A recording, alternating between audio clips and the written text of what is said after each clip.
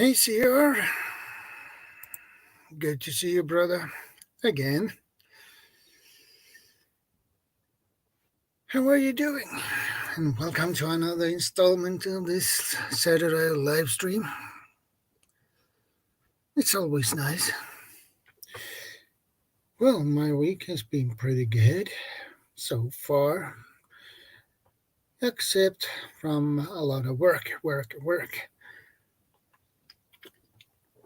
And cleaning the apartment, which is not that fun. But hey, Vanessa, good to see you, ma'am. How are you doing, Vanessa? I hope everything is okay with you. And I hope you had a great week too, Vanessa. But it's good to see you, ma'am.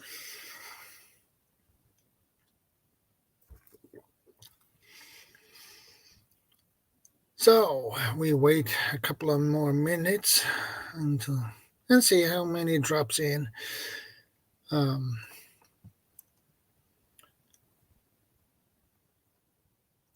And I have pinned the StreamYard link in the top of the chat as usual. So if there is someone who are up for it, can click it and join me up here. And besides, we have a great topic for today. How to survive a SHTF event. That is the big question, isn't it?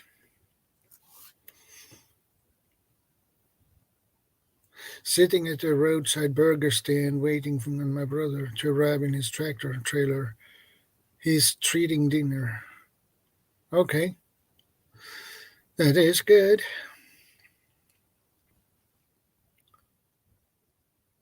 It's always nice when you get somebody treating you on a dinner.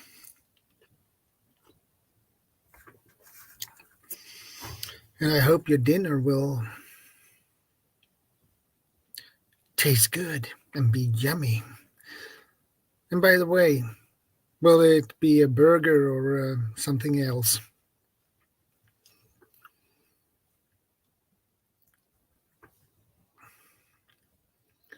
I had already my dinner.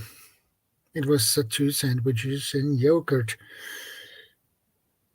It works for me.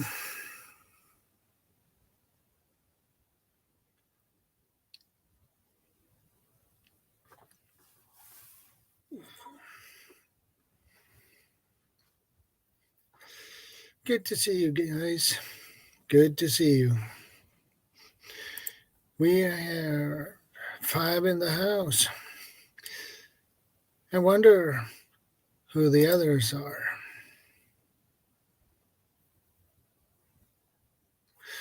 Okay. It opens in spring and closes in fall. Okay. That is unusual. I thought those places had open all year round.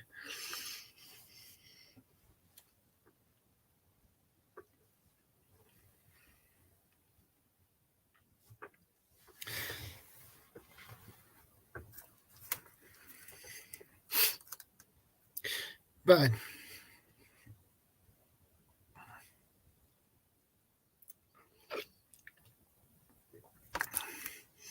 yeah, I wonder who the others are.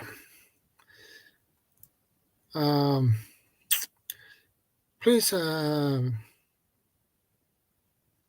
say hi.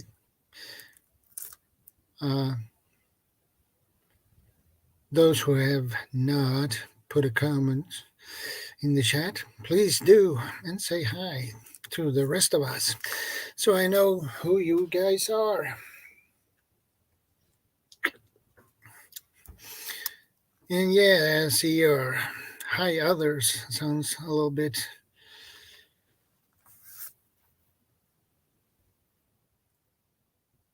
preparedness veteran. Good to see you, brother. These are vacation roadside stands, serving hot dogs, serving hot dogs, burgers, fried clams, fried fish, etc. Milkshakes and ice cream. Okay, that sounds good. And Gingfe, good to see you. How are you doing? It's good to see every one of you. How are you? And Gingfe, how are you doing today? I hope everything is okay with you, and I hope you had a great week too. How are you doing, preparedness veteran? I hope you are doing okay, and I hope you had a great week too. Second Star Survival, good to see you, brother. Long time no see. I agree with that one. But anyway, as I said earlier, I have pinned the StreamYard link in the top of the chat, so feel free to click that link and join me up here. That's awesome, preparedness. Good to hear.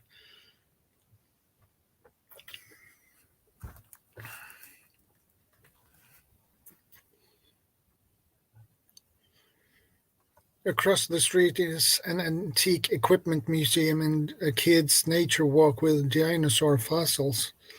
Okay, that sounds cool. How are you doing, Second Star? I hope everything is okay with you, brother.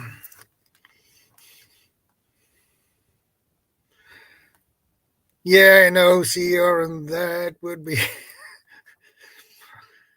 a little bit difficult. I'm talking and keep talking, my friend. But it's always nice to have people joining me up here. It makes everything a little bit easier, don't you think? And besides, we have a great topic for today, so...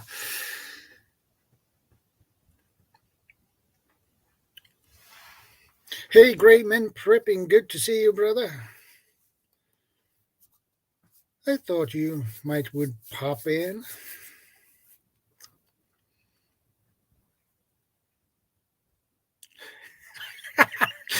You're the radio show host. You're getting like Joe Rogan.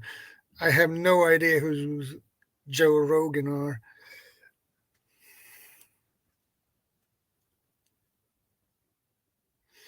I'm doing okay, brother. I've been working and crazy, and now I have pigs, and they dropped 6 new babies yesterday. Oh boy, in that case, your pigs will keep you busy. Maccabeus, Everyday Survival. Welcome, my friend. It's good to see you, brother. And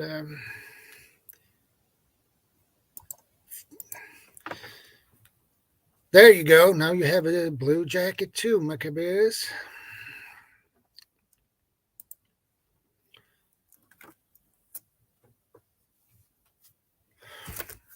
Okay, I put another link.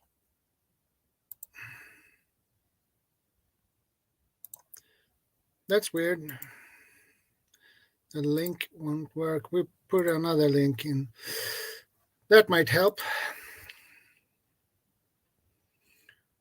And I unpin the old one. And I hope this one work. Yeah.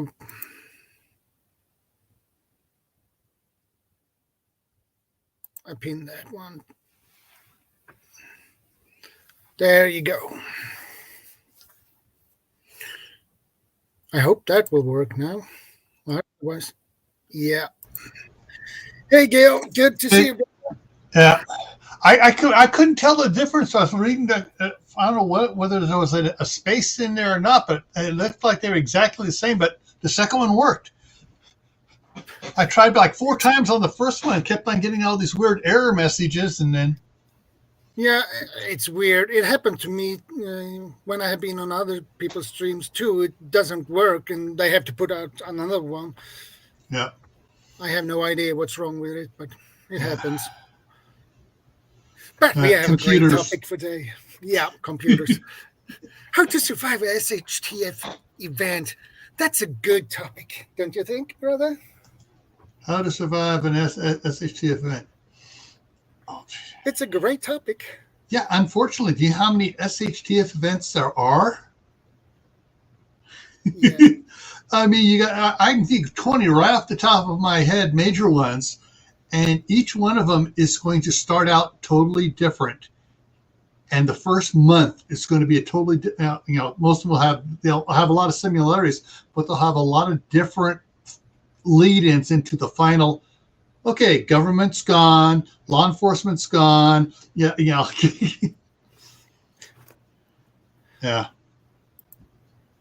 And scale of it says Exactly. Well, the thing is though, I'm going to get on my little bandwagon here on something. Back in the 70s, I was involved with a bunch of the survivalist authors, experts and stuff, and we came up with basically 4 events. I mean, 4 classifications. Yeah. Emergencies, life-altering events, SHTF, and Tawaki. Now, and in each one, there's scalable groups in each one. But to hit a SHTF, for it to be any type of SHTF, city, county, state, federal governments have all failed. They're not in existence. They have collapsed, and that makes it an SHTF event. And it affects the entire country. Yeah. Tawaki affects, the entire country and mostly other countries and possibly the entire world. But everyone goes, "Oh, we had a major earthquake or a hurricane. It's an SHTF event." No, it's not. It's a life-altering event, or it's just an emergency that is on a grand scale. Yeah. So, I mean, if you're saying SHTF, you got to realize there is no government. SHTF is going to take government 1 to 5 years to reestablish itself. That is a long time. That is a long time. Yeah, it is. And for like cities and stuff, you're looking generally, within a year, a city government is going to be reestablishing itself and everything else. County governments a little bit longer, but and there are exceptions to the rule. You could have a major SHT event, and like here in the United States, you can have a lot of small towns that are the government are still going to be functioning, because hey, there's 300 people in the town. They got they have a town marshal. That's it. They're functioning. This that they don't have nothing to work with as far as from the county or the state or anything else. They are just they're organizing their little town. Okay, got a question there. What is Tawaki? The end of the world as we know it. Tawaki. Yeah. And that is, that's a major type event. I mean, that's major stuff where whatever's happening. I mean, all right, we get hit with a class X20 solar flare that is as a 4-hour duration. That's going to wipe out all the electrical grids around the world, period. Yeah. And that's going to drive all governments into the ground. That's going to be 20 to 30 years to recover from, if we recover in that amount of time. If you even recover ever. Yeah. It may be a century before we, going back to the beginning of the Industrial Revolution. Steam power is going to have to be reinvented, get the lathes going, being able to make metals and so you can salvage metals and then rebuild the electrical infrastructure again. Start from the beginning.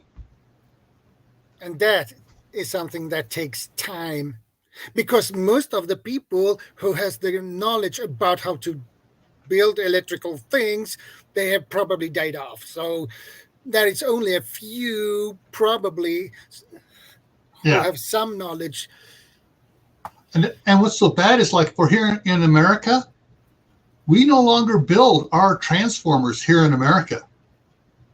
They're built over in Europe, mainly in Germany. Yeah, Germany. And there's a backlog on getting transformers. Yeah, I think you have to wait 3 or 5 years to get one. Yeah, you put in orders. I mean, that's what I know here is that a lot of the county and state governments, when they're doing new subdivisions and they're expanding stuff out and they're putting in substations for electrical substations, they're requiring it to install backup transformers before they can go live. And so they're having to order the secondary ones now at the same time so they can have it there, because if one goes out, then they can go, okay, they just switch over and use the other ones. And then they can order a replacement one for down the road. Yeah. Hey, Tammy, good to see you. Yeah. Hey, Tammy's put out a couple of cool videos this morning already.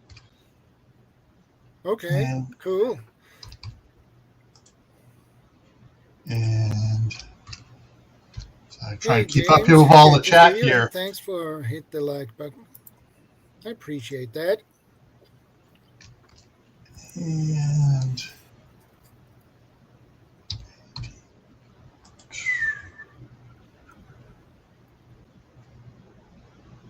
there's the one I missed. There we go. I think I now I've said hi to everybody. If I haven't said hi to everybody in the side chat, hi. But anyway, an SHTF situation or event in general, that's a whole different playground. It's not the nice football arena or football stadium you're playing on. It's basically a battlefield you are on. And that takes a lot of different skills because, in my opinion, stealth is the best thing to survive. And don't stay away from others. I'm sorry I started to snicker there. I just got done doing a video. I just edited it and everything, and I'm getting ready to upload it. It's number 4 in my Prepping in Private series. Hiding in plain sight. Yeah. That is the best way. If you want to hide your stuff, your preps, why don't you hide it in plain sight? Yeah. Yeah. So, I think it's, and one of the things people, when it comes to an SHT event kicking off, the time of year also dictates how fast it's going to go south. Yeah. Example, going back to the power grid failure. Yeah. If it for the Northern Hemisphere, if it happens, say, in November, as you're starting to get into the wintertime, it's going to be so much worse. People don't have time to do, scrounge whatever for firewood, other ways of heating the house. And because without electricity, their furnace isn't going to be working. There's all these things that they don't have time to do before it gets cold. Exactly. And so that there, unfortunately, is going to lead to a lot of deaths. Exactly. Frozen bodies. Yeah. And those who will go first is those who are elderly and sick. Mm-hmm. And they need important medication they probably can't get anymore. So they will go first, basically. Yeah. In the week. There will be a lot of children who will die off too. So. Yeah. And the other thing too, with a lot of events, SHTF events, cities have a totally different disaster aspect than suburban, rural, out in the country does. Right, out in the country. They're used. They plan and live with the fact that, okay, fire department is a half hour away, ambulance is a half hour away. Yeah. And so they have things in place, like if they have things in place for a fire on their property. Yeah. If in the city, you get a fire going, and you see all these, it's a 2-alarm fire. No, it's a 3-alarm fire. Now it's a 4-alarm fire. Now it's a 5-alarm fire. We got 20 trucks and everything else trying to keep it from spreading to other buildings. Yeah. Ain't gonna happen. It's just gonna spread. It's gonna be like spread. It's gonna be like old time Chicago when O'Leary's cow kicked the lantern over, burnt the barn down, and it just spread and burnt half of Chicago to the ground. Yeah, wasn't it earthquake in San Francisco that burned down the half of San Francisco? The earthquake in San Francisco wasn't that bad. It was the fire afterwards that wiped out San Francisco. Yeah. That was a big fire. Oh, yeah. I mean, it burned through whole neighborhoods. It jumped neighborhoods. And, yeah, it was one of those things like because all the city water lines were broken, or the vast majority of them, and they couldn't pump water to put out fires. And that is not enough firefighters to handle a fire like that. No. I mean, I did a couple of videos back a couple of years ago, live streams and other ones showing the fires in California, the wildfires, and the city of Santa Rosa, with functioning water, functioning fire departments, lost thousands of homes where the wildfire came down and the heat just started igniting homes, and they couldn't stop it. And there's I have pictures of whole subdivisions, whole neighborhoods burnt to the ground. Scary stuff. It is. That's excuse me. And that's one of the things that most people don't think about when it comes to SHTF is fire. Fire will be the biggest danger you can have or face. I mean, because modern man relies so much on their, oh, we're good, we put out all fires, we can stop fire. Yeah. Yeah, right. But when 65% of your city is dead, that would be a problem.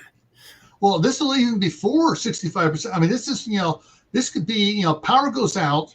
Yeah. What are idiots going to do?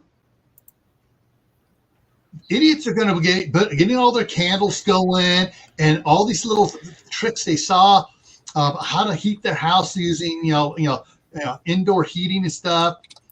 And there's going to be fires starting. Then there's going to be the ones that are total idiots, and they got a little barbecue that they've been using out on their balcony to grill with. Well, they're bringing that indoors to help heat the house, help heat their apartment. Well, carbon monoxide poisoning, that people are going to start croaking over. That's going to get bumped over, and that apartment's going to catch on fire, and poof. All it takes is one apartment going on fire, and the entire apartment complex is gone. And if it's closely built to several other ones, where you got like an alleyway of 12 feet between the buildings, it's going to spread. There's will. No stopping it. Definitely. No question about it. Oh, hi. Let me spread some love here by saying hi. Hi, Jill. Hi, everyone. Hey, CR. Yeah, I agree on that, Jill. I think I caught enough of it. Yeah. I don't know. It's just that, to me, watching a lot of the prepper channels out there, and especially the ones that are romanticizing SHTF. Yeah. Oh, it's going to be so fun. And it's like, not one of them talks about fires other than, oh, I got my flints and stuff and I can start all the fire I want. Hey, Second Star. Hey, long time no see, What's brother. up? Good What's to see you, up? brother. Good to see Whoa, y'all. whoa, whoa, whoa, whoa! Second Star, you look more handsome since the last time I saw you. Oh, thanks. With the long hair and the Yeah, that's it, right? That's it. He looks more. yeah. But Gil, I agree 100% with what you're saying. Like 90% of the people that are quote unquote survivalists or quote unquote, like they've served 1 year in the military and they think they remember everything that they learned for basic survival or whatever. They're going to die first because they're going to do stupid mistakes because SHTF, when you're scared, you don't think straight. Yeah. Or they think they know it all and they go out and do something and it's like, you're doing the wrong thing for the situation. Yeah. It's like, I saw it when I lived in Tennessee all my life. There's always the handful of the people that says, I can survive in the woods with a knife on my side, throw me in the woods and I'm good to go. That whole entire lone wolf mentality, I can survive anything and everything whenever. Yeah. That sounds a little bit cocky to me. Yeah. Yeah, it does. I mean, it is. You're absolutely right. But if you look back at history for the United States, back when we did the expansion period, and the mountain men were going out there, doing all the trap stuff and doing everything, there was a high mortality rate with these guys. Guys go out there and it's like disappear, and they had a lot more skills than we do now, and they use the skills more often, and still they were succumbing. And that's the one thing that hits us all in SHTF. It doesn't matter how well built you are. It doesn't matter how many books you have on your bookshelf. It doesn't matter how much, weekend warrior training you have going out into the woods, joining some, wilderness survival class or whatever. If you're not doing it every day, and you're also in a tamed environment out there. You have, if you go out bushcrafting or whatever, you got a grocery store you can go and buy your food and everything. You got, you can take whatever you need out into the wilderness and glamp for 3 days. But in SHTF, if you're even near a big city, even in small midtown cities, like where I live in, Texas, my small town and everything, you literally will blink. If you blink, you'll pass over to go to my town. And we have a Walmart and a ATB. And we have so many people that's now moving out of the cities into the country where I live that the population has doubled in size in the last 3 years than what it ever was before. Mm-hmm. And if SHTF happens, all those people are going to be fighting for themselves because we are in a me generation. It's only me, and they don't care what they have to do to get that can of beef ravioli for their family or, that bag of rice. And they don't care about you. It's like my emergency services. Half of our, firefighters, and EMT services and everything are all volunteers out here. And our main place is about 30, 40 miles away. And if they got to go anywhere, they're not coming out to these rural places. They're staying in the big main city. Yeah, I like what Rebel can. Yeah, good. Rebel Canvas, but the mountain still the trading post, the French word for them, where they all gather together. Because they needed to get gunpowder, needed to get bullets or bars of lead to melt down to make their bullets and stuff. They needed some. If their traps broke, they needed something. Traps. Yeah. Exactly. Resupplies. Yeah, and the simple things too. Well, some of the bigger selling items at the rendezvous. That's right, the rendezvous was was wool blankets, Yep. Needles and thread, To repair all the go. all the little things to make the bigger things work. Yes. Mm-hmm. And it's an intricate system. Even in survival, it's still an intricate system no matter what. Everything is going to break. Everything is going to rip.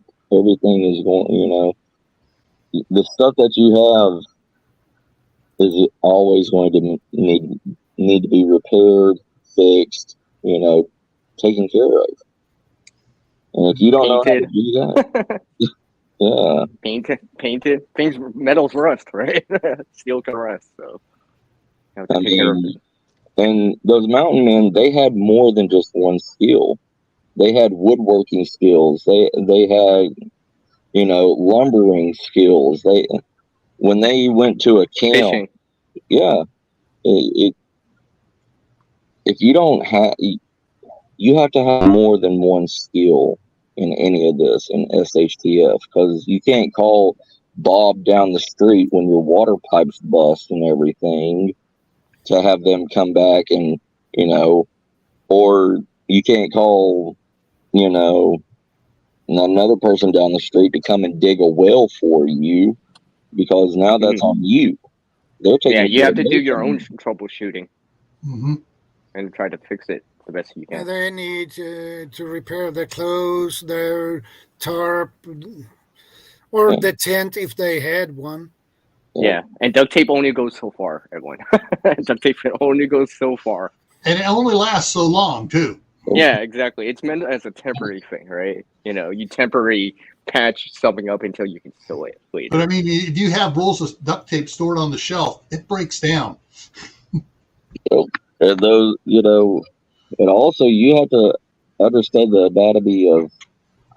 You have to understand the anatomy of animals. 90% of the stuff that they used for sewing and everything was the what is it called that you get from deer? Sinew. What? Yeah, sinew. Yeah. Sinew. You have to learn how to make that. You have to learn how to, dry it out and make it not brittle, but still, flexible. Yeah. And along the same lines, most people don't realize. All right, we'll talk about something modernish here. The violin. Okay. Components of the violin. The strings. Catgut. Yep. Bow. Horsehair. Yep. How many people know how to use those things and process them? I don't, and I'll admit it. Neither do I. I know how to do is I can make a violin bow because I was taught how to do that because my mom played the violin, my grandmother played the violin, and we had horses, and they showed me how to make use horsehair to make to fix a violin bow. But catgut, yeah, yeah. Could you do it now? I mean, I've watched documentaries and everything how the Mongolians did with their horse manes and stuff like that, but have I ever done it? No. I mean, I watched a hour-long documentary. Ooh, doesn't mean I know it. Yeah, you might have knowledge, but you have no experience in it. Right. hmm So, and all those things go hand in hand, all right? You know, you can have all the skills, but no knowledge. You can have all the knowledge, but no experience, right? Well, So, Well, one of the things is talking about that is, yeah, you're not going to need a violin. You know, of course, having a violin for a group and stuff, keeping everybody's morale up is good. But if you make the thin violin string from catgut, then you can make sewing material for heavy tarps and stuff like that. You know, a lot of the stuff back in the 300, 400 years ago had multiple purposes, but they only survived for certain things because they developed other things for them. They developed better threads, so they stopped using catgut for thread. They just left it on the violin. Yeah, it's like, you know, I watched one survivalist YouTube channel and everything a couple months ago, and he was talking about, oh, you know, like how we're talking about the mountain men and everything. They said, oh, you know, the mountain men, they ate beaver tail and everything for that, you know, subsistence and all that stuff. And it's like, for one, have you ever seen, how many beavers have you seen around lately? For two, have you ever captured a beaver? And for three, have you ever ate beaver tail? Like actually ate it? Like, I think Tammy in the side chat has. Oh yeah. She's eaten a lot of stuff in Rebel Canners, you know, growing up. Whew. I mean, I know. I never grew up around beavers. You know, like I've seen beavers growing up and everything. We never trapped them because, for one, they're vicious, and if you capture it, it's worse than, you know, a backed up coyote. You know, like, I don't want to take a chance with doing that. Yeah. Because one injury in SHTF, and you can't take care of it. Hey, That's your life. Good to see you, brother. Yeah. Hey, Leonard. Yeah, it's and that's especially true for those that are going to lone wolf it. You break an arm, you're up Poop Creek. You break an ankle. Oh, you know, you're dead. You're gone. Yeah, definitely. And it's better to be in a group because if something like that happens, you have others you can rely on until you're healed up. Mm-hmm. You know, stuff like that takes time. Yeah, you know, every form of survival, whether you make a community, whether you're lone wolfing, whatever, it's all a double-bladed knife. I mean, if you're in a community and your supplies are running low, you will see blood turn on blood quicker than anything, especially if you're all at the table and you're scraping everything out of that pan to survive. The very Down last to the last crumb. Yeah, the last person's going to get pretty much everything, all the juices, everything from the last scoop. And if somebody else is starving, they're going to be looking at that like, why'd That's you my give them meatball. more?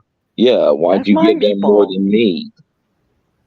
And the same thing with lone wolfing, you know, you have to defend against everybody else. You have to be awake 24/7. You have to, you know, keep all your defenses set up.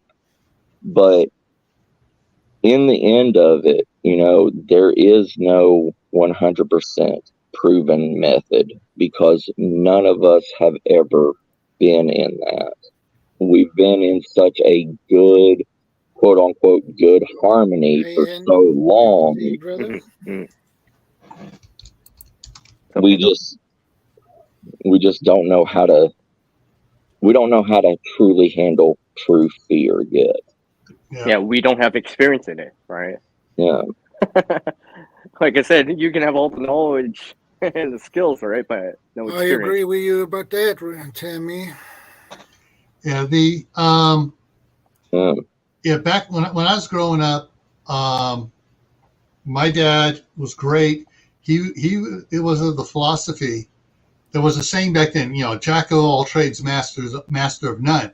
My dad was, no, you be a jack of all trades and a master of many. You'll learn a lot of skills and you use them. When I was in high school, my junior and senior year, we lived on the north rim of the Grand Canyon. One of the first things I did there was get involved with a couple of guys that did the search and rescue.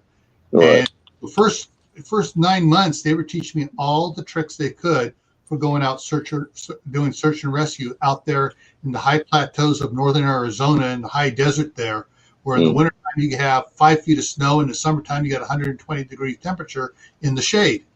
Yeah. But that was back in 1973, 74, 75. And I kept a lot of the skills, again, being involved with Boy Scouts and then as a Scoutmaster and stuff. But there's a lot of stuff. It's like, oh crap, how did I do that? I can't remember how to do that. Muscle memory has gone, and the mind has gone away. He's just forgotten so much stuff, and I'm still learning more stuff, new stuff, and I'm still trying to remember the old stuff. And it's like, rediscovering it, right? Yeah, and you need to have a lot of people in your group. A good group is one that practices, the stuff. They'll go out. All right, we're going to go out and we're going to do everybody. We're doing vacation together. The third week in June, and we're going to go out. I froze. And we're going to go out to our bug out location, whatever it is, and we're going to practice. Yeah. And then so everyone knows they're going to go that weekend. Then all of a sudden, the head of the group calls up on Friday, calls everybody at Friday and says, we're leaving in an hour. Yeah, get everything you can.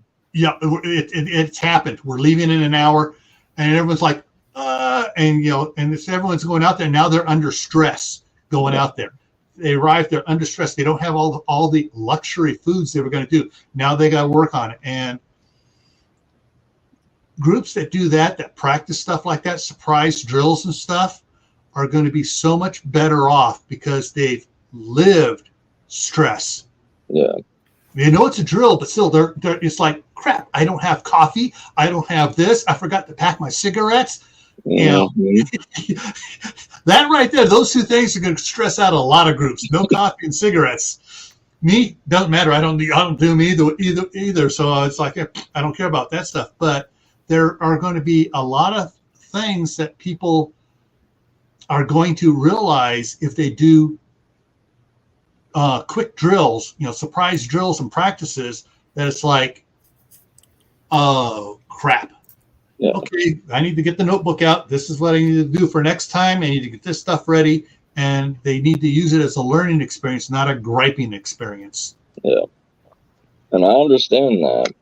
But, I've always, like, my grandparents, they were homesteaders. They survived through the Depression and everything. And they still stayed on their land through everything, no matter what. And I grew up with that mentality. So that whole entire of like having another location and all this stuff that you have to back out to, I don't fly with that because for one, where do you keep all your stuff? Where do you, have everything? And I know there's exceptions. Like if people live in a big city, live in apartments, live in something like that, that's understandable to make a bug out kit, to make a, pack and burn kit. Egress, go bag. Yeah. But if you own your own land, because in SHTF, all land is free game now. Yeah. And that abandoned house that you saw, 15 miles out before you enter the city, that's farther out of the city than being in the city. Yep. So take it over, Yeah. One of the things when it comes to bugging out and stuff, My wife and I live in the San Francisco Bay Area. Yeah. We decided years ago that we were, not going to retire in California. Mm-hmm. At the time, they were passing screwy laws that were really detrimental to retirees. Right. Yeah. Well, in 2016, we bought 5 acres up here in Idaho, and then 2 years ago, we got bought another place right across the street from from the 5 acres. Where my daughter and her families are there. I'm now in Idaho, across the street here, getting things ready. So when my wife retires in a couple of years, she's moving up here, and my youngest son has plans to move up here. Yeah. But right now, they're in the city trying to make the big bucks to pay everything off up here so that they can get the heck out of the city and, come up here. Yeah. So basically, I'm at my bug out location already. Right. Yeah. It's like Brett and Amy Broussard at Broussard Homestead.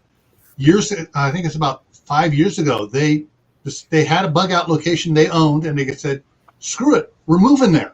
And they moved to it, sold the other place, and they've been working on it, getting it better and better to be totally self-sufficient. And Brett and Amy will tell you they still got a ways to go, and they've been there 5 years, and they're still not ready. Oh, trust me. I mean, it's one of those things.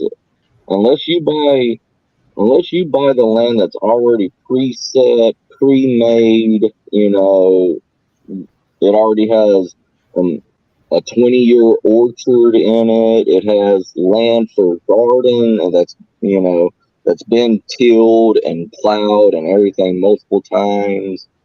Getting all that stuff ready, and at least trying to find a natural water source that's around you that's easily accessible.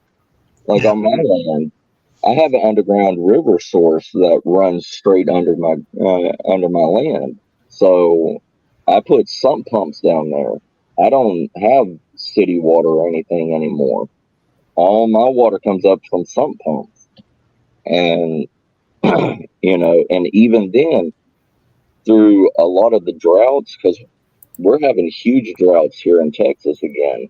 And during the winter and everything, I was getting about 3 to 4 gallons per minute. But now, with the summer and everything coming up, I'm getting about a gallon to maybe 2 gallons a minute now. So you have to look at all that stuff too that comes into. Yeah. And also looking into about, I know you're talking about you're dropping your water. Yeah. Come on, brain work. Laura and Chris at Hedgehog's Homestead. In fact, in the last couple of weeks, they actually moved onto their homestead now because the house is finished. They got power, they got water, everything. Yeah. Their well, right now, they have one of those small tanks. Looks like about a 40-gallon tank on it, and the stuff. Their well is not producing what they were hoping it was going to produce. Yeah. And so I've told them several times, check around, get some IBC totes. Those are 250-gallon totes. Get a couple of those, and when you're not using water, you're filling those up. Yep. Yeah. Like and then you draw from those into the house with a pressure system. And you just keep cistern. Exactly, right. Like a cistern. That's a better way to do it. Yeah, that way you better have way a to solve the problem. Yeah, that way you during the middle of the night when nobody's using water, your pump is still pumping out a gallon a minute, and it's filling everything up. Yeah, exactly. Yeah, that'd be a good way. That's like collecting rainwater, right? You're buffering it, so hopefully you can get by for that period of time. Yeah, I mean, that's exactly what I was going to say. Yeah, right now, water for me right now is kind of a depending on the time. I have irrigation water ditches going through the property. I get 2 days a week, all the water I want to pull out of them. Okay. The Snake River is a quarter mile away. Problem is, north of us is Idaho Falls. And during an SHTF situation, I know there are going to be idiots that are going to be dumping bodies into the river to let it wash downstream towards us. Yeah, or Yep. or worse, garbage and all this other stuff, right? And that Everything stuff else, happens, yeah, that stuff happens in other places in the world too. So it's going to be, so it's going to be, the first winter year thing when the big die-off is going on. There's going to be a lot of dead bodies coming down the river. I know it. I just know it's going to happen. Because it's easier to dump them to the river than dig a hole, because that takes a lot of energy.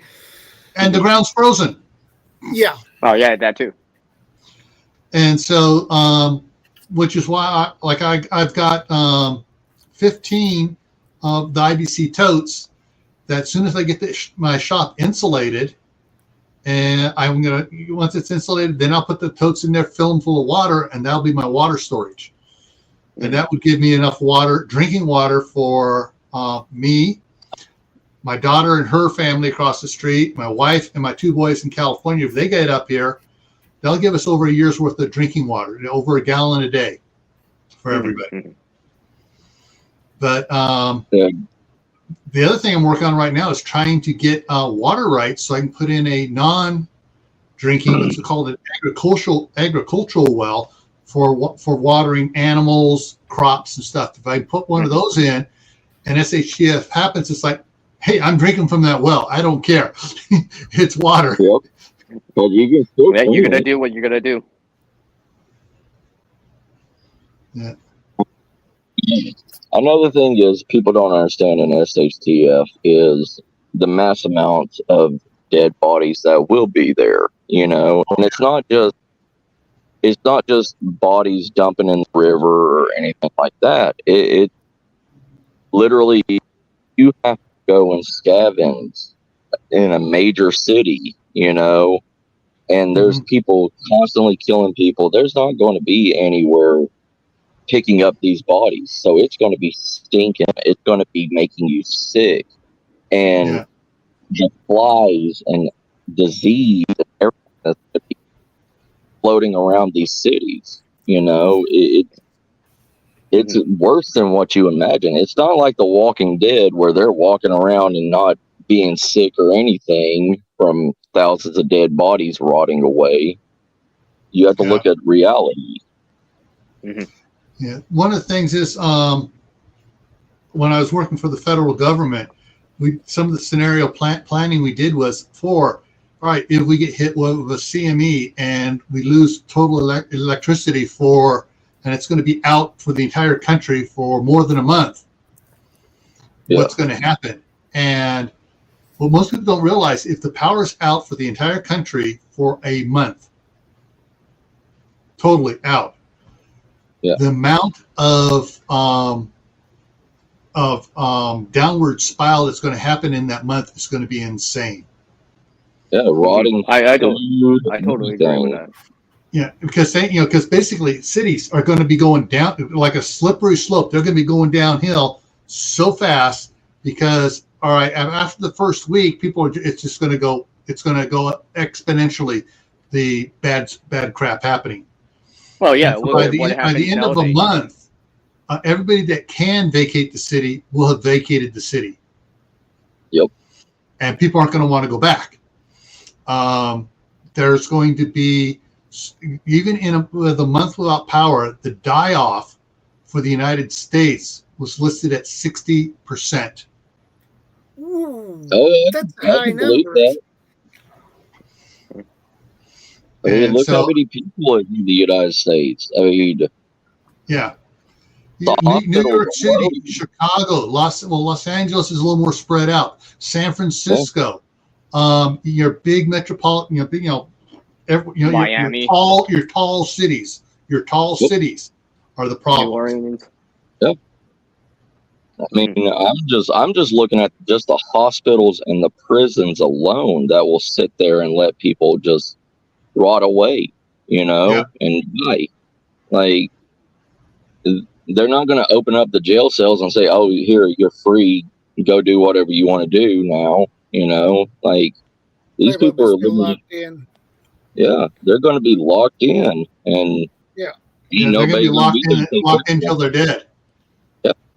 Because they're not, you know, I said they're not going to cut them loose there, and if they don't have food to feed them, they're just going to put it in lockdown and just, you know, okay, 3 weeks, everybody's dead, so we're just going to kick back and, you know, make sure nobody escapes for that 3 weeks. Yep.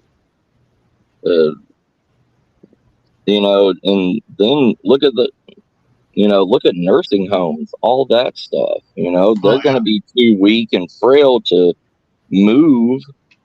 It's going to be the exact same way with them, you know, and in SHTF, the medicine and everything, you know, they're just going to use it until it runs out. Then. And the other thing to consider too, we talked about fires and stuff. You know, no water to put out the fires. Yeah. Well, no water to drink in the cities. You know, the average person in 3 days will succumb, you know, without water to drink. They'll dehydrate to the point where they, you know, their brain stops functioning, kidneys stop functioning, and they die. Especially out west, most of the out west places, it's already suffering drought. You know, like. Now you look at anywhere along the Colorado River water right-of-ways, and you know Lake Mead is down. You know how many hundreds of feet down because of the it's, you know, the bottom is exposed in a lot of the area now, and it's just going to get. That's why, you know, with a power out, all your water treatment plants are non-functional. There are no pumps to pump the water. Granted, some of them have electric generators there, but the generators with the diesel tanks they have on it will give them maybe a week's worth of power. And then that's another thing, you know, people think, oh, the government's going to come and save people. You know, how many of you in chat will work for free? None of y'all will you? I'm laughing. That's what I'm saying. Nobody here is going to work for free. That means local police. That means local, you know, whoever. Yeah. They're not going to keep your power on so you can continue YouTubing while, you know. They're starving. Yeah. They're not doing that. All of this, like what Gil said, it's a downward spiral. They're just going to keep up the backward. And imagine all the nuclear power plants that's around. Mm-hmm. How many people's going to stay there and keep those things running? You know, they will shut them down and. Oh, I doubt they'll even shut them down. I think they'll just let it run until it just. I think Gil froze. Melts down. There we go. Until the water's spent. There we go. My computer lost connection with the camera. When you talk about nuclear power plants, at least there are things in place so that when it happens, the people know, all right, that work there know, hey, you need to get this shut down, otherwise your home is going to be radiated. So so if there is like a CME and everything starts getting hits, they have portable generators that are locked up in metal cabinets to protect them, to pull out, to fire back up again so they can go through and start shutting things down, to power the shutdown process. That way they can shut down the process so it doesn't go China syndrome on them. Yeah, I was thinking like another, from Chernobyl, like 3 Mile Island. Yeah, that's what I was Everybody's forgotten about 3 Mile Island. Yeah, and that's what I was thinking. I was thinking, like the way the majority of people today think. Yeah. I think if SHTF truly happens as bad as we imagine, we plan for, I think, most people, they will leave their post. They will leave their area without a care and go and get their family, if they're a family man or family woman or whatever. Single people, they may stay around, because they have nothing to lose. But if somebody's true to their family, they're going to leave right then, grab their family right at the beginning, and leave. Yeah. Well, that's one of the things is that if nobody is giving them the proper talk, they're going to leave.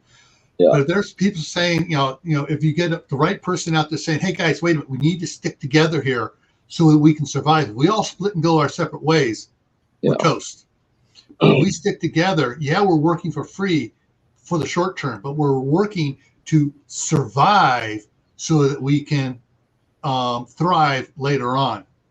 And if people realize, okay, I need to do this work now so that I can thrive later on, then there'll be some to start doing it. And if some people see someone doing it, why are you doing it? And explain it to them, then you'll get a few more, not everybody, but you'll get a few more, and you can slowly, get some core neighborhoods possibly surviving. Yeah. And that's what I hope for. You'll get some neighborhoods surviving that, you get some people out there say, hey, don't run, band together. We need to, either we stay together or we hang separately. Right. And see, I've always believed on the fight and flight theory, and sadly most people go the flight theory than the fight, and I hope that people that have the knowledge and everything will do like what you said, Gil.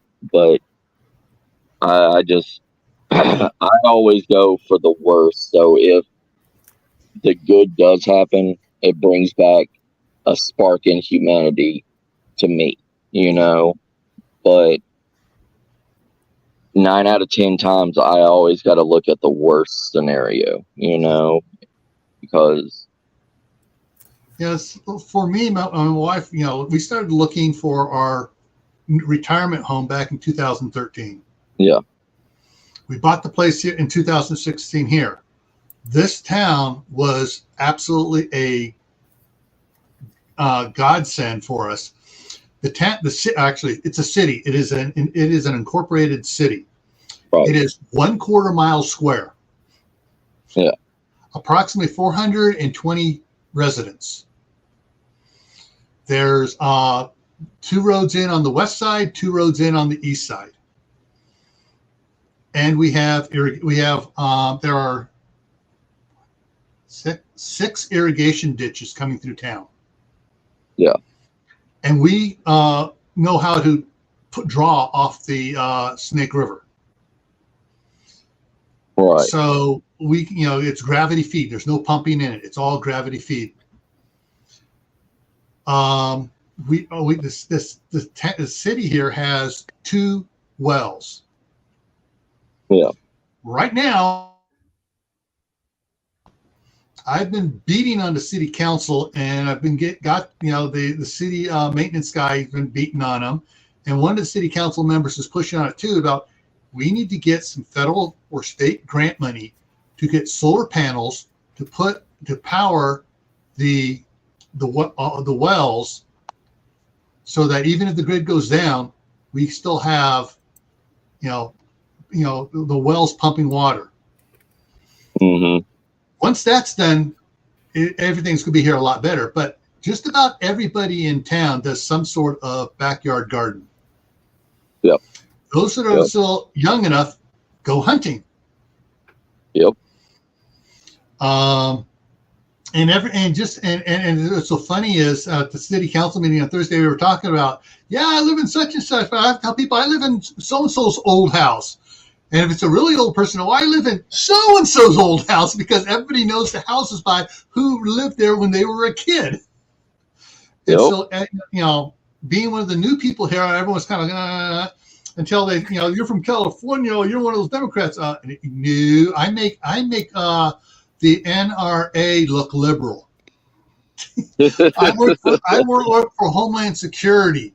It is not what the Democrats want you to believe it is. Most of the boots on the ground Homeland Security agents are far right wing. Yeah. That's why they signed up for it. And, I tell people, hey, I am so right wing, it's scary. But I'm not to the point of extreme going to the anarchy side. Right. But it's right. and they finally they're all like, oh, okay. Oh, how do we do this then? And I start talking to people, I'm like, okay, we have a new resource here, people. See, that, like what the last two comments that Shadow brought up, like here in my small town and everything in Texas, okay, there was pretty much the exact same response every time during COVID and when we had the freeze apocalypse that happened and everything. It showed you that a lot of people did not take true action in that. Okay, they didn't use common sense, and that's going to be another problem. That's what we're talking about. Everybody in the world was going for toilet paper and paper plates and all this stuff. Okay, It happens on most major emergencies, believe it or not, in the United States. There's a big earthquake like in San Francisco. First thing gets sold out of the stores: toilet paper, paper plates, bottled water. Yep. Well, the bottled water I can understand, but I mean, but the water I can toilet paper is understand. first thing to go for years and years and years. Yeah, but it's the same thing. Like you also get the other stupid acts through natural disasters also. Like when we had a tornado warning and everything here, people went out and got milk, eggs, stuff to keep cold. And if power and everything goes out and all this stuff, where are you going to put all that stuff? People do not use common sense in emergencies. This is why we're up here. This is why we're discussing this stuff. Like, when everybody was rushing to buy toilet paper and everything, the shelves were full of canned food. The food was not even touched. And then when we went to lockdown, everybody was freaking out because the majority of people didn't even have enough food in their pantries to last them 3 days, let alone 2 weeks or longer. And then they're griping, oh, why can't we go to grocery stores and do all this stuff? It's because there's a sickness going out and everybody needs to be locked in. This is what we're talking about, that the majority of people in the world is either going to die from stupidity or die from other means of killing each other. Yeah. Or both. Like, yes. And because they don't know how to plan, because we are on such a schedule that we can drive. Anybody in the chat, anybody up on panel can literally drive down the road and pass 15 fast food joints, within 2 miles. 2 miles? 1. Yeah. Well, I'm lucky. I'm the exception. The closest fast food place is 4 miles away, and it's a pizza parlor. And that, like I said, our town is our city is a little small one. There's other city across the street, small one. No fast foods here. There is a restaurant over there, the Greasy Spoon, but the nearest fast food for us and it's like, but closer than that fast food, I got a dairy to the north, I got a dairy to the south, and I'm surrounded by farmland. Well, that is good. I could have said that, because you can go to the farmer and ask, "Hey, can I buy some oat or whatever?" Yeah. I've set up a community. I set up a community box here. Like we have a lot of meat, beef cattle and everything out here, but beef cattle also produces milk. We also have a lot of people that have chickens and everything out here, and we have a community box out there, give and take. Like with the beef cattle and everything, like if they milk their beef cows and they have gallons of milk left over, they'll put coupons over there, and you trade something for something. If you have any seeding, vegetables or whatever, you put them in, you take a coupon. You go over to the farmer, over to the rancher, and say, yeah, I'd like to get a free gallon of milk from you. He'll load you up with a free gallon of fresh milk. Same thing with me with my chickens and everything. If somebody needs a dozen of eggs, they were coming over all the time with the price increase of eggs. So they would come over and they would give me either a gallon of milk, or they would give me, a T-bone steak, or, some ground meat, and we just do an even trade. But not all communities are going to be like that. And Exactly. about 5 years ago, I could say the exact same thing Gil did about there was no fast food places anywhere in my small town.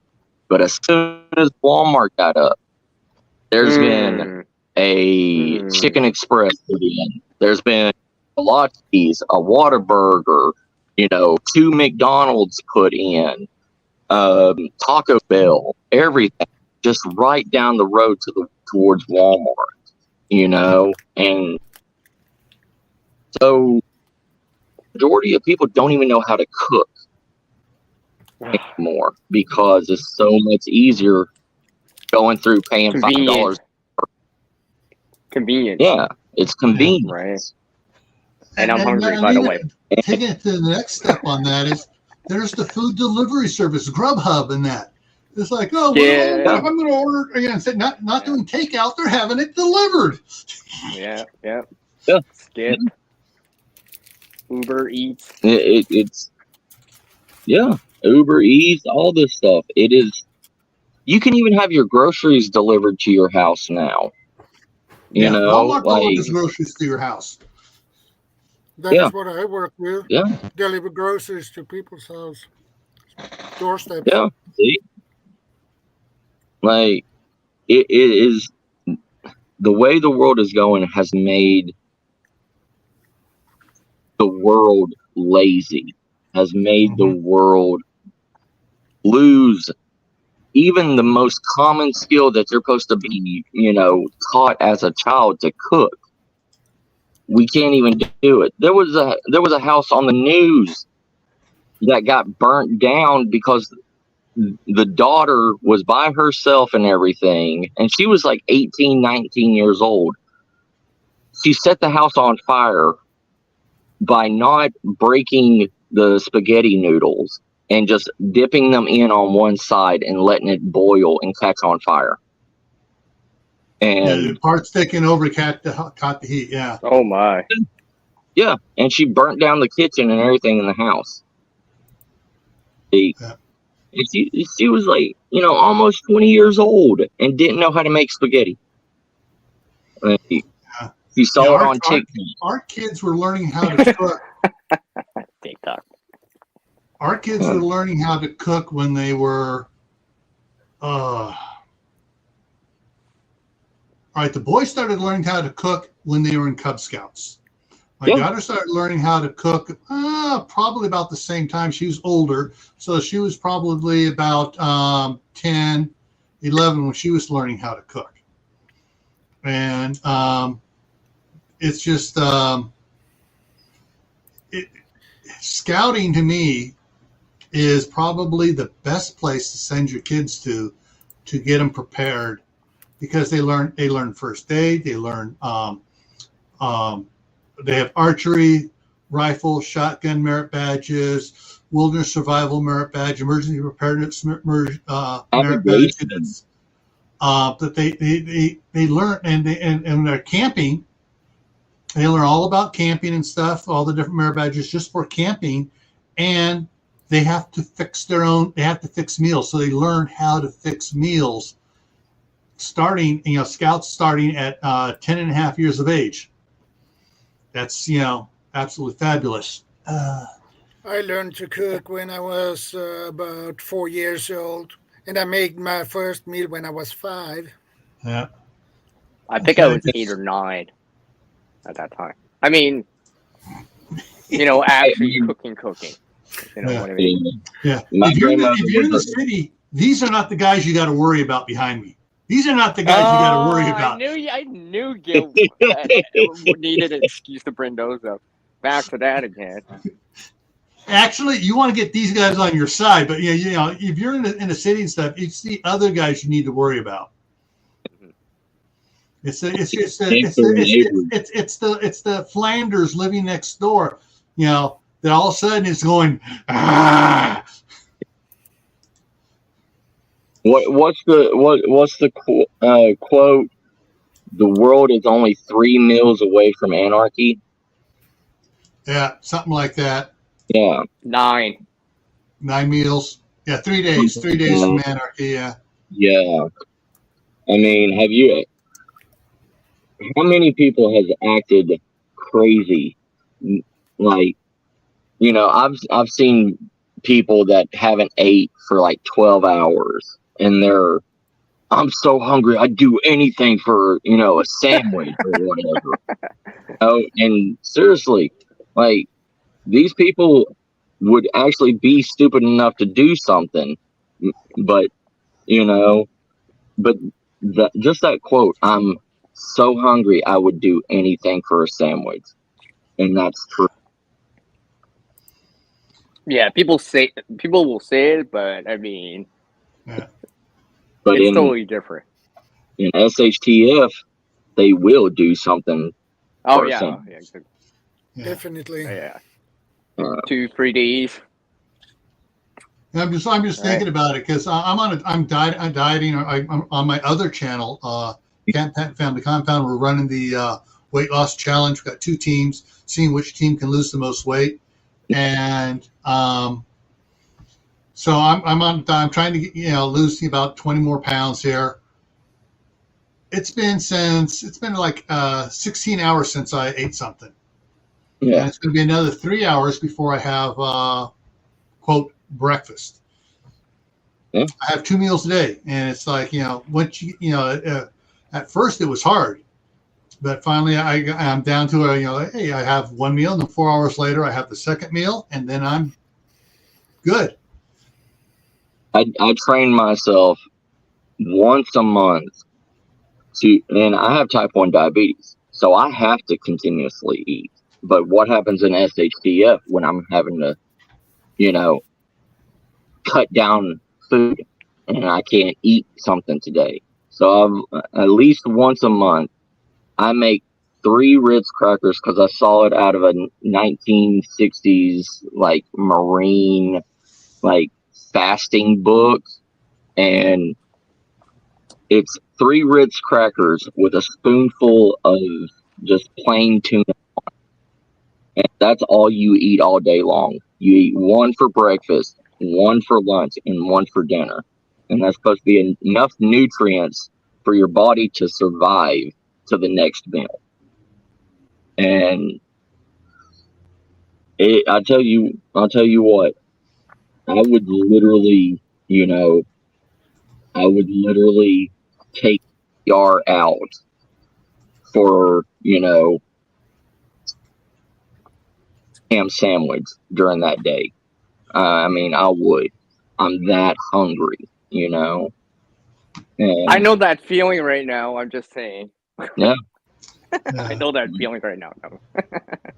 Yeah, for a lot of people, they don't realize how much sugar is in the food they eat. Yep. You obviously do. Oh yeah. But I'm working on a People call it a modified keto diet.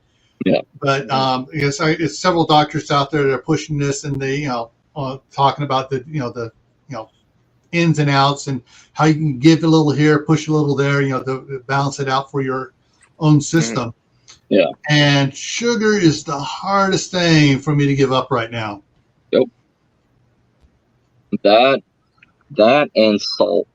If you notice how much sodium is in everything, like if you went for a no salt diet, and yes, we're told that we have to keep salt, in our systems, sodium in our systems and everything to help us, maintain water, to help keep our electrolytes up, all this stuff, but not. We came up with that. It wasn't 570 milligrams. That's more than the daily intake. The daily intake is like between 80 and 90 milligrams, of sodium. But if you actually went with a no salt diet, you see the difference in it. Well, you do need a degree of sodium in your diet.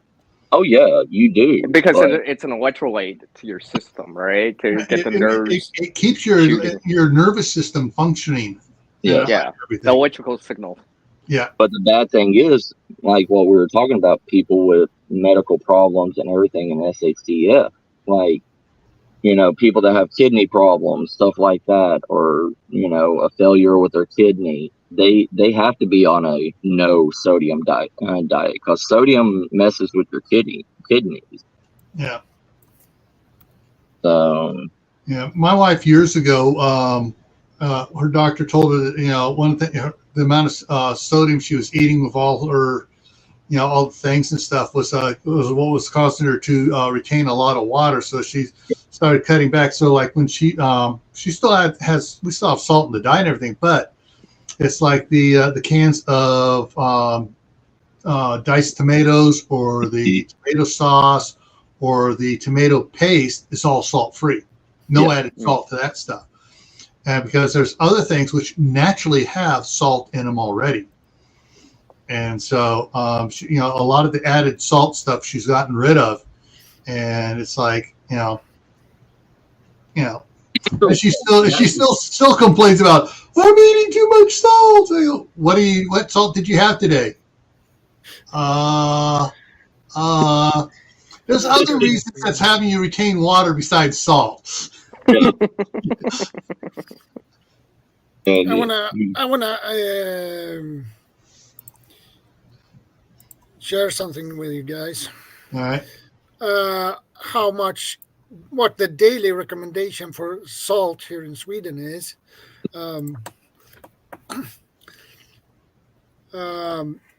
Sweden is one of the countries in the Western world where daily intake of salt is too high. On average, we consume between 10 and 20 grams of salt per day, compared to the recommended intake of 6 grams. Wow. Yeah. See, and I was even off saying 80 to 90 grams because. Wow. Yeah. I think that's about a tablespoon, eh? Yeah, a teaspoon daily is recommended for an adult. Yeah. And we eat more than that. I mean, you can open up any Coke and you have at least 150 to 200 milligrams of sodium just in a Coca-Cola. They have because it's an electrolyte. Yeah, Gatorade. I mean, look at Gatorade. I think Gatorade has like 360 milligrams in it. Mm-hmm. I mean, because it's supposed to be an enhancement. Yeah. Well, I just looked something up here on what CR said. So 6 grams of salt is equivalent to 1.434 teaspoons. So about 1.5 teaspoons is 6 grams of salt. And you got to spread that out all day long. Yep. And then that, but as far as the sodium intake, I'm kind of wondering, are they counting stuff that's naturally occurring in food already, or are they talking about added salt? Think added, I believe. Yeah, So so I believe added. Yeah. So added salt, is easier to control to get down to that 6 grams for added salt. Well, there's also those sodium-free alternatives that like potassium, for example, right? Potassium is also an electrolyte to the system. Yeah. So, but something to the keep in mind. thing is, like, supposedly potassium is also bad for you, also in major quantities too. Everything is bad for us, including everything. Sex. Yeah. Damn it! Bad, especially in Damn SHTF. That just ruined my day. Yeah, right? Yeah, I was like, I better get it in now before SHTF. I'm not going there, Star. I'm not going there. Let's not go there. Let's not go there. We weren't derailing the stream till now. Right. Yeah, I just threw that out there because everyone talks about everything. The air's bad for you, water's bad for you, and and some doctors say, if you do it too much, you actually overstress your system.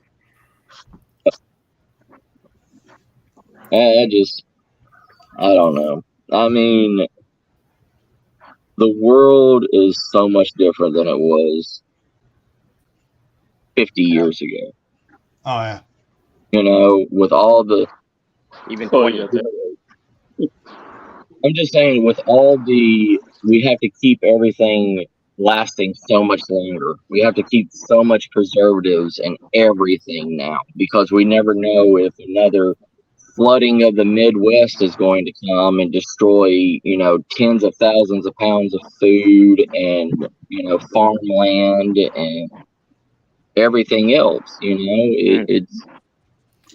Yeah, well, I'm not sure if Tammy's still in here or not, Rebel Canners, but it's like if you can a lot of, like instead of buying canned chicken, if you buy the whole chickens when they're on sale from the store, and then you can it yourself, they're going to last 5-6 years home canned. Not a problem. So, if you go ahead and can your vegetables, your green beans and stuff like that, and you can everything, you don't need the preservatives. Yeah. And like canning fruits, you get more nutrition from it also. Yeah, pears, peaches, and apricots. People add the pectin to it to keep not to preserve it, but to keep it from changing color. Right. It's still just as good, just that it keeps it from changing color. Well, that's just like lemons with apples, for example, right? People add it to preserve color, but it's still good. Yeah. But in the SHTF event, salt will be like gold, because salt, you can extract salt from the seawater, but it takes basically forever to do so. Yep. So stock up on salt because it's good barter item. That's what I tell everybody. I tell everybody to stock up on seasonings, all seasonings, because your body, if you eat the same pinto beans and rice and everything, and you don't change up the flavor of it, and you don't put different seasonings in it, your body will start to reject it.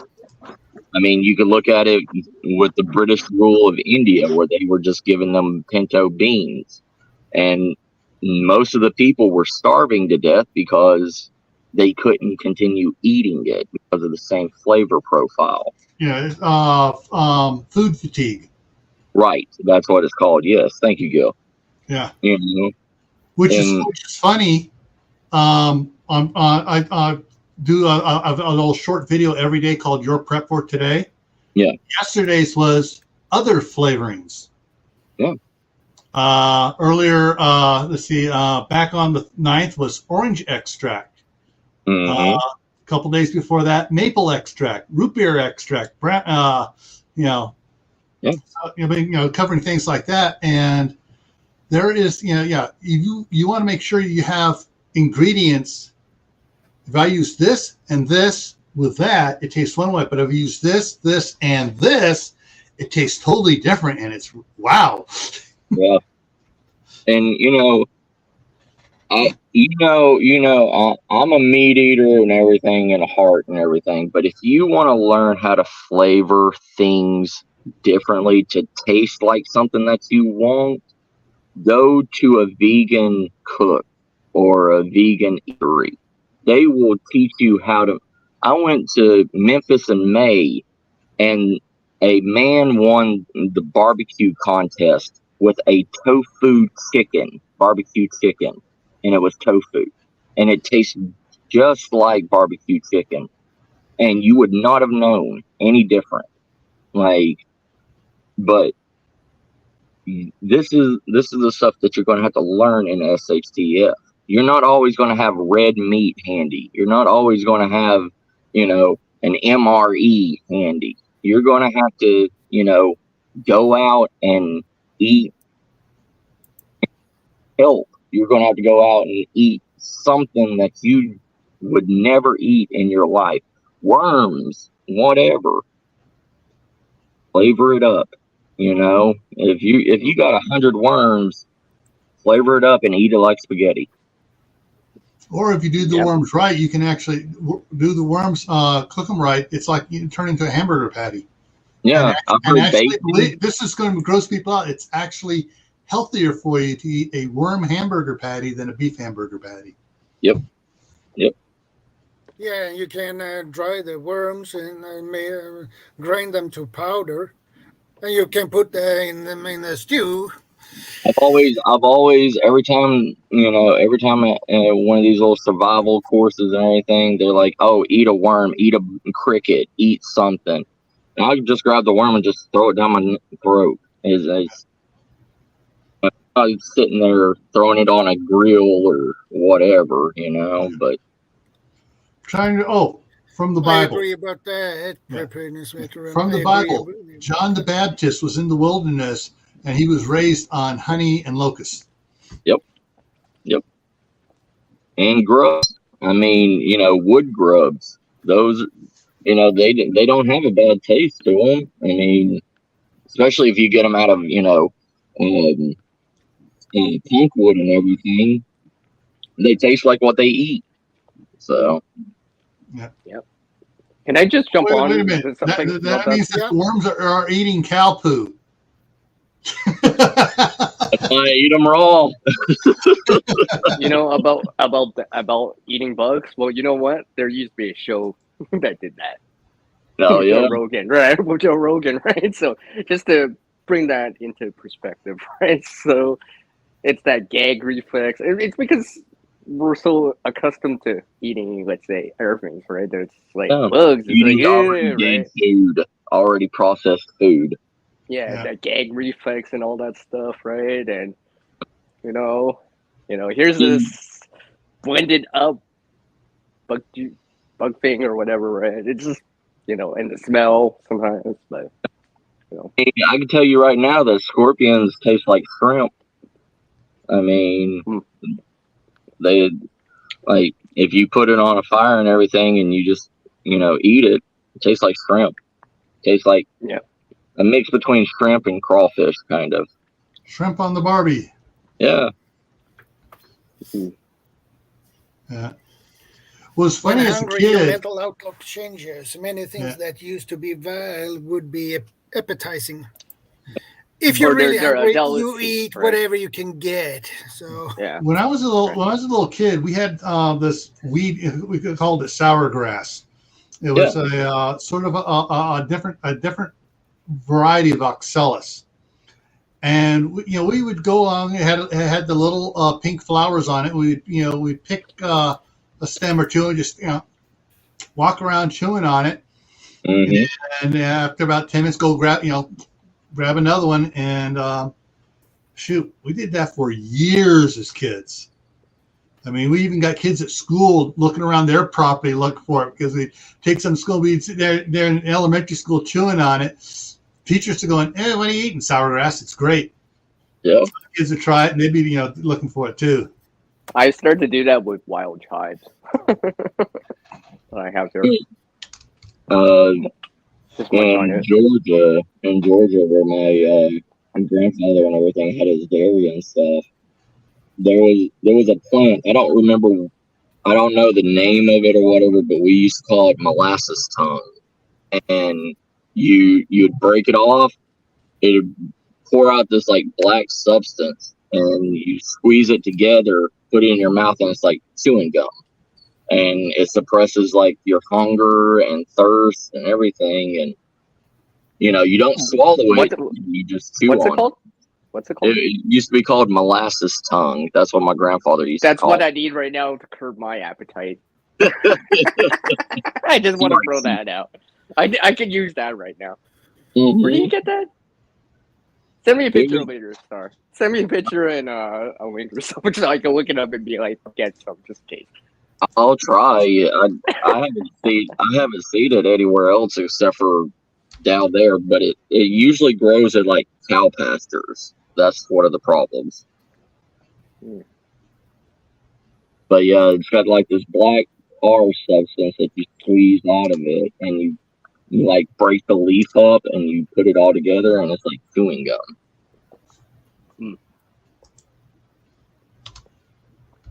I have something we can talk about if you guys want to, because we've been talking about these air topics, but what can we actually do to survive SHTF? What can we actually do? Like even steps right now, today, in the present, right? Where we are right now, right? Not, thinking about it the day before, right? What can we do now, right? Being proactive. I guess gardening would be one thing, right? I guess. Stay together, keep your family together, stay away from people as much as possible. Yeah, I mean, and keep stealthy. Be on stealth mode. Keep a low profile, and don't trust anybody. Yeah, that's what I was going to say. I mean, it depends on your outlook on it. I mean, there's so many different outlooks on how everybody's going to handle SHTF. If you're a homesteader, stay home. Get all your preps prepared. Like, have a 5-year plan, and I'm doing everything after the COVID scare. It used to be a 10-year plan, then I moved it to a 5-year plan, in case. Agree with your preparedness veteran. If you're going to be one of these bug out people, if you live in the city and everything, get a good off-road SUV that has a lot of room in it that you can load up, pack up, and head out with. Like, because you live in a small apartment. Stuff that you have prepped already should be able to fit in the bed of a truck or bed of an SUV. It's better to get in the bed of an SUV because people can't see in when you're leaving. I want to tack on to some on what Second Star saying there. If you're going to be bugging out, have a complete plan written out. Because if it's not written, it's a plan to fail. Have a plan written out where you're going to. Everybody does. Routes you're taking, everything else. One of the things I've recommended to people that want to have a bug out location to get out of California, I say, well, where you want to go to? Figure out where you want to go to. Is there a small town there? Does that small town have self-storage? If it has self-storage, go rent the unit and start stocking stuff there. So that when you bug out with what you have, when you get there, you have a bunch of supplies there already. The other thing for people, I've talked to people, well, I'm not sure I want to do that. Well, if you want to bug out of the city to get away from everything going south, think about buying a vacation cabin somewhere. And stockpiling stuff there. That's going to be your bug out location. If it's on a lake, if it's wherever it is, you have it set up, and that's where you're going to. And one of the biggest things I run into with people talking about this, so, well, I don't have the money to do it. I go, well, how much money are you spending every weekend on beer and partying? Yep. And I take said, out. yeah, and I get the guys, hey, get your budget, write down what you're spending now on partying and alcohol and Video games. yeah, and and then come talk to me. Streaming services. Yeah, and they come back and it's like, holy crap, I'm spending a lot of money on shit. It's like, yeah, stop doing that. You can buy a 5-acre vacation property with a cabin on it and make triple payments per month with what you're spending on your beer and everything else. And Actually, you know what? Just to add, that beer is going up. Yeah. I've actually heard about this. It's not just the cans, but it's the weed. Except for Budweiser. Exactly. Budweiser's going in the toilet right now. Yeah. But, and also, if you are going to plan with a bug out vehicle and everything, don't go out and buy a $70,000 dually or whatever. There's plenty of cars you can, SUVs, whatever. They may need to get a little fix up and everything, but you can buy that and spend $20 on just, liability insurance on it and use that. There's so many things you can do now. There's so many attachments to SUVs and Jeeps and all this stuff that you could literally make a mobile house on wheels if needed. And people have done that. I've seen lots of people converting, let's say, buses and stuff like that into kind of, BOVs, right? Yeah, doing van. I see there's a big thing with the what they call it, camouflage vans. They're not painted camouflage. It looks like a van, like a delivery van, but you open it up, they got beds, they got a little cook stove, they got all that stuff inside. And you can get these, the delivery vans in 4-wheel drive. Yeah. They're not jacked up like a 4-wheel drive, they're down low. And so it's very, it's very gray man. It just blends right in. It's just a delivery van. And that's one thing you can do that. One of the other things that my wife is looking at right now for us, she in California, there's a lot of these different businesses, are going under and stuff. Yeah. And she's watching the sales of like the F450s and 550s with a crew cab and a utility bed on it or a flat bed on it. And when she's looking at one, and when she finds one at the right price, that's cheap, used, cheap, in good condition, and she's going to pick it up because it's one of those things. Is she needs a truck, I need a truck, a 4-wheel drive up here. She needs just a regular truck. If she can find one down there cheap, we'll swap vehicles. or if you can, like. I bought this for $1,400 on Craigslist, okay? It's a Van Doom. It's a 78 Van Doom. It's a house on wheels. Yeah. Load that up with your preps and everything if push comes to shove. Yeah. I mean, you have a house, you have storage, you have everything in here, Yeah, you have shelter, you have water, you have food, right? It'll buy you some time. Yeah, it'll buy you some time. And plus, if you do run out of gas or whatever on your way, it's not like you're stuck. You got a house, and yeah, you do have shelter. Yeah, you don't have to go out and pop up your Coleman tent outside and hope that the wind and everything doesn't blow it away. Yeah, you'll be more protected in some RV versus a tent. Yeah, and. Also, a good thing about homesteaders, if you are stockpiling, if you are prepping, that SUV is good because you can put a lot of stuff in there and people can't see it when you're coming back to your house, Right. And because once people start seeing that you're bringing in a bunch of food and a bunch of canned food and all this stuff, people will start to mark you. Yeah. People will say they've got. People will notice. Yeah. Yeah, that was on the video that I'm just getting ready to upload here. I'm going to be setting up as a premiere, probably for tomorrow. But prepping in private series. But this one says hide in plain sight. And one of the things is like when you're going to the grocery store, collect some bags from like Nordstrom's or TJ Maxx, the big shopping bags. And when you at the store and you're putting the stuff into the car, put it in those bags. So when you get home, you come out and you're carrying these bags look like clothing bags, and they're like, Yeah. They're not Oh, shopping yeah. for Okay, I see what you mean. clothes I don't like, and you're carrying food in. Yeah, you're masking it, right? You're masking Mhm. that kind of where it says it doesn't look like some grocery store brand bag, for example. We use IKEA bags. We use TJ Maxx bags. We even use like if there's some kind of event or whatever, we'll just go and get a reusable bag from there. It's the same thing. Don't be bringing in flats of cans. Don't Hey, be. Bob 942, good to see you, Hi, brother. Bob.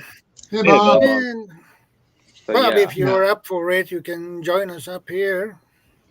But prepping is, it's not as hard, but you have to be more secretive now because a lot of people live in close communities. A lot of people live in, there's people that live in the gated communities. The HOA people are always looking around saying, why are you buying so much food when it's just you and your wife?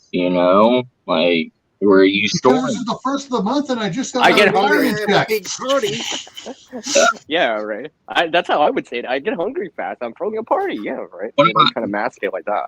Or like Uncle Al does. Uncle Al, when he buys a bunch, and people look at it, he goes, "Yeah, I'm buying it for the church. We're doing a church dinner coming up this weekend." Yeah, that's how I would say it. Then that way, it's just like a day kind of disregard it. It's like, oh, okay, it's a party. This is why I'm bringing back all this food, right? Secretly, you're not actually stocking it. Yeah. Mhm. And everything. He lives in a gated community in like a $400,000 house and everything. And we met at Walmart and everything. He was looking at, backpacks and all this stuff, and we just started talking and everything. He's like, "Yeah, I'm looking at like bug out bags and all this." And he said he can't even put a shed on his like property or anything unless it meets the HOA requirements and all this stuff. Yeah, those limitations. Yeah, and it's like it's so hard to do like prepping and everything in a gated community now because there's always somebody that's going to call the HOA on you or whatever. If you, especially, how come Second Star can have a shed? I want one. Yeah, It'd be like that. Yeah. Well, when it comes to gated communities and HOAs, my recommendation is get a copy of the HOA the paperwork and stuff. Get with a legal friend and see if there's any way where you can get the HOA disbanded.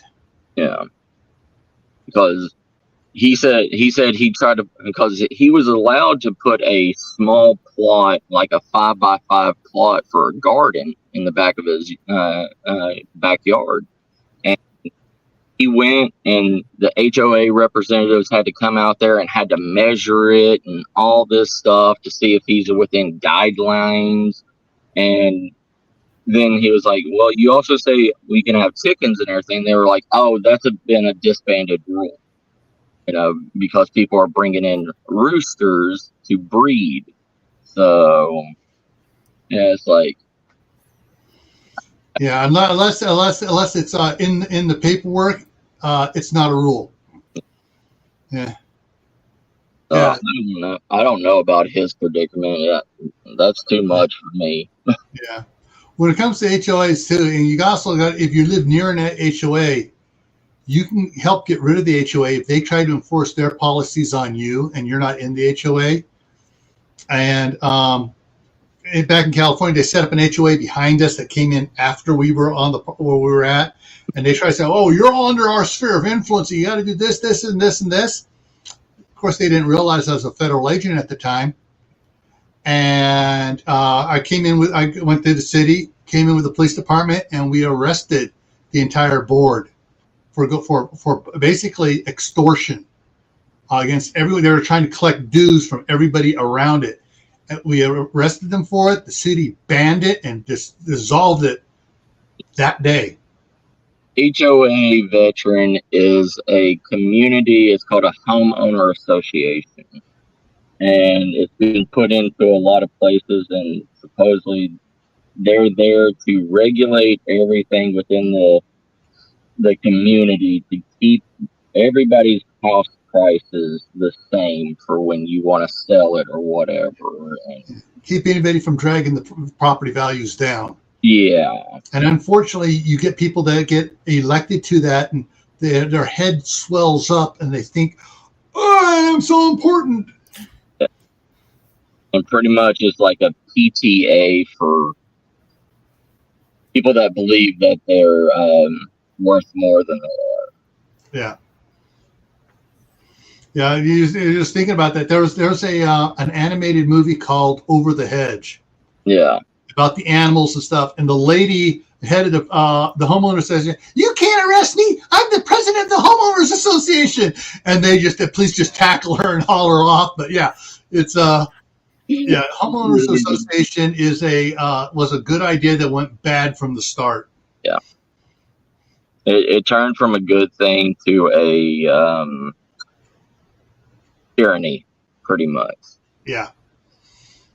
But yeah, fortunately, certain states require HOAs to be approved, and they regulate them.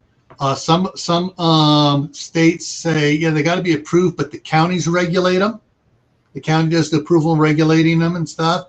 And then the counties go, okay, and if it's in a county area, we'll do it. But if it's in a city, the city's got to do it. So it gives the local control over the HOAs a little bit better. But unfortunately, most HOAs are a disaster from the word go. No freedom in an HOA. Like, you already have houses that are literally within touching distance of each other. Then you have to be regulated on everything that you do. You have to be regulated on what color you paint your house. Like, but the whole entire thing is like preparing for SHTF. There's anything you can do is good.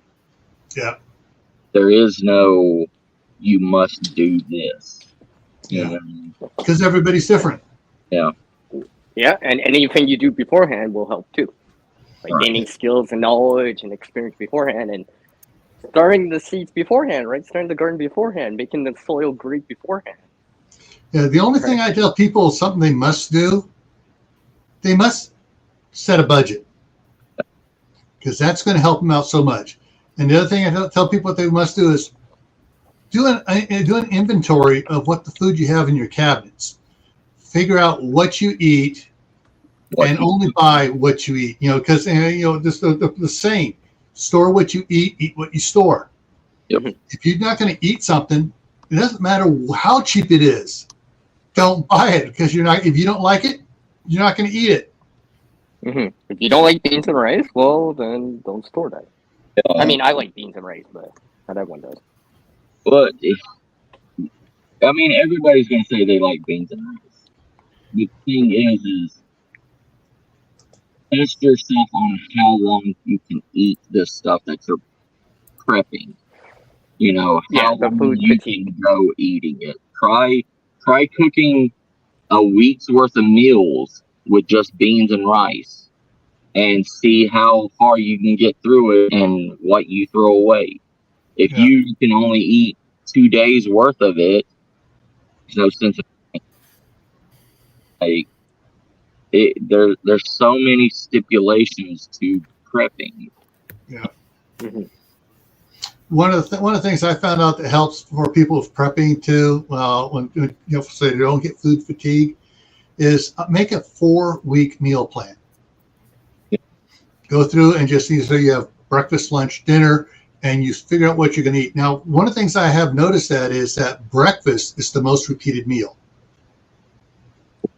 Not. It's always oatmeal, cereal, bacon and eggs. Yeah, people have like when I was growing up, it was oatmeal, cream of wheat, just about every day. Pancakes or something like that. Yeah, pancake. That was Sunday. Sundays is pancakes and waffles. Okay.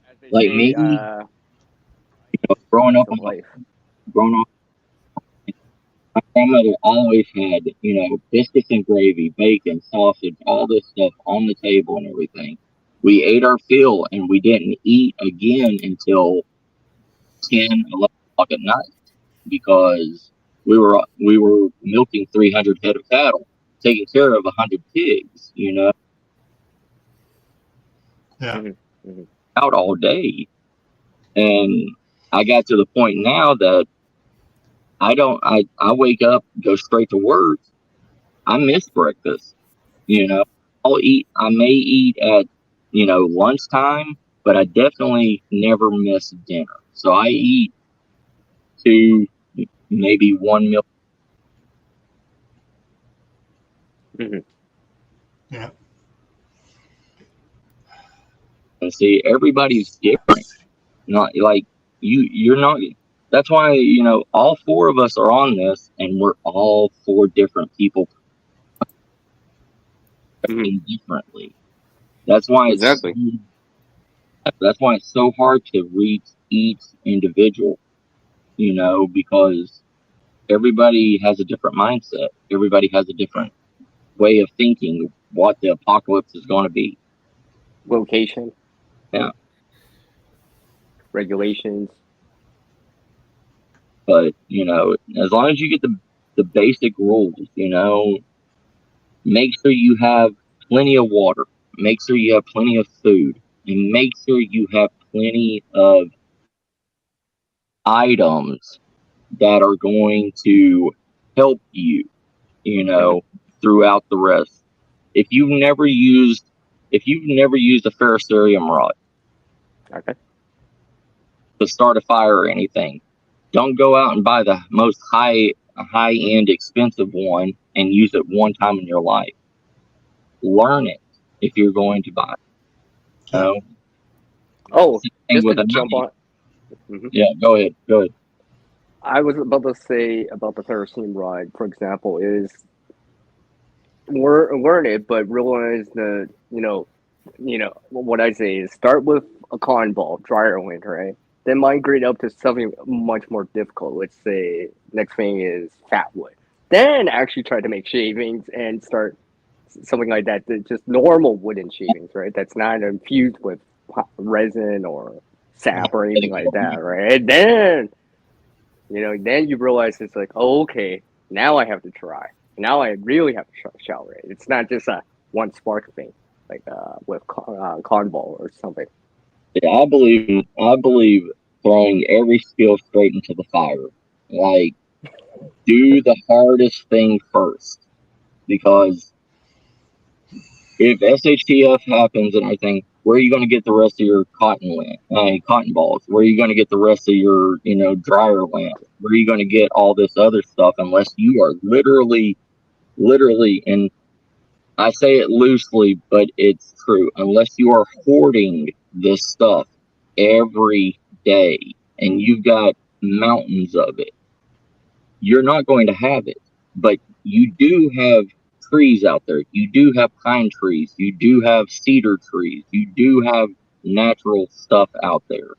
And if you learn with the natural stuff, you don't need the baby give me stuff. Not saying that doesn't help in a survival situation or where you really need it right now, but if you get that extra couple minutes you could spare, to start it, then yeah. Yeah. When it comes to fire starting, I've done the magnesium blocks, I've done the ferro rods and stuff. I got a couple little ferro rods set aside. Yeah. But when it comes to fire starting, I'm not going to be using those seriously. Yeah. Because off of Amazon, I got a 50-pack of Bic lighters. For a 50-pack of Bic lighters for dirt cheap. I got the big cans. Well, maybe you got 50, 100 role players. Okay. Yeah, and I got a couple of the 3-pack of the big cans of Zippo lighter fluid. Nope. They still have the aluminum seal on them. Yep. It's not going to evaporate out of there. And Yep. I got the Bic lighter, so they're sitting there. Now, one of the coolest things I got one, and I got it for a giveaway. I gave it away, but I tested it out first.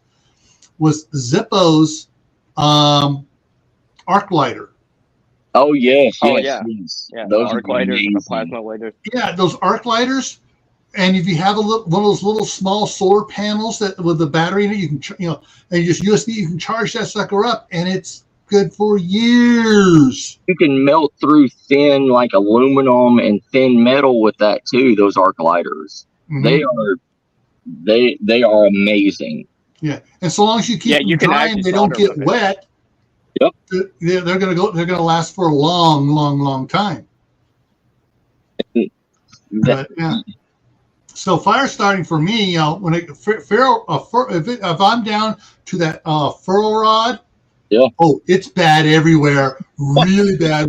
We're in year 15 of SHTF. Yep. I went for 50 lighters already. Yeah, I mean, because, everybody, if you smoke, everybody's got a lighter on them, and that one lighter is what, 500 to 600 strikes uses, and even dicks. If you only got one dick and everything, dicks are supposed to be multifunctional tools. You can scrape the plastic off of a dick and everything and light it up. Yeah. Like. You can use the sticker too, right? You can use the sticker, right. put the sticker, and yeah, right. So it sticks to it. I'm going to share something here. Okay. There you go. 50-pack wholesale disposable cigarette lighter, $14, 28 cents each. That's what I'm talking about. That's cheap. That's a good price for that. Yeah. Penny. Yeah. Now, I'm trying to say, the Bic is Bic name brand is more expensive. I'm looking for the other ones here. Oh, you can get the butane Clipper. refills. $30. Yeah, there you go. Clipper refillables, $59 for 48 of them. You buy for $29. You got all this big thing of refill. Yep. Well, that's going to last me and my son till my son dies and his son takes it over. Yep. Think smarter, not harder. Yep. This is how it is. We are in a time, in a day of age that there is no sense in primitive skills. There's not. We have such a surplus of all this stuff. Yeah. Good to learn. The one thing I have learned, I do have set aside here is a fire bow. I would never do one of those ever again. The thing is, I took an old cheap kid's bow for $13. All right, and I made the thing, so I can just go with that and just go. A couple strokes, I got a fire.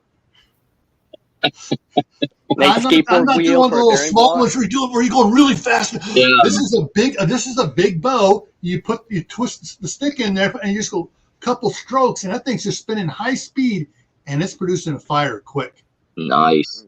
I figure I changed my icon to the fire one. But in reality, stock up on real things. It's good to have primitive skills and all this stuff, bushcrafting, all that. Those are called hobbies. Well, they're called hobbyist skills for a reason. Is because we live in a day of age where, seriously, like what Gil just showed us, you can buy freaking 50 lighters for $20. That instant flame. Lighters, you know what's funny? I can actually find them still. Randomly, I find them and they're like almost half full, almost all the way full, right? So, I mean, like even if you don't smoke or whatever, right? It gives you that option to create a light and a flame, which could be useful. People that do these,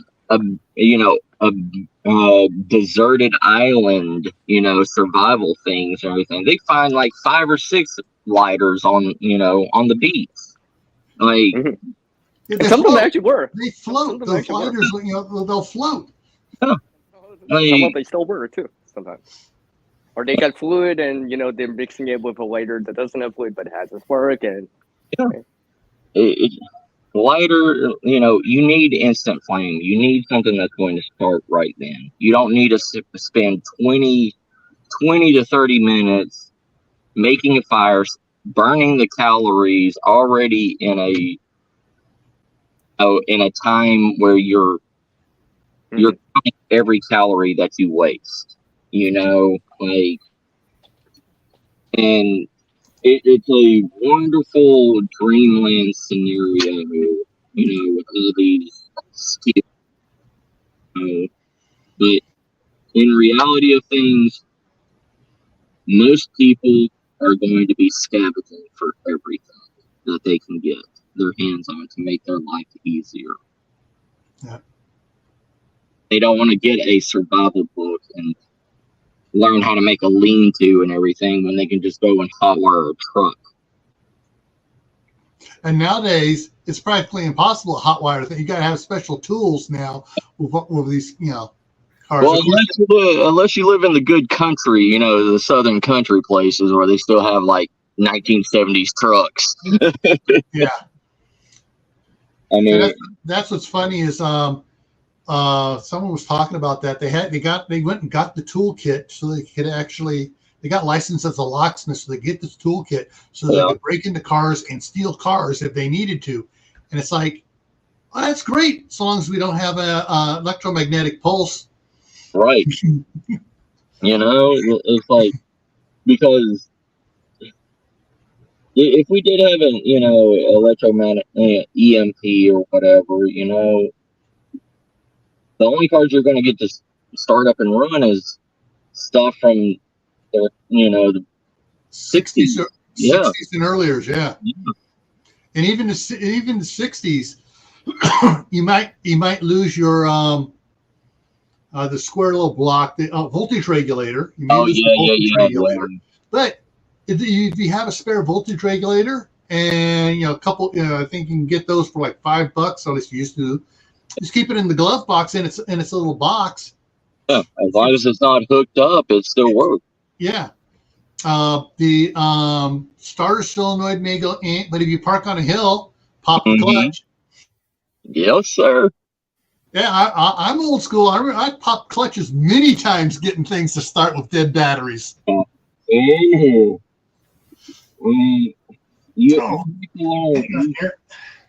I heard about that too. All right. I've given a lot of these away. This is the little knife set here. Yeah. And I used to give these out to my scouts when they made first class. So I gave a lot of these out. Open it up here. Okay, so what we got in here, we got a ferrule rod. Right. Comes with it. Now, if I don't cut my hand taking the sucker out, these things are razor sharp. Right. And right here, this notch right here, it's where you strike the ferrule rod on. Yep. You can do it on the back one. It doesn't work quite as good, but you can do it there, or you can do it on the back edge here if you want to do the back edge on it. Yeah. But they work. But my scouts learn how to use this, and then of course it has the extra paracord wrapped around it. Yeah. $7 on Amazon. Little one. Yeah, $7, and it is sharper than a. I gotta be careful putting away so I don't cut myself. I've actually cut myself on some live streams before, trying to show it. So I'm very careful about That was a putting it away. cute little knife, a decent kit. Yeah, and comes with the belt. It has a belt loop on it here, so. Mm-hmm. And that's the one thing, don't be. I love you, Shadow, but don't be like Shadow and have a fucking even. What is it? What is it? Expensive knife you have? the fucking even Shadow. Yeah. Don't be running around thinking you're going to be doing everything in the world with a $3,000 knife. 90% of the knives you're going to be using and getting is going to be, the Shadow, knife. you switch me back down, bring everybody else back up. Yeah. There we go. Well, this is my A1. Yes, the A1 fucking even. This is a decent one. That's Good knife. A pretty expensive knife. It is. But when I bought it, moved all my knives out of my office here. I got Bowie knives. I got katana. I got There we go. Now it's showing tell time. I just have a good old time on myself. I mean, but my and I also got this one. Some of my everyday carries. Yeah. Just a little, because if the blade breaks or gets stolen, I can swap it out in a matter of seconds. I got the cold steel handle. So yeah. CR has one too. Of course. That was gifted to me, right? And I was just like, yeah, it's a useful thing. Yeah. This is a Colombian Raptor survival machete. See, I have the Raptor, not the Raptor, but sorry, I just wrote a Paradise veteran to put in the side chat. Okay, PV. Okay. There. Okay. Knives are like, who has the longest one? Yeah. I mean, maybe I'll start pulling something else out here. That last one was kind of short. I mean, all my katanas are in the other room. Yeah. Seriously, I got about 12 katanas. I'll tell you what, I bought one of those Gerber Gator junior machetes, the little small Gerber Gator. Mm-hmm. I'll tell you what, that thing is actually really good for a Gerber product. Yeah. Yeah, preparedness veteran. It's always fun when it comes to blades. Yeah. I'm gonna have to put that challenge out there again. It's been about 4 years since it was out there. The 3-knife challenge. What are your 3 favorite knives? And of course, one of my favorite knives is one my dad gave me, which his uncle gave him. Nice. It's an authentic katana taken from the commandant of the Japanese prisoner of war camp that my dad's in China. He chased the commandant into the woods and he came back with the commandant's sword. That's all he'll say. I'll just show a really small one. That's a mini big, by the way. That's a mini big. So you guys can see the size comparison on that. Yeah, I can see the size of your fingernail. Well, no, that's a mini big. I know, but your fingernail shows that everything is small. Yeah. In Alabama, they used to call those gut stickers. It's how you use it. Just saying. Like when you would go into a bar or whatever, and you would get in a fight with somebody, you would have 2 of those small little knives, and you'd hold it in your pinky with the blade out and everything. And when you punch, you would stab them in the gut about 5 or 6 times with it. Yeah. And it wouldn't kill them, but they'd be in a world of pain, and they wouldn't keep fighting. Yeah. Well, speaking of small things, this is Uncle Bill's tweezers. These things are actually really cool. I'm trying to remember who turned me on to it. I went and got a 3-pack off of Amazon. They are actually really good little ones. And I think I have one myself. Really nice tweezers, actually. They'll get in and get good splinters and everything out. Yeah. And that's one thing, and what's neat about this is it's in a little plastic container, so I can just drop it in my pocket. Yeah. And I don't have to worry if I'm out in the rain or whatever, I don't have to worry about it rusting. So. That's what you want, rusty tweezers pulling out. Oh, I got this splinter. I got this rusty tweezer here. I'll pour a little alcohol in this so I don't get tetanus, but... You'd rather just the skin to push it out. Yeah, exactly. Oh, I got the splinter out, but I got a bunch of rust slivers in there now. Yeah, and that's another thing that's going to happen. I mean, like we were talking, Joe, like people are going to think like that, Yeah. It's better to get it out and take the chance, Okay.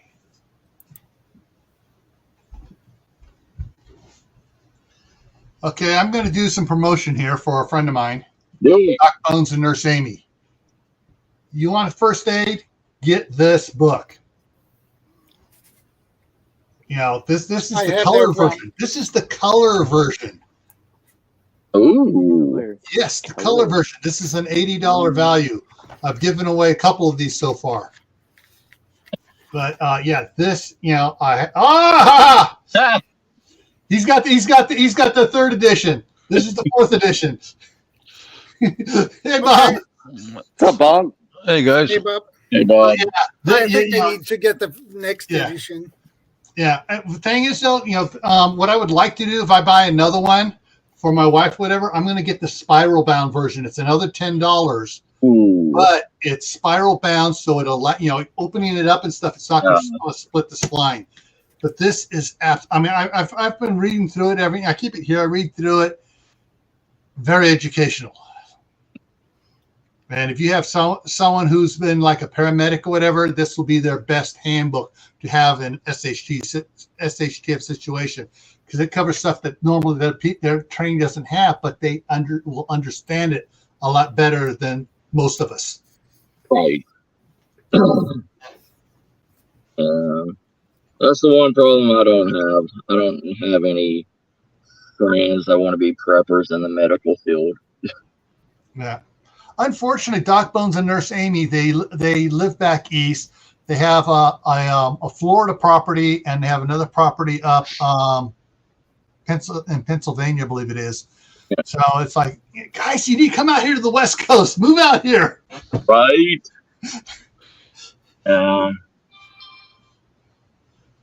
Yeah, there's first aid is one of the big failure points for not only individuals but groups and stuff. They have, we got a medic. We got one medic. Yeah. You ever heard of 2 is 1 and 1 is none?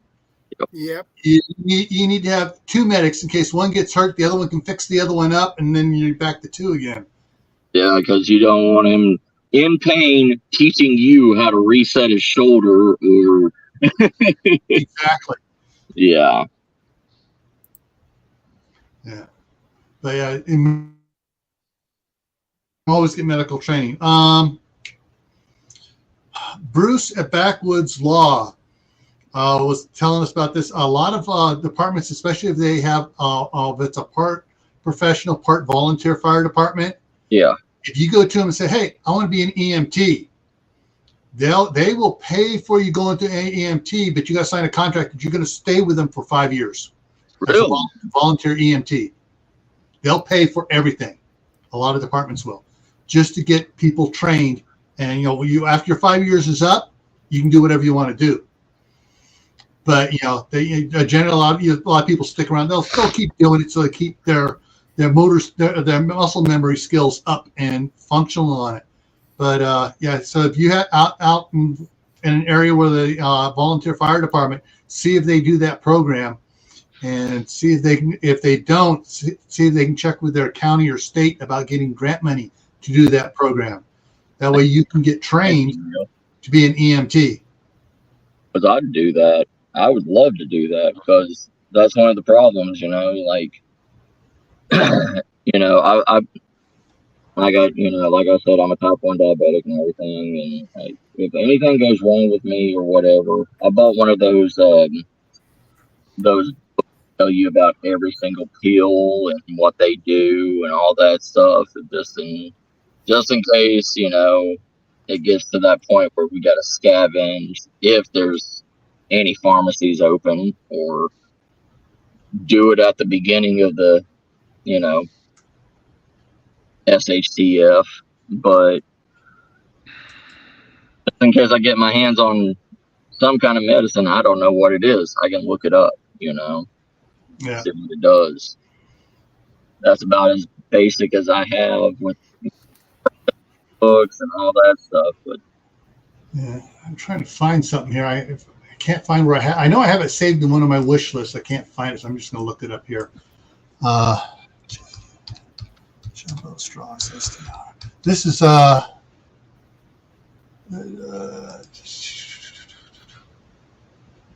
okay, here we go. Yeah. I'm going to share this again here for you guys. And there we go. Share. I did some videos on my other channel, Camp Patton Family Compound, a couple of years back, where I got like the 200 pack here of the jumbo straws. Yeah. And I got the ones that are really big for the opening. Oh, like the boba straws. And so basically these things are like as big as round as the ballpoint pen. Yeah, yeah. Okay. And what I did is I took cotton balls and I did some with the dryer lint, and I stretched the cotton ball out, took some Vaseline, impregnated rolled the Vaseline into it good, and then I cut the straws into basically I cut it into quarters.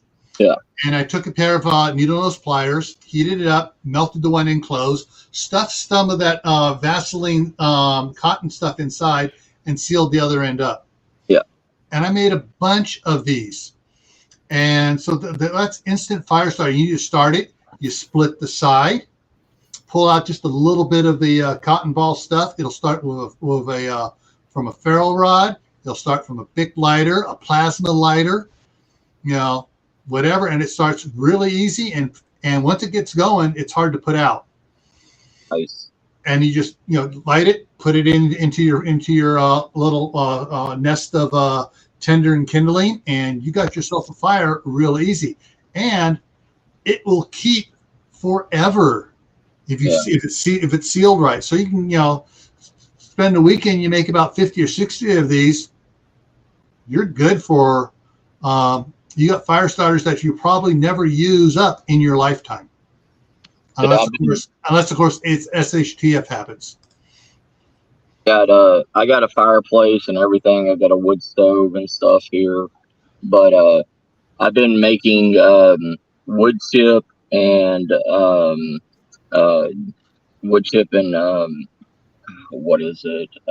Like epoxy, and putting them in the bottom of a small bucket, and compressing them and making, wood chip blocks for my fireplaces and everything. And I do it with all the junk mail, the flyers and stuff like that. And I just wet it and push it all the way down, drain out all the water, and it hardens like a brick also. Those things are good to use, Yeah. One of the things that I've done is I got a couple of those big jars of Vaseline. Yeah. And they're just put away in the cupboard somewhere. Because anytime, if I have old jeans or clothes that are falling apart, hey, no problem. Rub a little Vaseline on there, fire starter. Yep. So about the jeans and everything, there's something going on with the new pairs of jeans, because I usually go to Goodwill and everything, and I buy like 5 or 6 pairs of jeans and cut them up and try to make char cloth and everything out of them.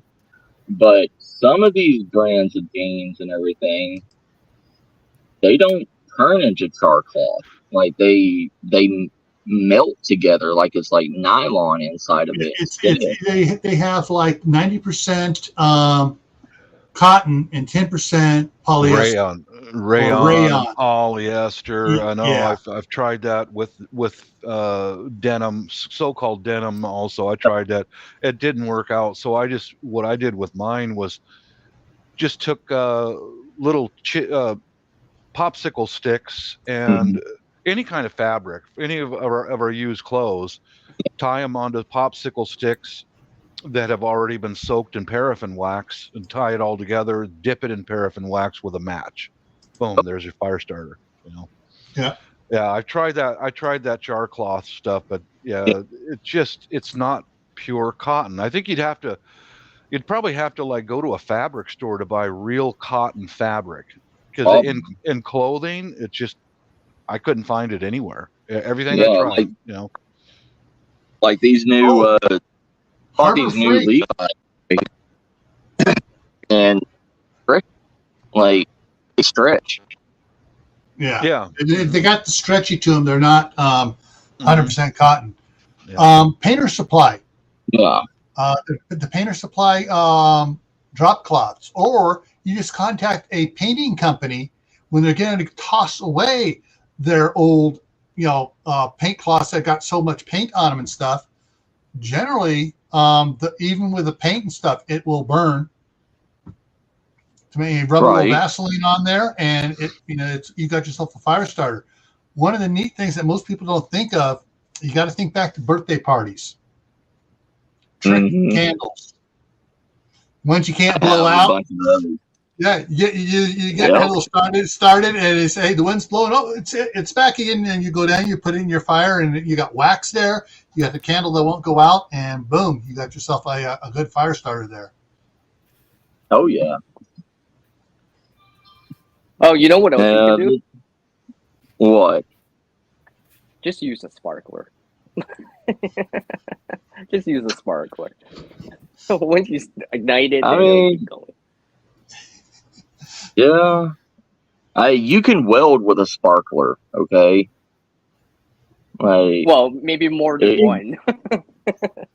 Yeah. I mean, but one, still. Like 50, but... Hey, if push comes to shove, you can at least solder with it. Yeah. There's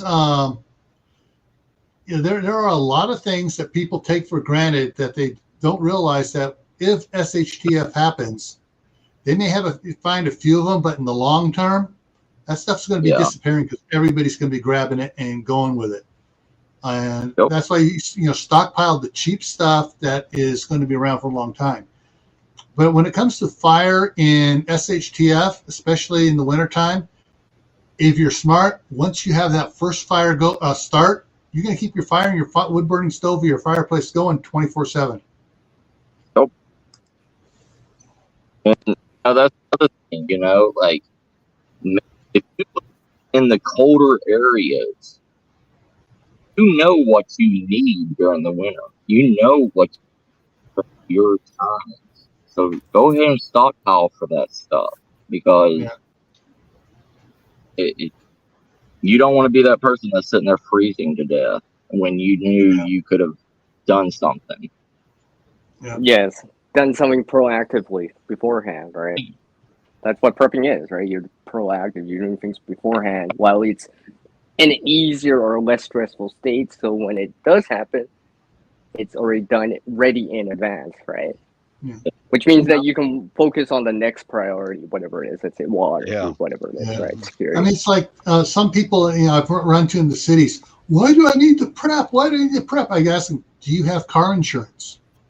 Do you have life insurance? Do you have health insurance? Do you have house insurance? Yeah. Prepping is survival insurance. These are some of the fastest to make fire starters right here. It's just an Amazon box and cut it up into pieces. shove a match inside of there, then dip it into paraffin wax, and they light right up. I mean, these are you can make. I've made hundreds of these kinds of things, hundreds and hundreds. And if you want to take it a step farther, you take fabric from old clothes and wrap it around that, add in little popsicle sticks and all that, and make it into these big chunky nuggets. Put the matchstick in after you've you got to put all anything that's wood. You want to soak it in the paraffin wax until it sinks, and then take it out, and then wrap it with fabric. Man, this sucker right here, that won't go out. You light that up, and I have a 1 gallon paint can that I use for cooking. Light that up, throw it in there. You can just throw it, because once the wax catches on fire, yeah, good luck putting it out. Yeah, I've made hundreds and hundreds and hundreds during the winter months when it's crappy and cold and I don't want to go outside. Just sit here and make stuff like this. Mm-hmm. There was a something that I read, on like Google News and everything. They said, if the end of the world ever hit or whatever, the most abundant resource that will be left over out of everything is going to be clothing. Clothing, yep. Mm-hmm. People will leave it behind if they got to go on the march. You only take is the most minimal amount of anything and go on the march. Yeah, you're going to have closets full of clothes. Yep. Yeah. And after the first winter, after SHTF hits, the first winter afterwards, there's going to be all these clothes in all the houses, even the people, maybe dead bodies in the houses, but there's going to be clothes in there that are going to be perfectly good to take. Yep. I know it sounds morbid, but it's your true. life, your survival depends on it. They're not going to use it. No, they're done. Somebody's dead. That's it. They're done. Yeah, because you don't take advantage of the opportunity. That long either. They will wear out too. Yep. That's the other thing too. With a lot of the clothing and stuff, what you can do is you can make some very good, layered masks for going in. So if you have your N95 or N100 mask, you make a mask that goes over that to make the other one last longer. Yep. Okay. I didn't and know always, I still believe in wetting the clothes and everything, like cloth or whatever you're putting over your face. So. And, I mean, just to collect dust or whatever else that could be in there, black mold, whatever, like. There you go, Sandra. Yeah, thank you. Yeah, at a fabric store, you can buy 100% cotton. Yeah. Okay. Yeah. Clothes, though, it's all it's all fetid with some plasticky stuff. It all is, Yeah, remember when you tried to make shark cloth? Yeah. You make a smoke bomb, basically, of it. Yeah, you remember seeing that. I made a smoke bomb, and it kicked out a lot of smoke, and these thin, plasticky little strips come out of the can. And went, well, that didn't work. I did. I had to throw the tin away because it was just same here. It was just a black goo inside of it. Same here. It just didn't. Go use punkwood. Yeah, but punkwood is so hard to find, though, unless you're in an area where a tree has been rotting away for X amount of years. The most I did with wood is outside. I got a stand for my paint can stove, and I got 2 bins sitting next to it. One bin is full of these little wax fire starters. The next was all the scrap wood that was around the house. I cut it into small pieces, and I put it on top of my my propane camp stove. And I kind of sort of made it into charcoal. So I took a cooking pot I got at a junk store, drilled a couple holes in the top of it, and I heated all the water out of that wood. And I put some of that wood for tinder, and then whatever else to cook with, throw one of those fire starters in there. Dude, we got a fire now, right now, but that as far as that's as far as I've done with wood. Is just get it kind of charred, so all the water's gone, and I put it back in a sealed big container. I got a whole ton of it in there outside. All right, guys, I got to get off here. I got to go and take care of the pigs and everything. They just Take care, Star. Virtual Take fist care, bump Star. on the way out. Thanks, man. Yep. Take care, fam. Stay Love. safe. Take care, brothers. Bye. Thanks for stopping by. Always, Shadow. Take care, yeah. Yeah, it's been fun for me too. I got to get going too here. It's 2.5 hours is long enough. Yeah. All right. I mean, we could talk about this all day. Oh yeah, all day and tomorrow, and the next we could do a 72-hour live stream on this. 72 for like 7 days. Yeah. All right, everyone. Take care. Stay happy. Stay Take safe. care. Stay prepared. Add water, food, medicine, clothing, and skills to your preps. See y'all later. Self-defense. Take care, Gil. Oh, by the way, I got about an hour here. I got to go meet up with someone in about an hour. Mm-hmm. Yeah. That's why I was away from the keyboard for a little bit and muted. I was actually talking on the phone with him. Well, where's Miss Suzuki? Shadow, what the heck? I haven't seen her today. Oh man, I am so disappointed in you, young man. I am so disappointed. I'm old and tired. I'm old and tired too, but I never stop thinking about that good stuff. Hi, Help the Garden. I see you in there. Miss Hart. Okay, Sandra, take care. Take care, Sandra. Take care, Sandy. Thanks She for likes stopping being called by. Sandy, by the way. Appreciate it. She actually likes preferred calling Sandy. Sandy, okay, Yeah. that's cool. Yeah. Speaking of skills, I just installed gutters on my chicken run. Right on. Mm-hmm. Cool.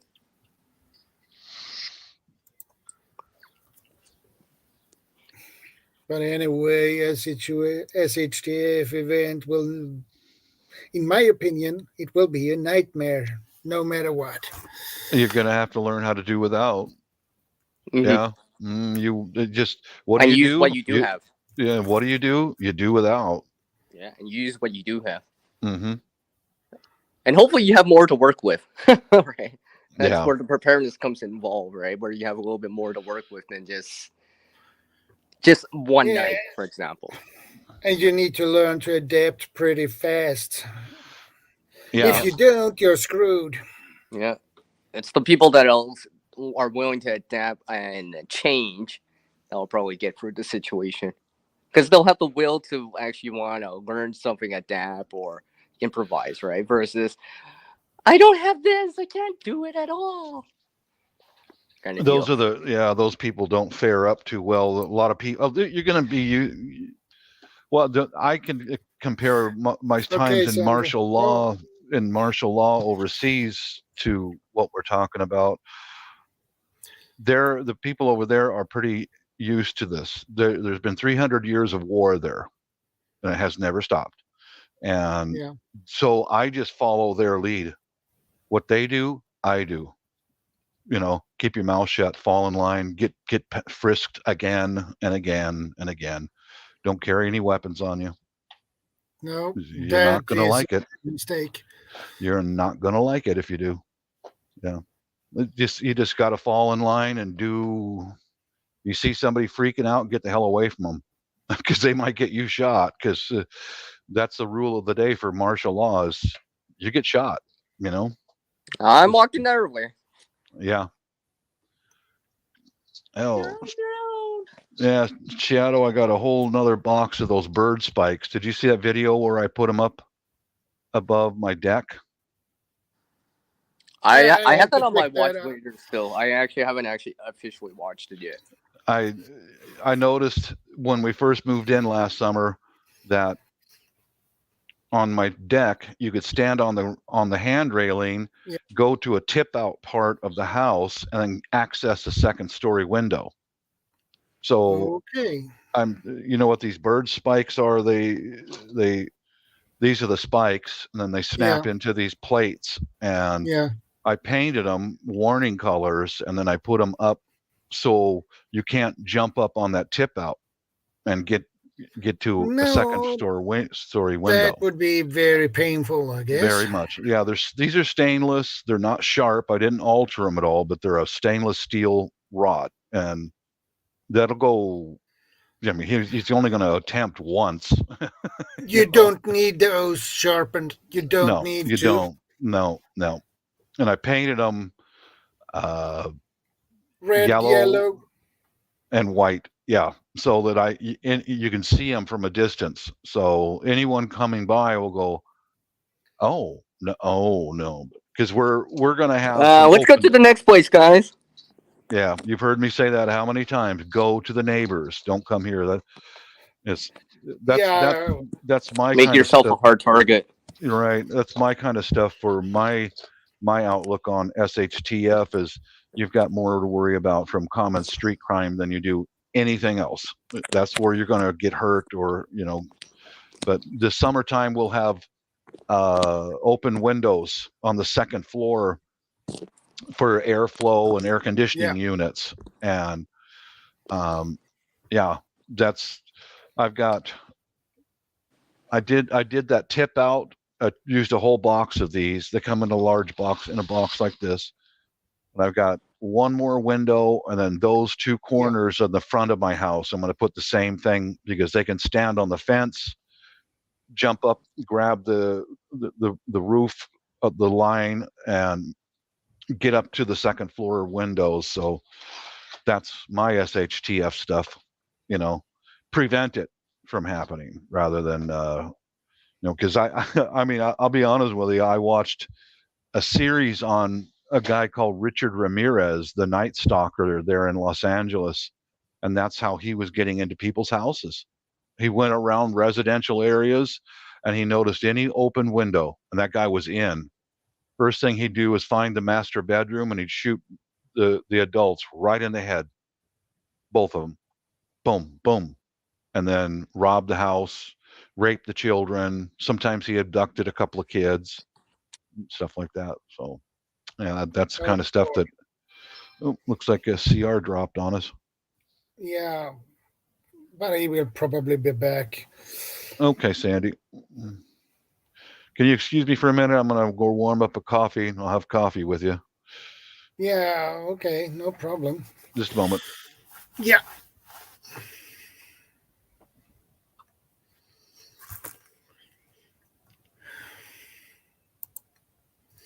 Yeah, how to garden. I agree. Just build what you need. I agree with that.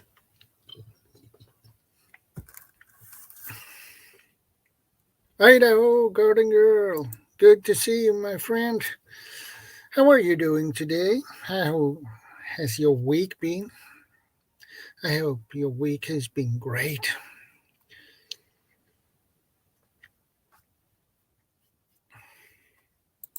It's good to see you, Idaho garden girl. It's always nice to have you here. Well, it's nice to have all of you here.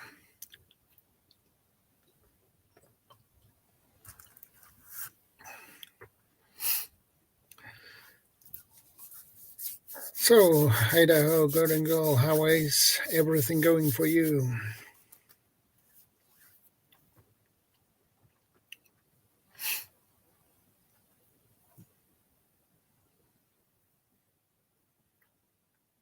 How to garden? How does your gardening doing?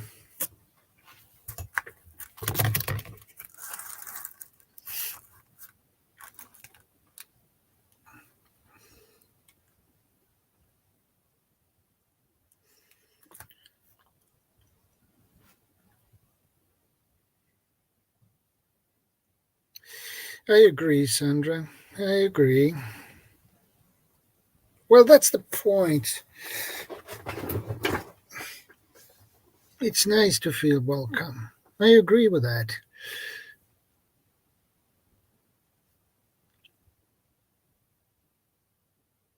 Because it makes everything cozy.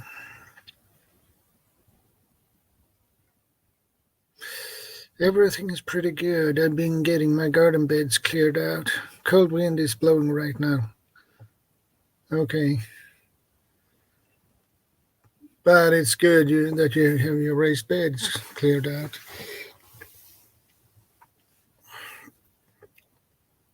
And Bob is back with his coffee. Hello, everyone. Yeah. Yeah, I think these spike strips, they're Shadow. I'm gonna get out my welder, and to make it faster and easier for me to install these, I think I'll see if I can tack weld 2 of these things together before I install them. Make it fast and easy, because our second floor bathroom window, I'm gonna have to take the bug screen out of it and lean out the window and try to drive some screws in and hold these in place rather than fumbling around with a bunch of parts. So this is really, really thin. Yeah, I agree with you about that. Mm-hmm. Hi, Idaho girl. Sorry, I have to take a call there. I actually needed access to the mic. So it's okay. Oh, by the way, apparently I'm meeting my friend later, so I won't be leaving. That's awesome. How to garden? I won't be leaving yet. So summer. I got more time. I got more time with you guys. Yeah. More time with nice, Bob. More time with Bob and Shadow. Yeah. I'll be hanging out with you guys for a little bit longer, and I'll go do some gardening out in the backyard. I've been cleaning up the place a bit. I want to try to make this place look really nice, because when we sell it to go live overseas, I want to make sure it sells fast, get a good price, Yeah, good point. Especially if you are going to moving overseas, you need to sell your house fast. Get it out of here. Yeah. Hopefully on day 1, right? Get out of here. Yeah. Go to a place where their judicial system has teeth in it. It's not a revolving door. Once you go in over there, you don't want to go. Yeah.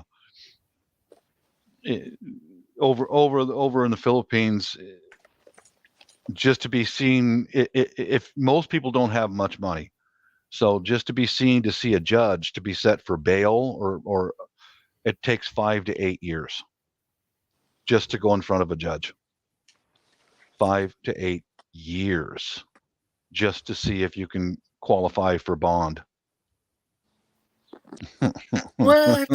That's a long time. Uh-huh. Oh, Lord. That's before you've been tried and been sentenced. Okay. Yeah, that's why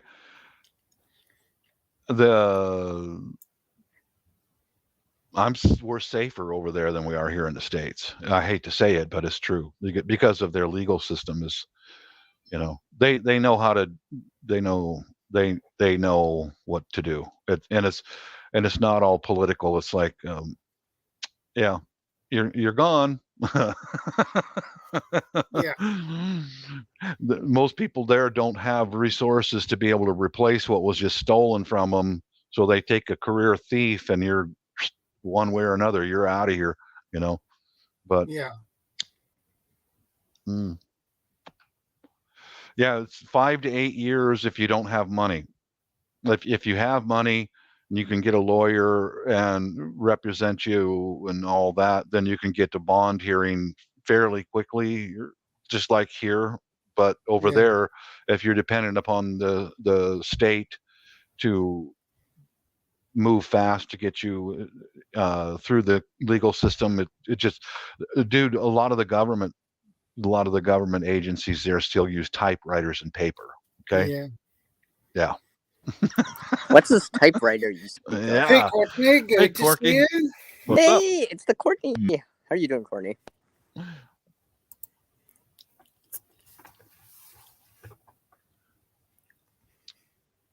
Yeah, I'll be out there working a little bit today.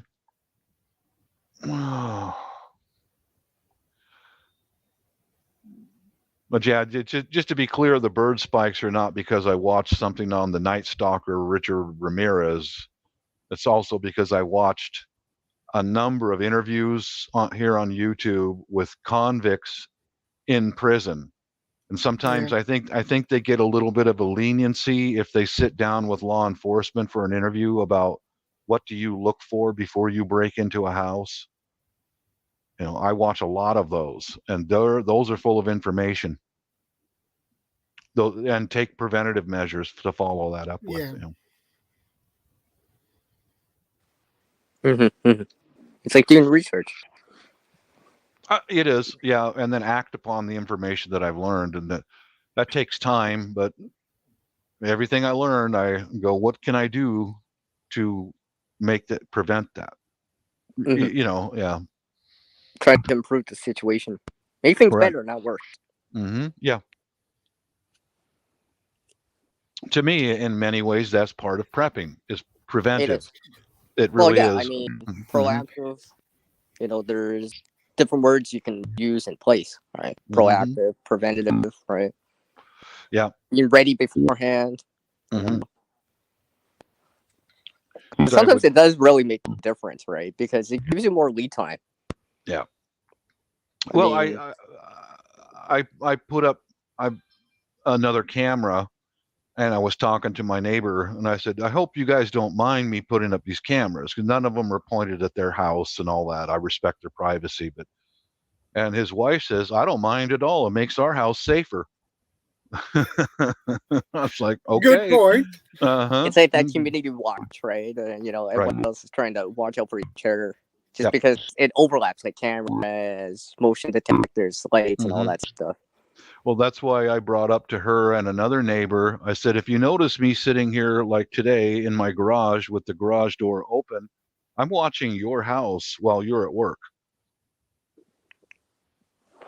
You know, I learned that from those interviews of criminals in the prison systems. They said, what will deter you from robbing an area? And they said, oh, an alert neighbor. I'm not going there. I will not go there. Because they don't want to be seen and they don't want to be heard, you know. So I went, bingo. Okay, there it is. I'm going to sit in my garage with the garage door open. Yeah, have an active presence around, right? Where it's there's actually people around, right? Eyes on. Not just cameras and motion detectors, but that is actual physically people standing. Eyes on. And that came right from some of those interviews with criminals, you know.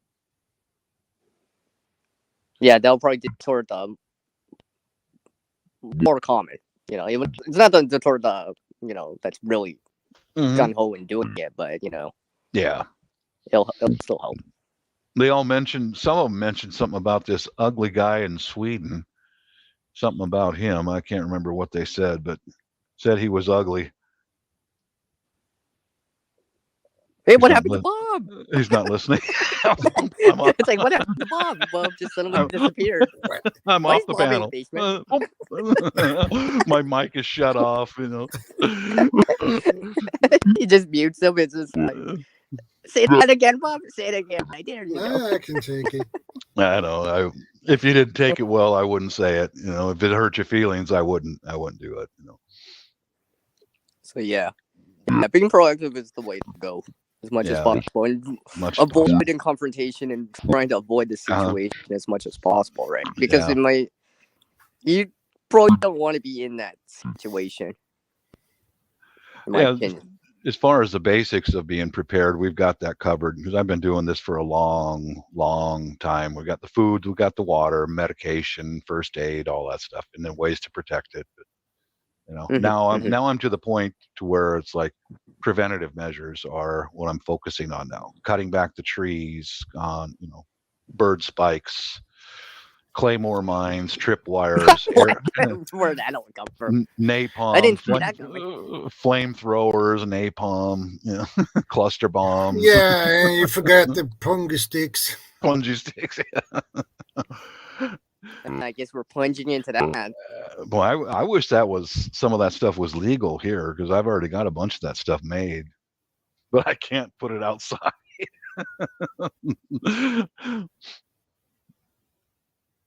No, I don't think the law enforcement would like that. No, they wouldn't. They would not like that. No.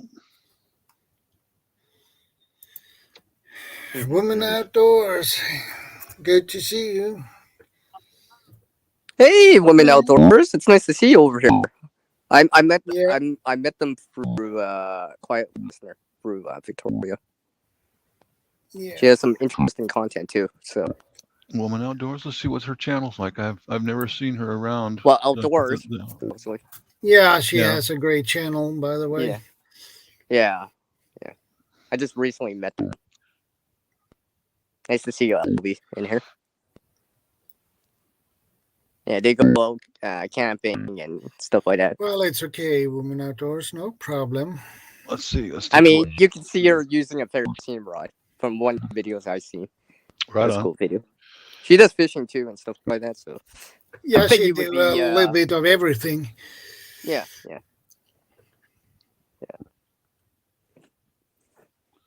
All right, woman outdoors. I just got connected with your channel. Nice to meet you today.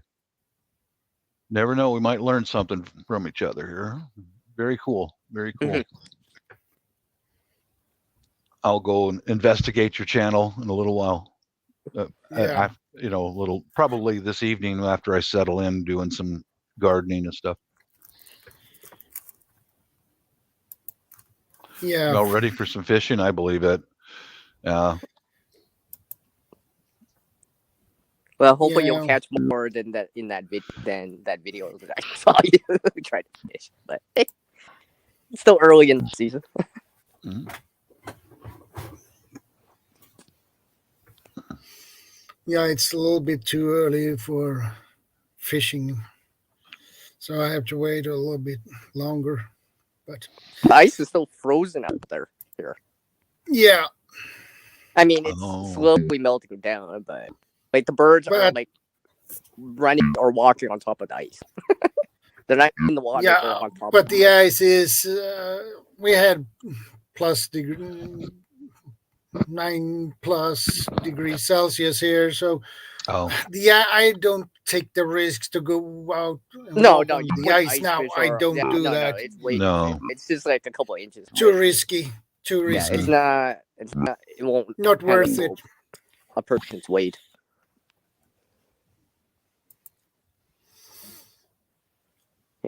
Yeah, I just planted some seeds indoors. Supposed to get snow next week for a day. Oh yeah. Okay. You were talking about us that women outdoors. Woman outdoors. Are you in Canada or the? She's in the States? U.S. In the States. Okay. Yeah. I'm in the Seattle area. Yeah. My channel is a combination of some prepping stuff and arts and crafts and gardening. A little bit and- of everything. Yeah, Yeah. it's kind of it's more or less of a daily vlog because I've got family overseas, and my family overseas like to see what we're doing here in the U.S. And so, Northern PA, close to Canada. Okay, yeah, I'm in Seattle. So. Yeah, she also goes live too. By the way, Okay. I know she does. I actually, LB, I missed your. It's not that I missed your live. I missed when you left, and then your panel was still there. I joined after. I'm like, of course, I just missed her. Yeah, it's easy to miss. Yeah, I caught the last 15 minutes of that stream. Yeah. I'm like, where is she? I'm like, oh, she already had to leave early. Just left it up to her panel to end the stream and stuff like that. It was nice to meet you too. Yeah, she's a nice woman. You know, meeting more like-minded individuals, common interests, and maybe even learn from them too, right? That's why I'm here to learn. I'll teach you how to do different things, and I like to learn from other people. Well, yeah, and adapt the information, right? I mean, like, just in case, right? You know, it doesn't smell there much, but he's like, but Bob's like, well, maybe I can learn a thing or two from some of the Northerners, just in case that's happened, or something like that. All right. You can still put flashlight in the comments for the win. Yeah, the woman outdoors that we just moved to a safer part of the suburbs last summer, at the end of last summer, and you'll see quite a bit of stuff on my channel about how I'm trying to improve the conditions of the house and the yard and stuff like that, because we're going to live here for a minimum of 5 more years, then sell this place and go overseas and stay overseas. And so that's what a lot of my stuff is home security and gardening and things like that. Daily vlog almost, Giving away the Ode Pro flashlight next week. Mm-hmm. It's a brand I'm not familiar with, but I don't know.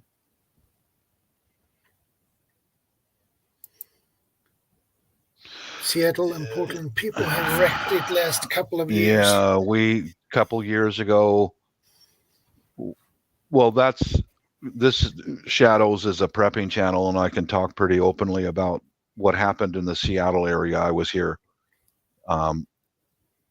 during the George Floyd stuff, and as far as bugging out, nobody bugged out. Nobody, and it got really risky here. It really did. The radicals, who are very well organized, don't underestimate them. They started in the cities, then they got the police forces exhausted from fighting for so long, and then they popped out into the suburbs areas and into the small towns. And then they started lighting the state on fire. They were lighting forest fires, they were lighting highway fires all over the state. The state was covered in smoke. Nobody bugged misdirection. out. Yeah, Misdirection. Kinda. Distraction. Yeah, distraction. But people did really the very smartest thing to do in almost any situation is stay at home. Period. For the most part, that's it's much safer to stay home. It is, yeah. Unless your home's burning or right, yeah, we could see the fire submerged or something along the lines of that. We could see the fires from my old house, right there, from my old house that they were starting on the hillsides and stuff, and I'm a veteran, and we were living in a housing complex of rental houses, and there was me and one other veteran were the only two people were standing guard outside of our houses, and I found that to be a little disturbing. And he was an Army vet, and I was an Air Force vet, and him and I were sitting in our garage doors looking.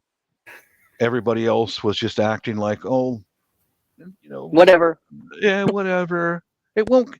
Those things don't happen here. As you can look just sitting and watch the car rusts. As you can sit from your living room and watch a hillside on fire, lit by the radicals. I know it was in the dark because they cut down power poles with chainsaws and shut the power off. That's the first thing they did was they shut power off, and then they started lighting fires all over. These guys are well organized and they're nobody to mess with. But everybody did really the right thing is they stayed near home. My wife and one of my sons are in the medical, so they had to go to work. They had to.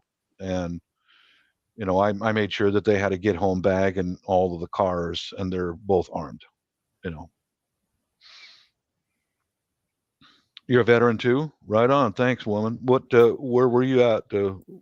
What branch of the service were you in?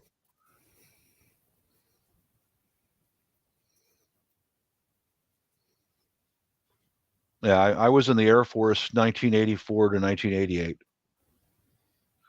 474th Tactical Fighter Wing.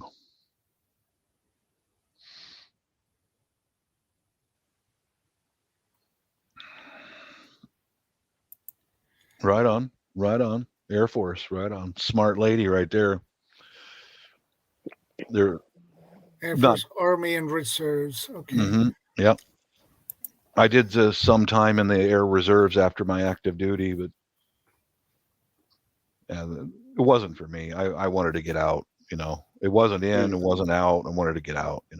That's awesome, woman outdoors. Right on, right on. Cool. I think I saw one of your videos very quickly where you're wearing a sidearm while you're out setting up a tent or something. I open carry in the house.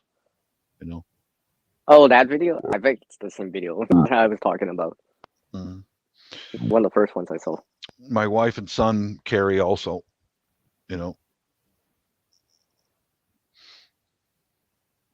I bet you he's got his 357 on his hip right now, or maybe his Walther 9mm, one of the two on his hip right now.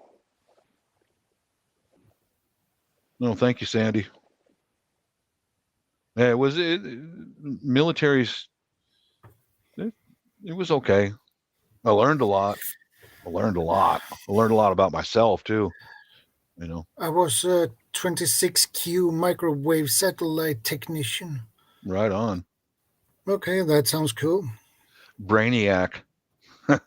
I was a knuckle dragger. I was a hydraulics system specialist on the F-16s most of the time. I only carry during bear season. Yeah. I don't blame you. Smart. Yeah.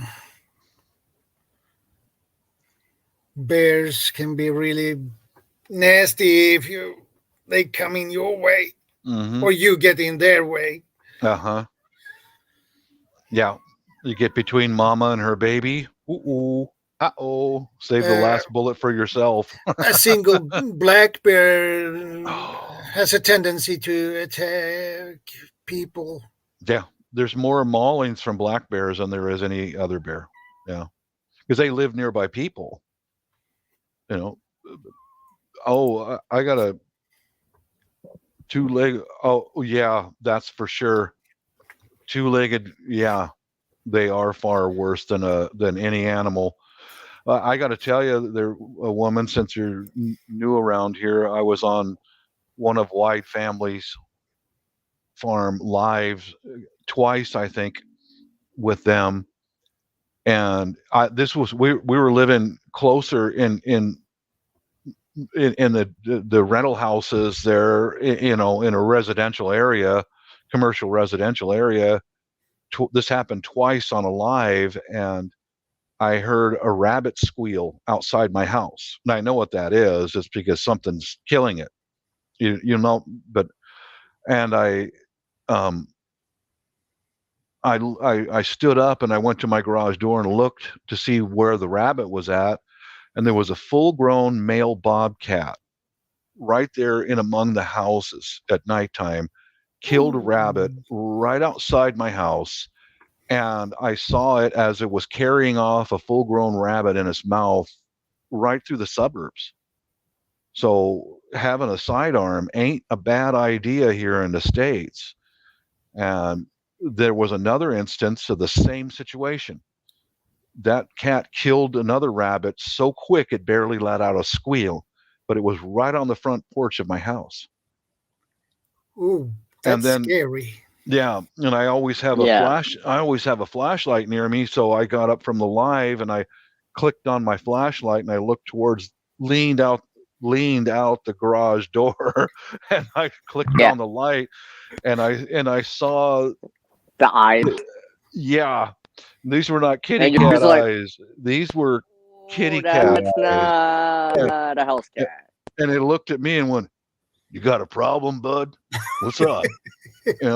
And he took the path right by my garage door again. I knew it was a male because there's his balls hanging out. I'm like, "Oh, pleasant trails, friend. Just dude, this thing's big, man." Know that if they can hunt a rabbit that you can't chase down by foot, they're gonna outrun you too.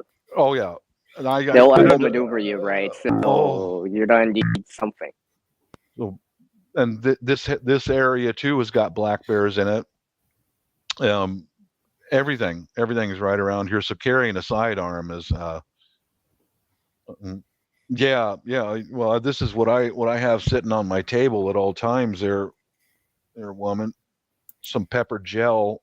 That's also for the meth heads and stuff, you know. Yeah, dual purpose. Uh-huh.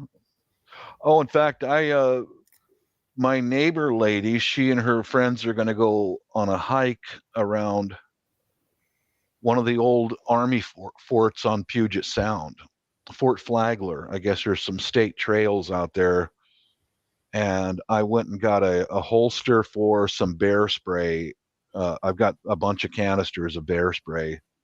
And I walked over and I said, "Here you go. Just send this back to me when you get done with your hike."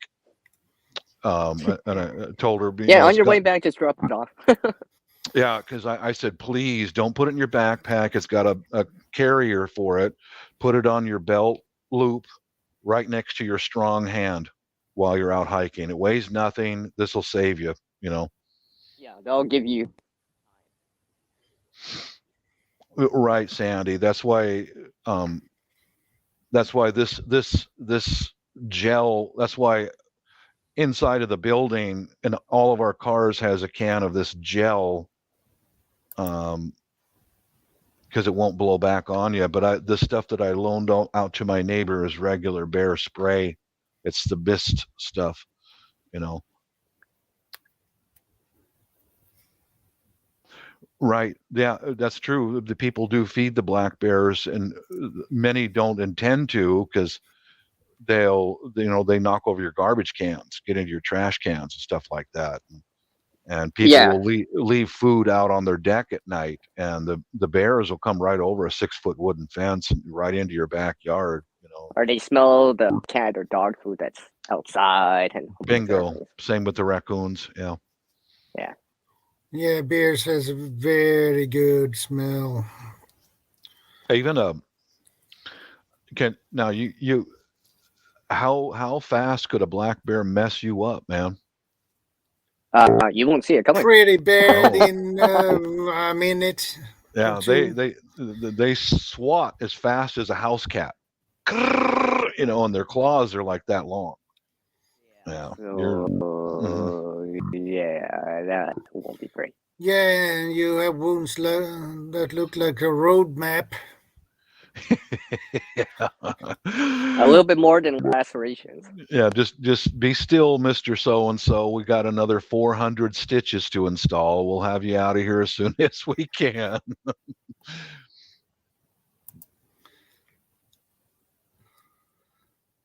So, hey, Thor. I was wondering, Bob and Thor. Shadow. Well, maybe Thor will join us. That'd be nice if he joins us too. Come on, Thor. I know you have a phone, so I know you came on once. But just thinking, man, I guess Women Outdoors can, and Sandy here can add some stuff in here. Like, let's just say you were more prepared than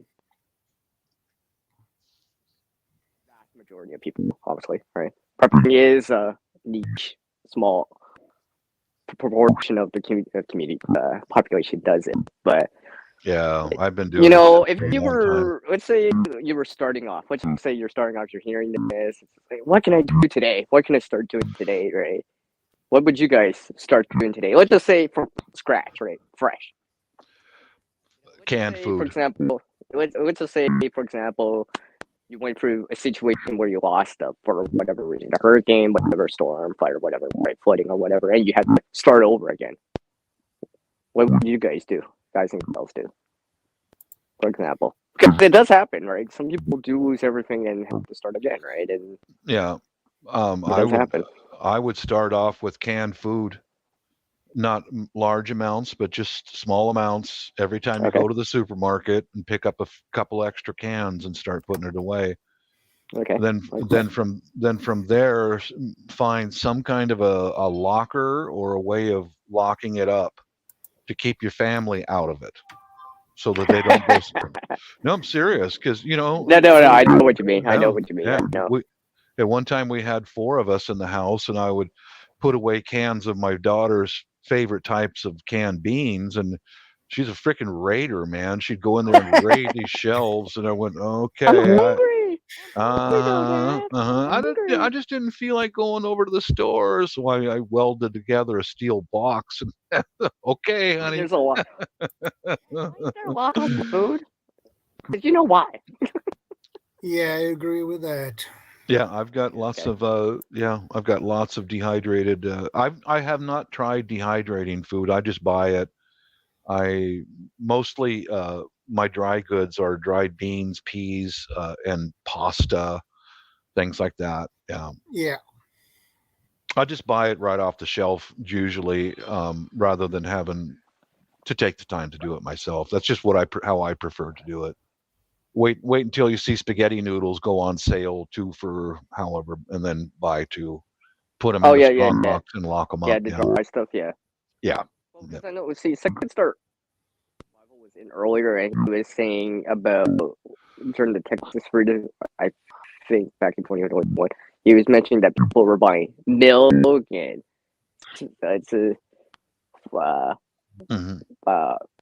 frozen corn or whatever, something like that. I'm like, you probably want to get dry stuff. Dry stuff will last, right? You don't have to refrigerate it. As long as you keep it dry, as long as moisture doesn't build on it or mold grows, you can store it for long periods of time because it's in a dry state, right?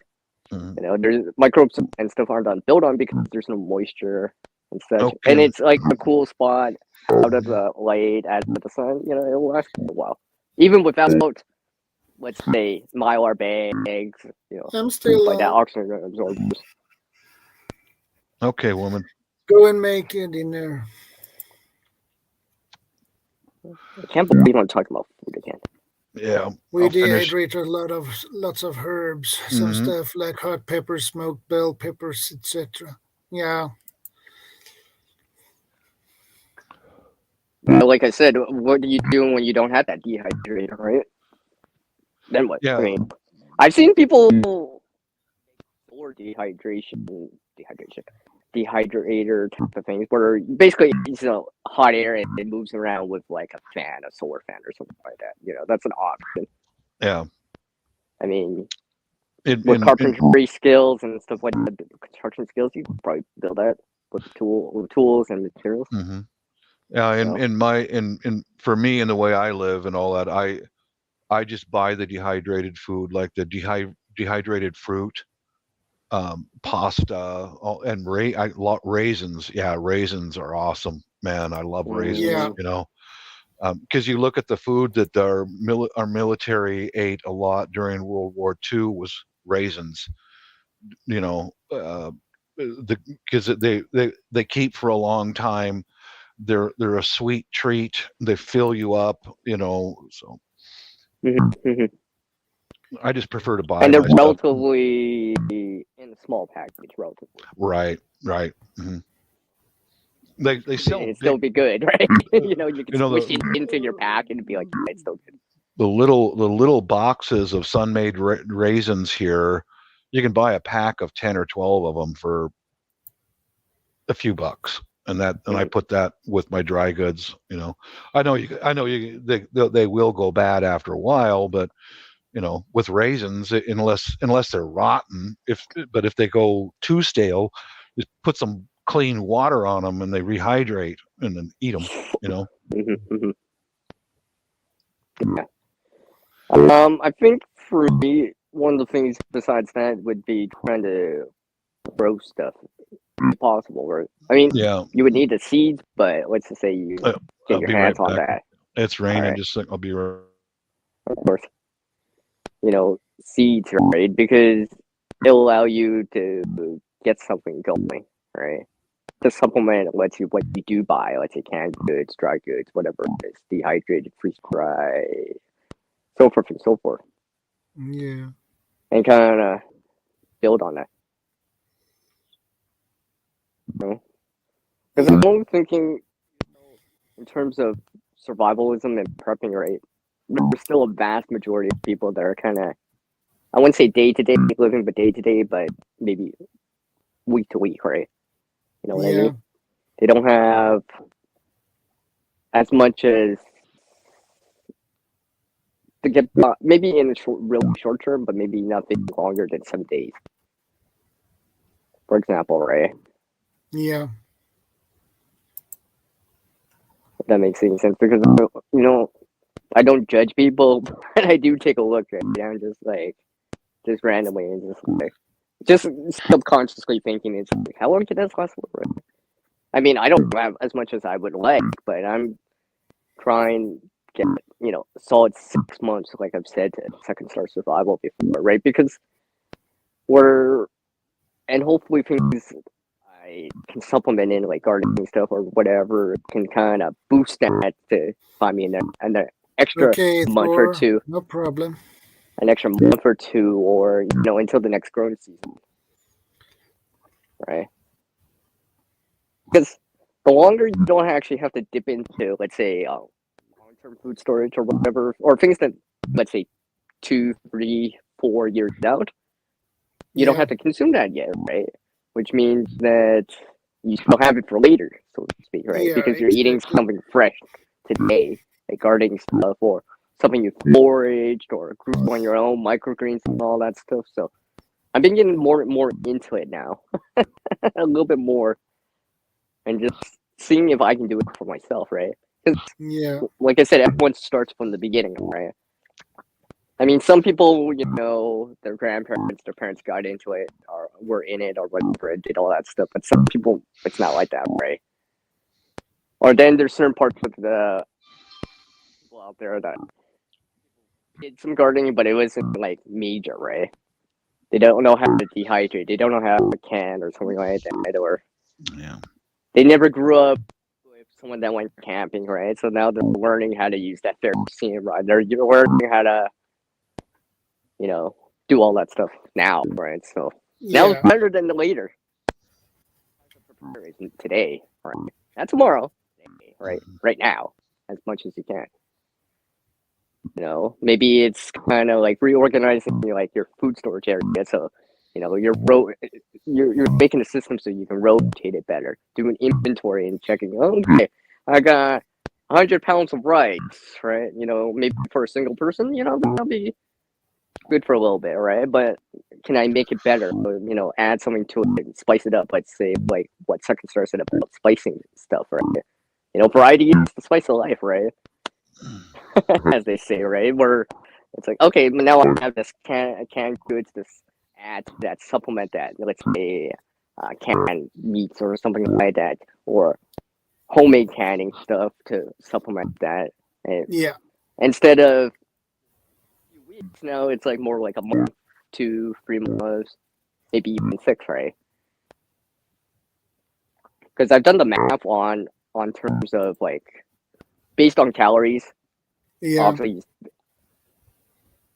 it's not specifically about micronutrients or macronutrients like carbs, fats, and proteins, and vitamins and minerals, but purely on a caloric intake. Let's say because usually those food guides, the nutrition guides are based on like 2,000 calories, right? So I always base it on at least 2,000.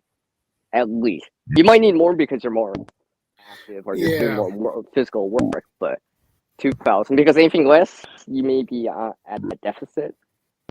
So, for example, 365 days, Yeah. average year cycle, right? Maybe an additional day because next year we'll have an additional day and one additional day. But 365 times 2,000 is just under 750,000 calories for the whole year. 3/4 of a million. That's for one person based on 2,000 calories per day. Yeah. So, like, that's how I'm doing the math. Now, the fats, the calories, the fats, the carbs, and all that stuff, that will vary, but you need that food energy to keep going, to do whatever it is, right? So, I'm trying to get it so it's like at least solid, let's say 350,000 calories. So about 6 months, right? At least I'm trying to get it in a certain way where hopefully I'm not falling below that too much, but I can rotate it and keep that going, right? And hopefully add to it too, right? Yeah. I mean, like with regarding stuff, you know, if you dehydrate canning stuff, freeze dry if you got a freeze dryer, if you can afford that, right? So, because I'm always thinking to myself, what would you do if you had to start again, right? Because a lot of us Yeah. remember when we started, right? So, you know, how daunting it was in the beginning or whatever, right? In terms of preparedness, right? Because not all of us grew with our people doing it or family members doing it or relatives doing it, right? So a lot of stuff that we had to learn on our own, whatever it is, right? It's like cooking, right? I didn't learn how to cook when I was that young. I had to learn it, right? Understand it, Yeah. right? And stuff like that. It's like, oh, this is called simmering CR when you turn down the heat. Or let it kind of simmer, right? Oh, right. Or how to like when you're cooking Welcome back, something. Tammy. Good to see you again. Hey, Tammy, welcome back. Technically, she never left. Yeah. It's good to see Tammy. Yeah. That she's back again. Yeah. Because right now, I know that you haven't actually worked on the food storage as much lately, but as you would like. But I know, I know you did a bunch of it earlier in the year, right? Yeah, I have at least added 6 packs of MREs. Yeah. I mean, stuff like that you probably wouldn't want to dip into right away if you didn't have to, right? Because they'll store longer than compared to our stuff. Yeah. So Because I always, anyways, my opinion, I would consume things that have priority, like would go bad faster. yeah. Let's just say, for example, like milk. I guess let's just say milk, for example, or something along the lines of that. Versus, say, like a power outage or a grid down or whatever, right? I wouldn't consume the dry goods necessarily right away. I would consume the fresh stuff, some of the fresh stuff, the frozen stuff, right? Stuff that, you know, will spoil in time without refrigeration or anything like that. Because I've talked to someone else before, who is it? Yeah, Roaming Prepper. I've spoke to him before, and he's like, yeah, he consumed the fresh stuff, the frozen stuff first, just in case it couldn't maintain a generator with gas or whatever, or the power didn't come back, right? At least you know that food didn't go to waste, right? For example. And the dry stuff, let's say noodles or whatever, you would supplement a little bit in, but you wouldn't really hard into it. Because you know you don't need refrigeration for that. As long as you keep it cool, dry, out of the light, it'll be good for the rest of the year still, right? You know what I mean? Yeah. Or like canned stuff, right? I won't dip into that unless I really needed to. Or, you know, I'm want to rotate it out, right? You know, Hey, Tammy. I don't know how much of that you heard, Bob. No, I was got a little bit of gentle rain going on right now, so I took my house plants and put them outside. Yeah, that's a good idea. That's a good idea. Yeah, get some free water, and they seem to really perk up with the natural rain. A little bit of wind and natural rain, they perk right up, man. Well, Bob, what I was saying. Yeah. I was saying about let's say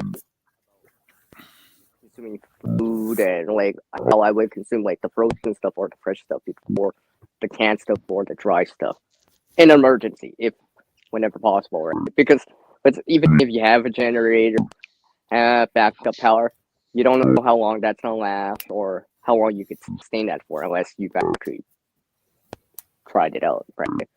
Because I always figure if you don't need to use power or refrigeration or do anything with the dry or canned stuff, you can keep that around for a long time, right? You could still dip into that, but if you dip into that right away, consume all that, and the power's still not back, and now your generators have no more power for your fridge. Now your stuff in your fridge is going to start going bad, right? Does that make sense? Yeah. So yeah, that's how I've always seen it. Where I'd be like, okay, the fridge stuff first as much as possible, right? The dry stuff they'll still be good, right? just in case if the situation went longer, for example, right? It's just like how some people wouldn't dip into their long-term food storage right away, right? They might do it every so often in terms of trying it out and testing the food out and stuff like that, making sure it's still edible and how much they like it, but it's kept for a rainy day. Yeah. Like something like MRE, you can dip into it if you want to, but it's gonna last a little bit longer, right? You could still dip into it weeks later if you had to, but you might not be able to dip into that milk weeks later without refrigeration, or that meat that's in the freezer weeks and weeks later without any refrigeration or salting, preserving it, or cooking it today. I've always noticed that a lot with some of these, let's say, natural disasters and stuff. Let's say the snowstorms and stuff like that. People will actually cook that frozen stuff. Bless you, that frozen stuff right away, because they know they can't preserve it, they can't store it. It's not gonna go bad, right? And no sense in wasting food, right? And you got to eat, right? So you might as well eat something like that first, in my opinion. Well, yeah, that comes naturally. Yeah, because I've noticed that, right? I'm like, that's why, instead of gravitating towards milk and bread, maybe gravitate toward, let's say, like the hurricanes that happen, people stock up on water or whatever, and stuff like that. Why not some dry stuff? Stuff that doesn't need refrigeration, stuff like that. That as long as you keep it dry, it's still really good, right? You keep it in a dry bag or seal it up or whatever, right? And hey, I can still have this as long as I have water. All right. Amazon's here. Okay. All right, Bob. Yeah, right there. It's fine. Yeah, now Bob getting a delivery from Amazon.com. Yeah. So what do you That's think nice. about that? Well, what do you think about that, Shadow? You want to chime in on that? What I just mentioned?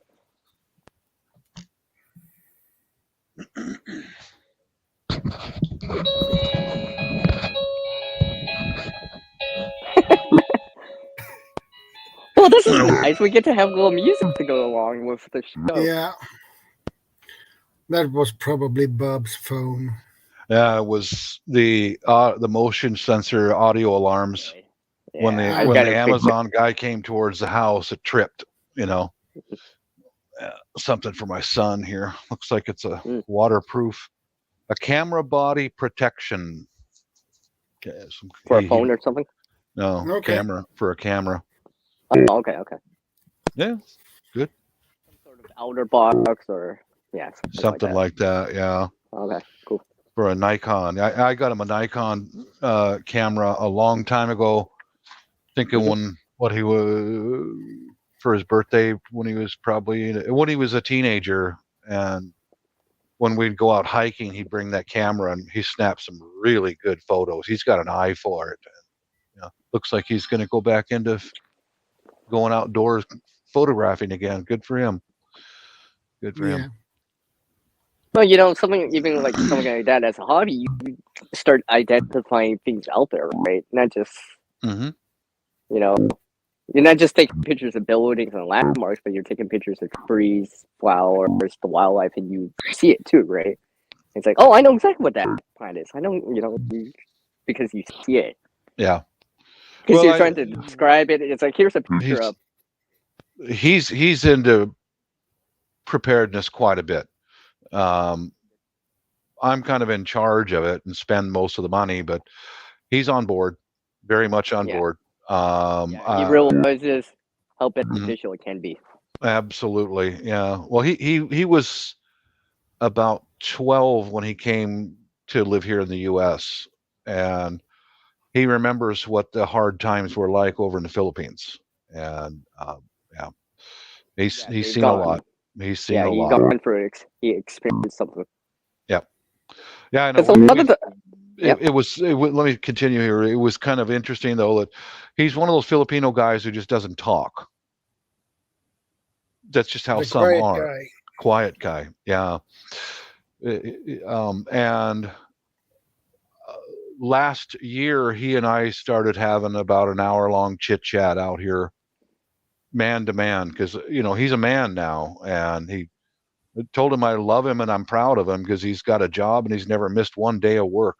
Nothing. He's reliable and dependable, and we started together, sit down, for an hour or so, just talking, and he participates as far as I ask him, well, what can you see that we need more of in the house, and things like that. And I didn't need to say it, but I told him, no matter what happens, you protect the women in this house. Your mom and your sister.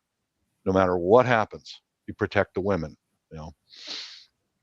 He's got a sidearm on every day. Every day. Mhm. As soon as he comes home, he's even got it on at his work too. He's got it concealed. Because he saw shit go bad over in the Philippines real quick. There's no warning to this shit, guys. It's not like they're you wish you would have lead time on it. public service announcement. We're going to have it doesn't happen that way. And he realized at a young age how important it is to be prepared, ready at all times, right now. Proactive. And a weapon of any kind doesn't do you any good under two conditions. Number one, you don't know how to use it. Number two, if it's not strapped onto your body, it doesn't do you any good. Yeah. It doesn't. Gear's only as useful if you actually have it when you need it, right? Uh-huh. Right. Yeah, he taught me. Yep. He taught me quite a bit about knife fighting too. So did his mom. Okay. That's why, like, my pistol belt right over there has got a knife on it and a holster. Yeah, I was about to say that's what. Yeah, go ahead, Bob. It goes right back to you have more danger from normal street crime than from anything else. Well, the likelihood of it happening at any given moment to any given person is high. Very high. In comparison to some other things that may have some lead time, like a hurricane. Even tornadoes per se can have a lead time. Storms have a lead time. Yeah, you got more to worry about that than you do from North Korea and some of the stuff to some of the other people, EMPs and all that shit. Go ahead, EMP me. I mean, I'm not saying they're not important, but yeah. Go ahead and EMP me, man. Go ahead. I just won't have a phone. Just do without. That's not really my whatever. Yeah, it's not really my thing. I light a candle. I make candles. Exactly right. You have alternatives. I have all that stuff. You have options, right? I have all that stuff. Yeah. Yeah. When you have options, you have options. I like to have more than one option whenever possible. You bet. Yeah. Because then you can decide which one's better in that situation, right? But if you only have one option, it's the only option. You better hope it works now. Yeah. Last resort, right? I'm not slandering anybody who prepares for an EMT, but you're more likely to have a junkie come into your house and stab you than you are to, suffer from a theft, breaking, entering, B&Es. That stuff does happen, right? And we do aware of that, or getting in a car crash, right? Something like that. That can, or something along the lines of that, is probably more likely to happen overall than everything, right? Not saying everything can't happen, but given lifetime or given year, you're probably more likely to hear about like someone or personally experienced something like that. Where it's like, oh, that was a close call. Like a car accident, right, or something like that. You're more likely to experience something like that in your lifetime than, like, say, an EMP, right? But when you're prepared enough, to a certain degree, you overlap those things that you would need for, let's say, an EMP. Let's say candle, food, water, right? Because those things overlap, right? A lot of these preparedness things overlap, like food and water, security, shelter elements, right? Because you still need them for that too, right? It's just like a hurricane or something like that. You got this stuff. Well, it can help you during this situation too, right? So 80% of the gear or knowledge and skills can overlap, right? It's just like just a few little things like, oh, I didn't have this very good case, but now I have it, right? Something along the lines of that. Well, it just takes years to do all this stuff. I've Yeah, it got takes all time. I've got all the primaries covered. We're done. Yeah. You know, in many regards, we're done, and Yeah. that's why I'm being more proactive how to protect the house right now than anything else. I used to show all kinds of that home protection stuff on my YouTube, but I don't do it too much anymore. I understand. Yeah, there's certain little things that they've shown in the past that where it's kind of. It's not that I drift away from it. It's that I don't make it the primary focus. Right. Oh yeah, Now, good. now I'm showing like gardening. Sandy, you got a Rottweiler. That's a good deterrent right there. You bet. Yeah, you don't mess with a Rottweiler. No, or you a don't. Doberman either. German Shepherd, all those attack dogs, man. Ooh, Boxer. Good dogs. They Boxer can jump pretty high. Yep. Yeah, so don't try to jump over a fence, because that Boxer will jump over and bite you back in your butt. So. Yeah, that's I've seen lots of those shows called Cops, and where they have those German Shepherds or those Dutch dogs that go right over a 6-foot fence, man. The guy, the perpetrator goes over a 6-foot brick fence, and they're right behind him. It's like, oh. For the most part, you're not gonna be able to outrun that. No, you're not. There's no way. Outrun that. Unless you're really, really, really fit. Really. Yeah. I seen the training those dogs when I was in the Air Force. They even train them how to climb ladders. Did you know that? So you can climb a ladder to try to escape a dog. He's going to come right up after you. You're done, buddy. I never heard that they trained the dog to climb a ladder. I never heard that before. So they that's do. New. The Air Force does. And the Air Force trains all of the guard dogs for all of the U.S. military. They start with the puppies and start working them from in the Air Force. Then they ship them off to the other branches to continue. Yeah, they'll climb up a ladder right after your ass, man. In that case, you have to climb very fast. Very fast, and then kick it down, and then kick the ladder down when you get up. Yeah. Keep going, man. Attack us. It's right behind us. But technically, you would not climb that fast. No. You know, I've seen that so many times where on those police shows, and dude, if anything happened and the cop says, I'm going to get the dog, it's like, okay, dude, hands up.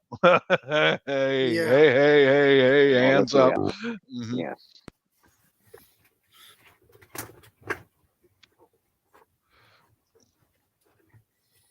Yeah, my wife's talked about getting a German Shepherd, but I don't know. Anything. I've had dogs in the past, but my God, are they a lot? They are such attention whores, man. They are a lot the pros and of cons, work. Right? Yeah. So I'm pretty happy with just dependent upon electronics and my son and me and my wife, to protect the house. But maybe a couple of mirrors so you can actually see around the corner. I was thinking about just that, CR. Well, because you look at, let's say, like parkades and stuff like that, they have those concave. Yeah, but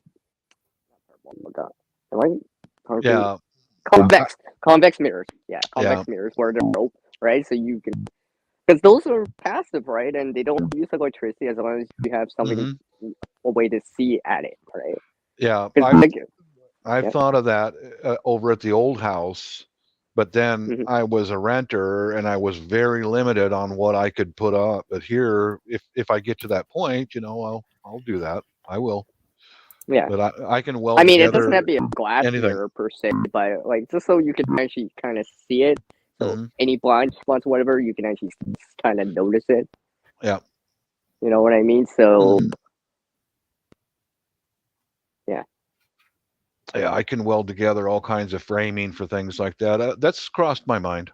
It's crossed my mind Yeah. more than once, but like I said, Well, the because last. I just see, like, you know, when you enter parkades or parking lots or whatever, that Mhm. underground parking lots, they actually have that kind of stuff for people that drive, right? So it's because it's around stairwells, right? You see that all the time, right?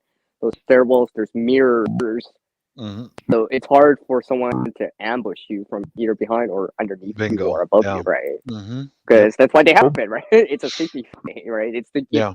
people more time so they're not caught off guard by someone sneaking up or sneaking around the corner, because you can actually see around the corner Yeah. If you because go it's more open.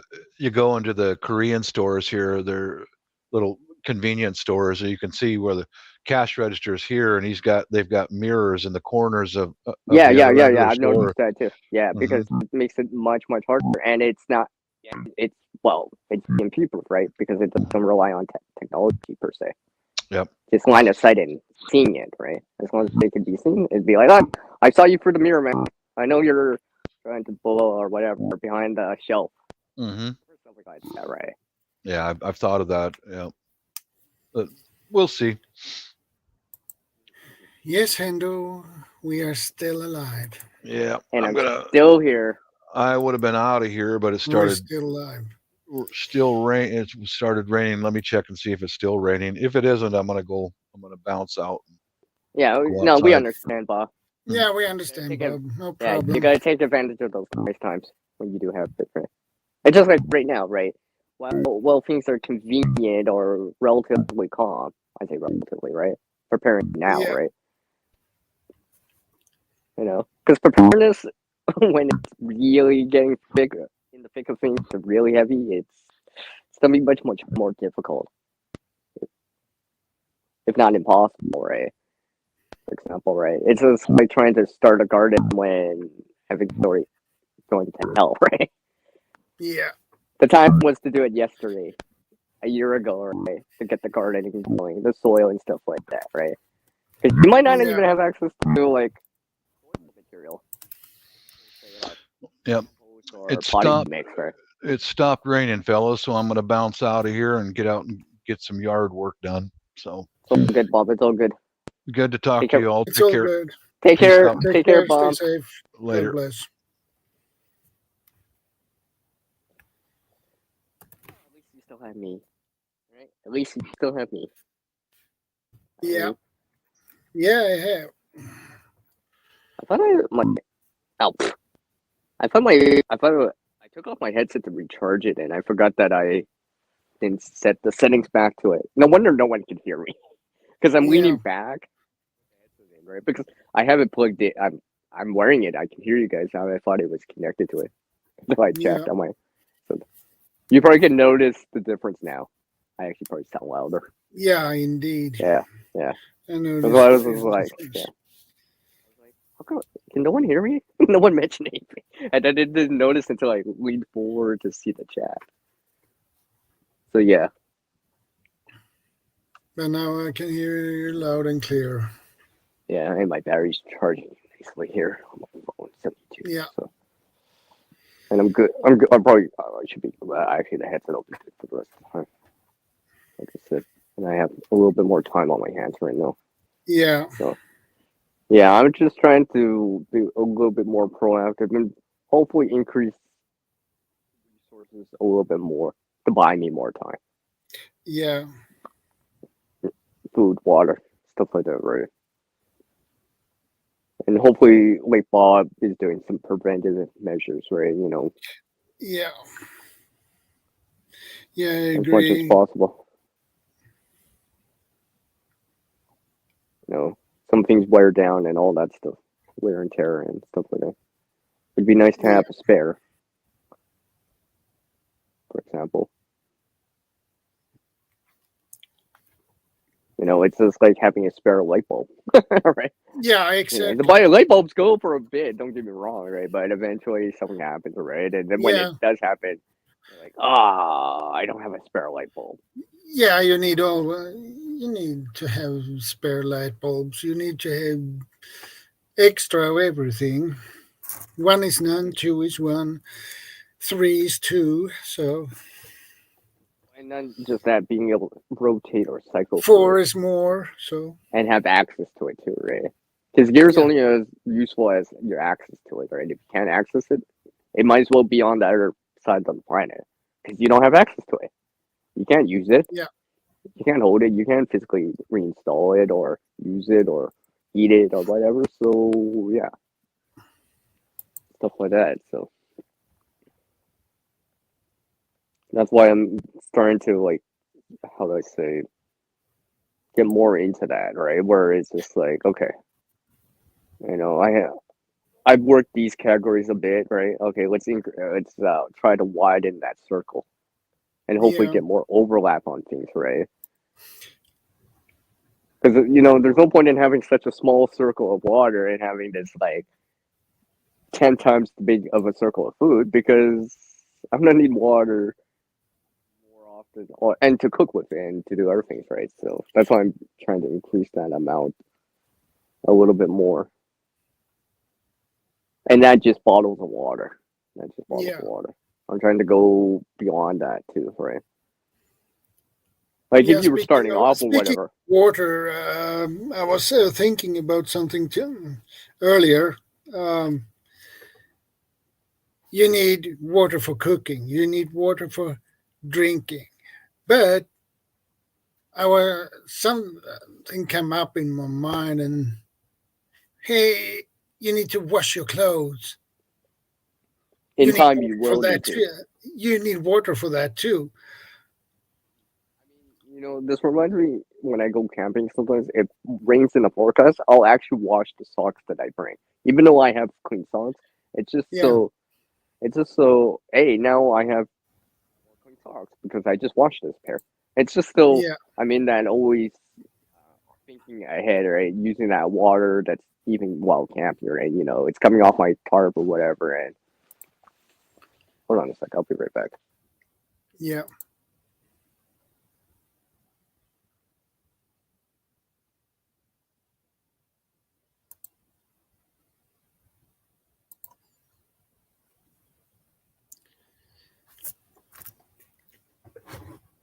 Water. Well, I believe you can. Um, Hold if on, you I gotta need, take care of something. I am still listening. yeah, I'm, you can, instead of using the water for cooking and drinking, you can probably use gray water when you wash your clothes.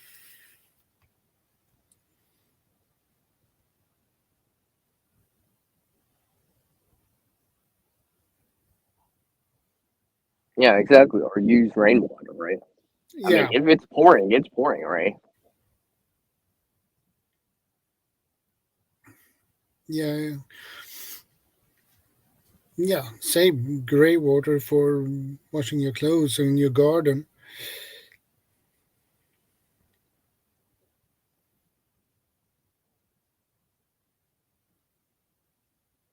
Yeah, exactly. I mean, maybe even using rainwater to rinse first, right? Then, I mean, to wash it, then you rinse with that clean water you still have, for example. Yeah.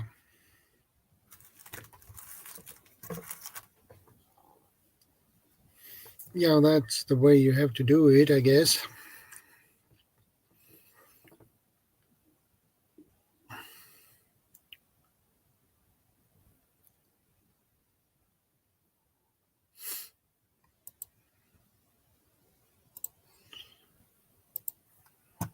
Yeah, and I was just thinking, maybe it's even using rainwater to wash the dishes with, right?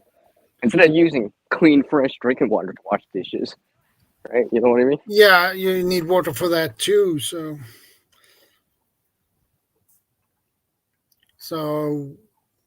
when we were hiking with the scouts, um, when we had finished our dinner, uh, we usually took seawater or lake water and made our dishes. Well, cleaned up the dishes after that. So that worked pretty well, actually. And we have a fishes and loaves lie in the house. Hi. Nice to see Good you. to see you. I showed up on your chat late last night. By the way, by the time I joined, it's like, okay, I'm not in the stream soon. I'm like, ah. I showed up like at the last minute again. Because I had to deal with something last night. But yeah. So I was just, like I said,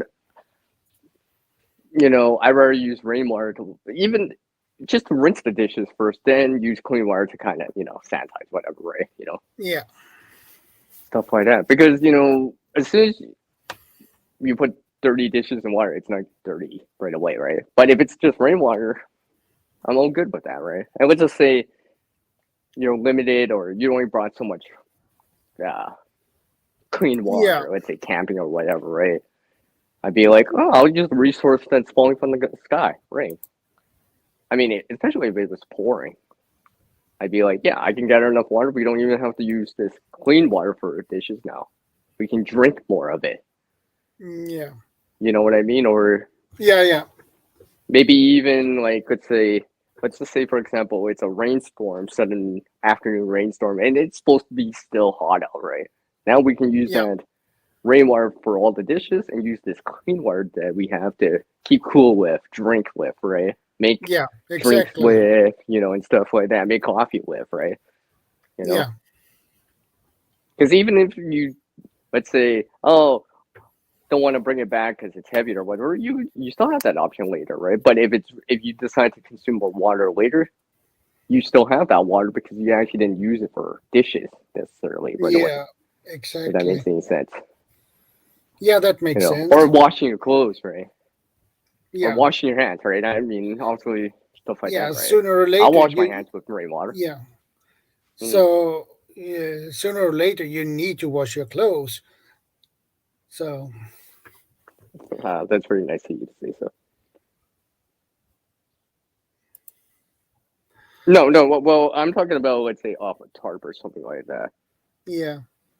Something like that. Like, I'm talking about in terms of camping purposes. I've done that because usually it's angled, so I'll just put a bucket that we have into it. And next thing you know, I'm like, okay, I got the rainwater for our dishes for tonight's meal. Yeah. Right? We don't need to use that clean water right away, right? Well, because exactly. I always figured that you might have to cycle through it, refilter that if you're getting it from a lake. Why would you use more of your water filter than necessary, right? Yeah. You know what I mean? So. Yeah. That's how I see it. That way you could, it'll buy you more time if absolutely necessary, right? You could be like, oh yeah, we can afford to stay another day now or whatever, right?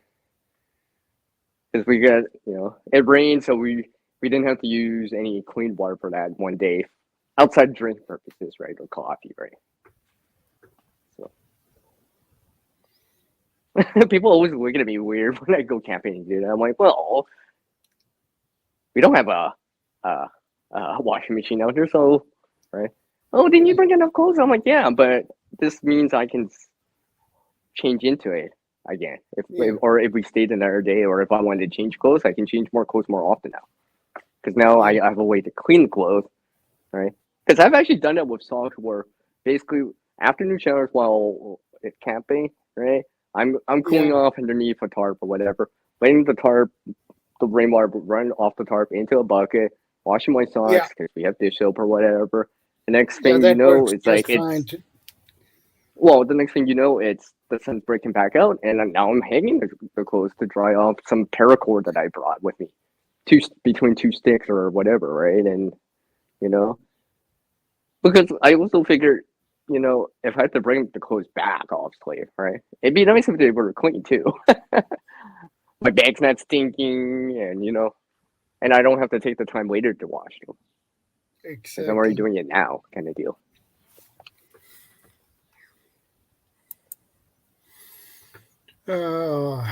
Bermuda, all their drinking waters come from rooftop collection systems. They don't have freshwater deposits to use. You just have to filter or boil it. Whole countries No, only see, can that's another thing, rainwater right? work. Yeah. Right.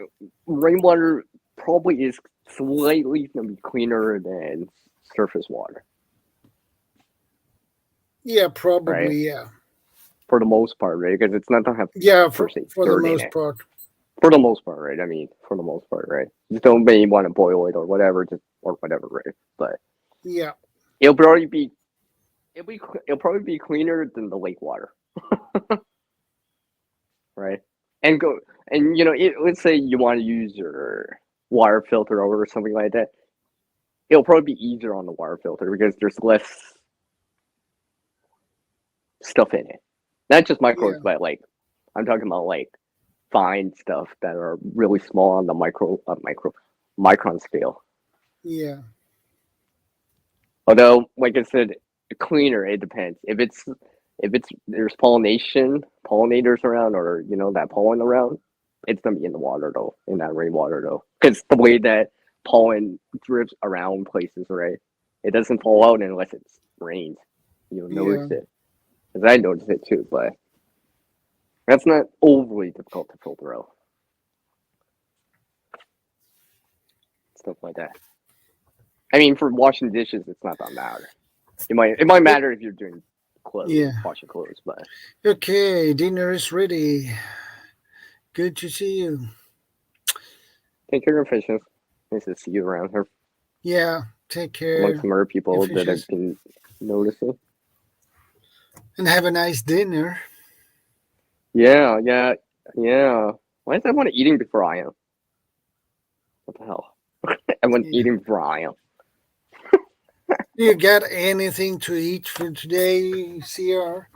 No. I've been nibbling. I just been nibbling on stuff. Made wings, so my fingers will be messy. Yeah, keep talking. Definitely.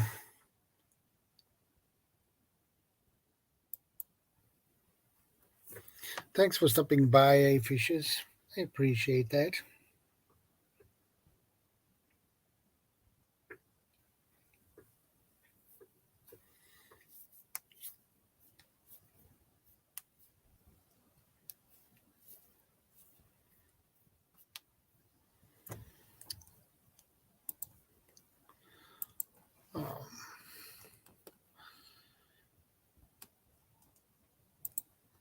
You can use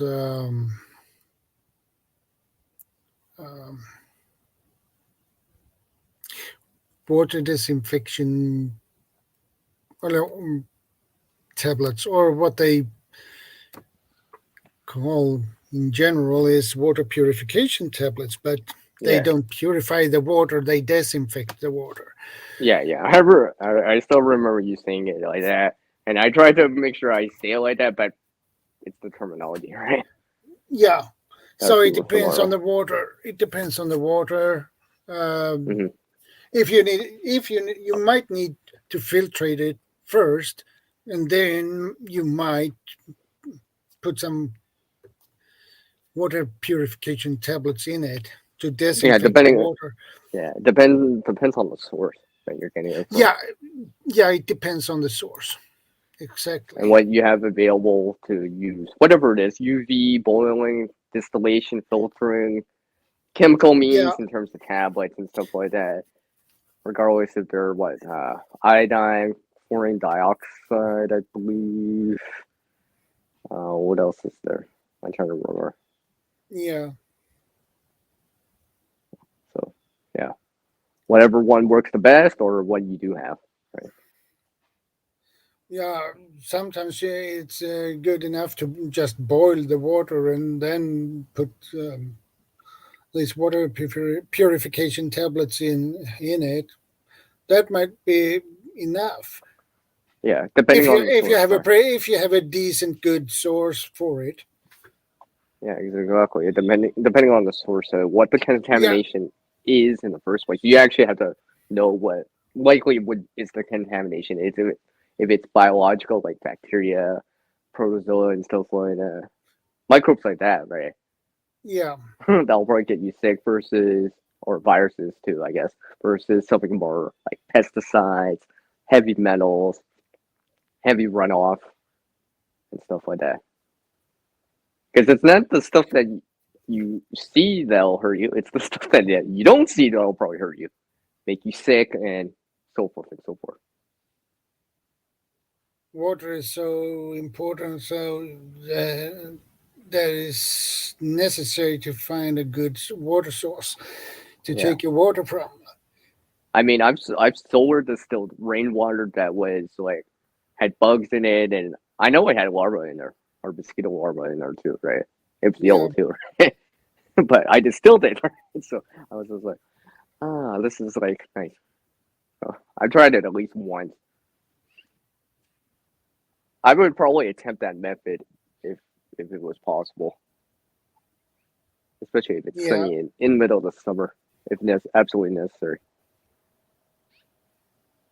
You know, set up some Yeah, that like sounds like a good little idea. pool or whatever, put some plastic over it, put the little rock in the center, and go from there.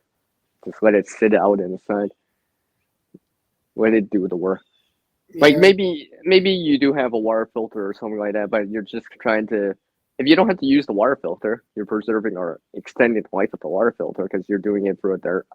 You're separating the, stuff that you don't want from the water that you do want, but you're not relying on that filter. Like you have it just in case if you really wanted to, but you know what I kind of mean? Yeah. Yeah, because I could if I could distill the water, especially if I'm using solar distillation, it'll probably be passive and all that stuff. But it takes a while though. Yeah. That's Yeah, what I'm saying. So, it does take a while, and you need to make that work to have sun.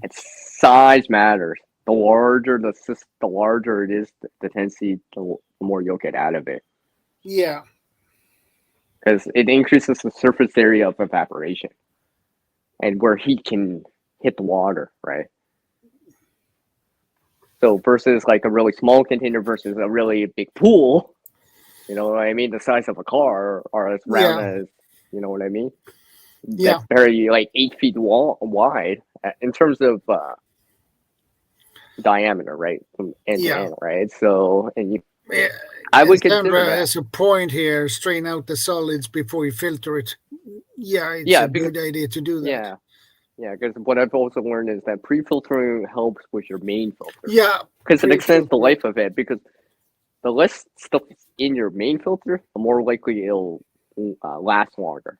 Because those numbers that you see where people where it says up to 1,000 liters or 1,000 gallons or 100,000 liters, usually that's under optimum conditions, right? Fairly clear water. The dirtier it is, the more likely it'll get stuck in the filter, and the more likely you'll have to backwash it and all that stuff. So it'll start to clog the filter. And that is why you need to pre-filter it. Yeah, because now, I mean, this is why I at least have coffee filters in mine. I add that in as part of the system, right? Yeah. Right. I mean, if it's moving water, relatively less clear, okay, yeah, I can probably get by without pre-filtering. But if it's like not, or if I have the time, I'll pre-filter.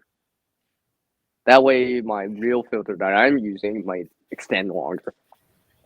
And something like an SHTF, right? You might actually have to do that, right? You can have Berkeley filters, the zero water, blah blah blah, and all that stuff, right? But you might only have so many of them. Depending on the situation, you might actually have to pre-filter your water with something. Let's say even with something, that kind of old school water filter with like rocks, smaller rocks, pebbles, gravel, sand, charcoal, right? Yeah, even using that not as a primary filter, but as a pre-filter. Then you put it into your real filter, your commercial made Berkeley zero water Sawyer, right, and all that stuff. That way, you extend the life of those filters, so you don't have to replace them as often. Even if you have replacements like 2 or 3, right? If the situation went like Gil said earlier about 2-3 years, you don't need to maximize that, right? Yeah. Because if that goes down, or you don't have a spare anymore, you don't have a spare anymore. You know what I mean? Yeah, exactly. All right. So that's how I always see trying to maximize that, right? Because in a situation like that, you'll probably not have to sustain that for a while, which also means that, you know, you might actually have to take that extra little bit of time in terms of like pre-filtering, just so you extend the life of your real filter down the road, right? You know, losing that short-term gain of time to extend the time later of a resource, if that makes any sense. Yeah. So kind of keep in mind every so often. Yeah, exactly. I agree.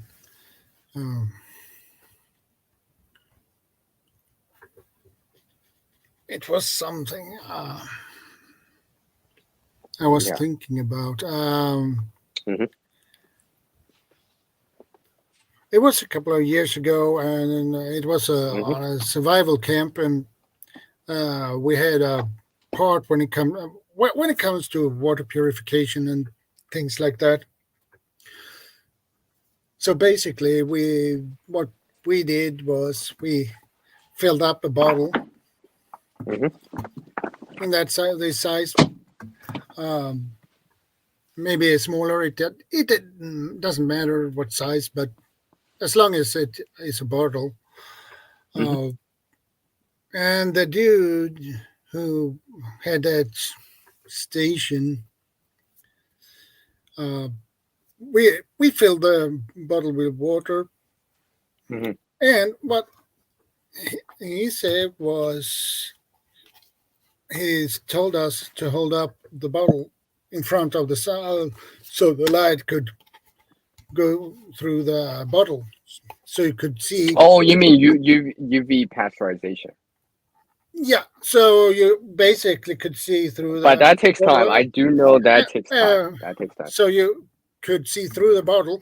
So when the sun came through the bottle into and through the water, past the water, and you could see what was in the water, because when you normally when you hold the bottle like this, you couldn't see was in the water, but you could see if you looked carefully. If you hold the bottle like this, the water looked clear, but when you hold it up against the sun, you could see little things like dust and little tiny things like that. Right. Yeah, exactly. So what you might think is crystal clear water, it's not the truth, because when you hold it up against the sun, you can see what's in it. Not on microscopic level, you can see that, but things that are a little bit larger than that, you can see. So that was an interesting thing, actually. So we put in water purification tablets in it, so and shake it and wait for 15 minutes, 30 minutes or so, and depending on the directions and depending how cold the water is. Because I know some of those tablets, if it's colder water, you have to wait longer, like 4 hours. Yeah. I think we waited, I think it was 15 minutes, because the water itself was pretty... and depends it has how turbulent it is. Body temperature, so... Yeah, it depends how turbulent it is too, right? The more debris is in there, the more likely you actually have to let it stay longer. Hence, pre-filtering does help a lot of the time, right? Yeah, exactly. So... That's why I'm always a big fan of trying to pre-filter water as much as you can. As much as you can. In terms of for tricking purposes. Alright? Yeah. I mean... Yeah, so... That's why I'm always looking for ways of pre-filtering. Well, it's one of these things. See, pre-filtering is one of these things I learned back in my science class, back in when I was like 14. Right? Yeah. We learned about distillation and filtering, pre-filtering of water, right, and stuff like that. It was one of our science experiments where we got graded on it. So Yeah. I mentioned this story before. You know, everyone else was thinking coffee filters. I was trying to think outside the box on something if you didn't have access to that or couldn't buy that at that time, right? So I did something else, but I kind of screwed up on it. But you know, my teacher said, you know, he gave me prompts for it because unlike everyone else that was using the same thing, right, the go-to method or whatever, I did things kind of unorthodox, right? I could have scored higher on that, but because I was like the only one that did it that way, right? Everyone else copy filter or whatever, right? I mean, I've copied filters in some of my kits and stuff like that, but I also realize there's other ways of approaching it. Yeah, and the interesting thing, we build. We talked about on that survival camp. We talked about make primitive water filters, and it was sand, charcoal, and yeah, exactly right. Just to find out, and that works. there's And I certain did great that. options. And did that same thing with my scouts. So, and my scouts finally found it very interesting. So, Yeah, because you start to learn not just the survival preparedness part of it, but the science behind why this all works, and there's stuff in the water that you might not be able to see or whatever, right? And you know, even if you have prepared water, commercial water filter, whatever it is, it extends the life of it because now the water that's coming into that is even cleaner, less dirty. You know what I mean? Has less stuff in it, less stuff to filter out, which means that it extends the life of your Sawyer, your Berkey, whatever it is, right? yeah. Because I'm a big proponent of that because buying commercial filters, right? That costs something. Filters and Yeah, they replacements cost. cost something, right? They cost something, right? But imagine being able to extend the life so you can get an extra 2, 3, 4 years out of it because you pre-filter as more often. That might be important in SHTF. When you Definitely. have, you know what I mean? You do have these commercial water filters like Berkey, Sawyer, whatever, you know, all this other stuff. Zero water, there's lots out there, right? But you may not be able to resupply that, get replacements for a very long time, if at all, right? It'd be nice to know that, hey, I can buy myself an extra couple of years, right? Yeah. Or whatever, right? Because now I'm pre-filtering the water, then adding it in, so it's into the real filter just to kind of get that really, really small stuff, the heavy metals, whatever, out. Make it taste better or whatever, right? At the end. Yeah. And the Berkey filters are pretty expensive. So, Yeah, right. Even if you're DIYing a yeah. container to using it, the filters are still Yeah. expensive, right? Well, And it's still a thing you have to. It's a consumable. Yeah. Once it's Well, spent, it's it spent. will be more affordable to make it by yourself, but you still need those. The actual filter unit itself, the actual Yeah, the filtration actual part. filter, and those are pretty expensive. Yeah, because I would imagine it was like I said, and SHTF has survived it, right?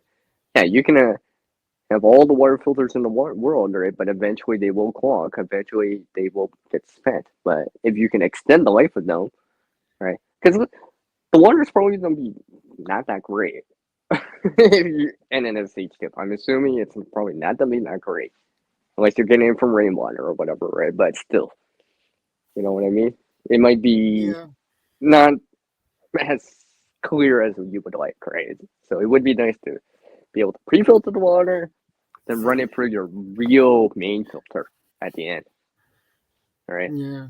And you know, if you want to boil it, distill it, you know, water. Tammy says I got a Berkey at a garage sale, but I can't afford to buy the filters. I need to use it to filter the water. Yeah, I agree. Yeah, Tammy. it's ridiculously expensive. Yeah. When it comes to the filter for a Berkey, it's great filters, but too expensive. Yeah. So I don't know what their is more lifespan or something. affordable is a mini Sawyer filter. It's more Yeah. affordable. Yeah, but they filter. It's a different filter, right? It's Yeah, different. It's different, right?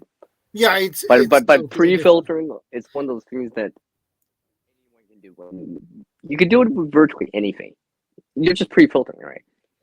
You know what I mean? You still don't boil Yeah. or whatever. Run it for your main filter, distill it, and water purification tablets or whatever after, right? Obviously, but it would be nice to know, hey, this isn't so bad. I removed a lot more of the stuff out of it. It looks more clear to start. Right? Yeah, The process, because even water purification, if it's more cloudy, you actually have to leave the tablets in longer. yeah, For exactly. example, right? And it's nice to be able to remove that organic matter and other things. Because sometimes that can affect the water purification tablets too, right? So, if I remember right. Don't quote me on that. Yeah, It's because the organic matter and the chlorine and the way that it reacts or whatever.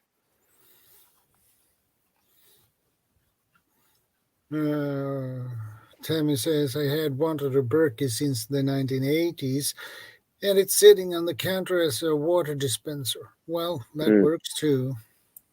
Yeah. And water is one of those things, right? We all need it. It's the elixir of life, right? I mean, look at the people in Mississippi. Wasn't that in what? What's that? I don't know much Yeah, geography that much, but they had issues with water out there. Okay, you know what I mean? yeah, And stuff like what's that called? Asbestos, right? You know that kind of stuff, right? yeah.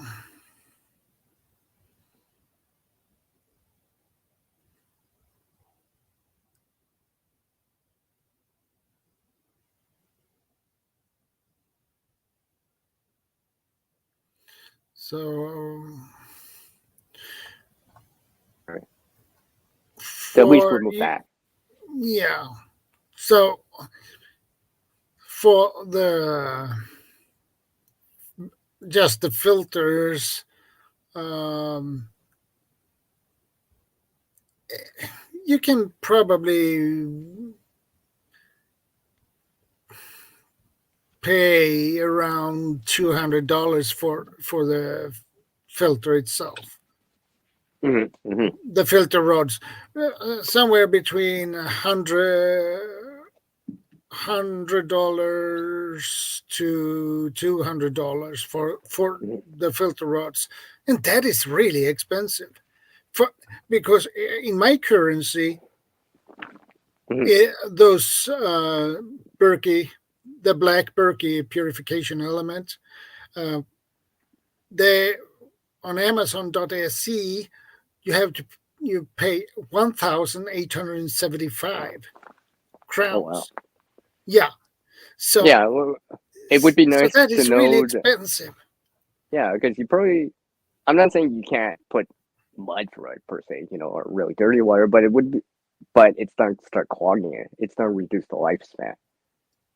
And if you're paying for so much, let's just say you only have one or two couple spares, and this quote unquote SHTF is lasting after the first year. So let's say even 6 months, a couple months, would be nice to know. Hey, I'm pre-filtering the water. I'm still on the first filter. I still have 3 left, for example, right? So versus I've already gone to 2 free filters. It's only the first year. You know what I mean? Yeah, $166 for black Berkey replacement elements, and there are Berkey fluoride water filter. They are cheaper, $79.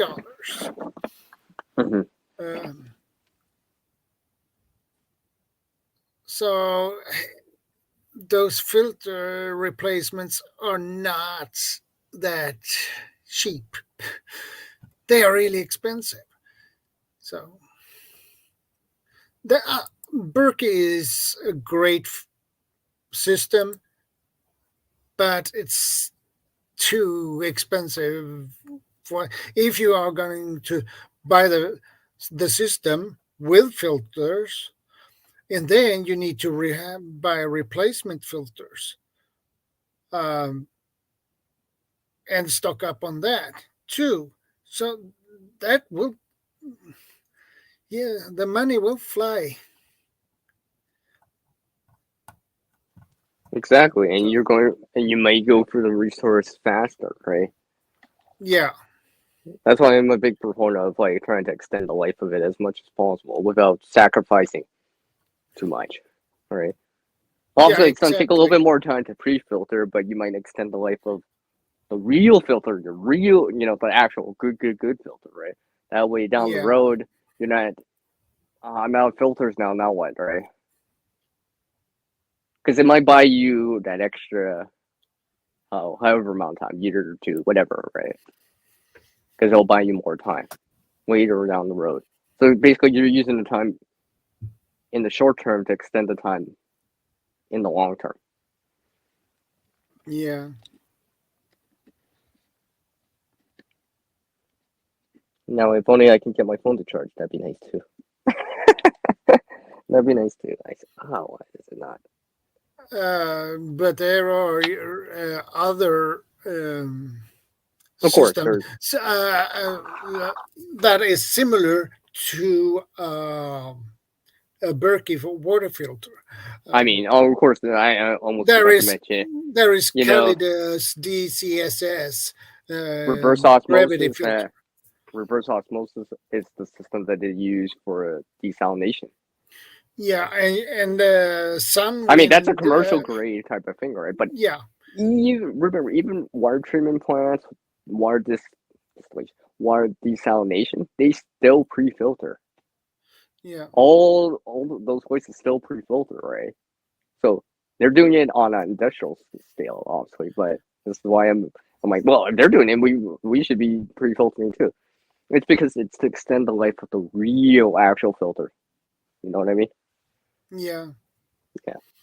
Yeah. Hold on, I'll be right back. I gotta use the washer. Yeah. And Sunwind has a similar system as the Berkey. But the system is pretty expensive.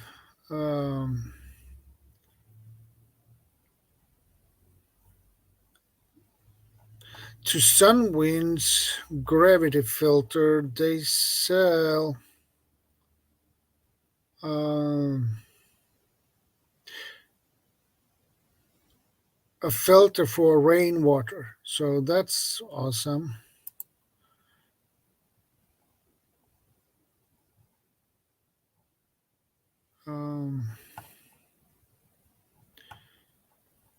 Which is really cool.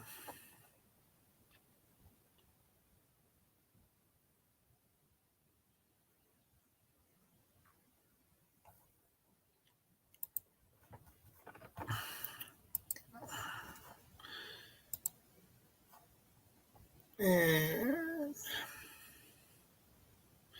yeah, it's Calidus, but those systems are pretty expensive to buy.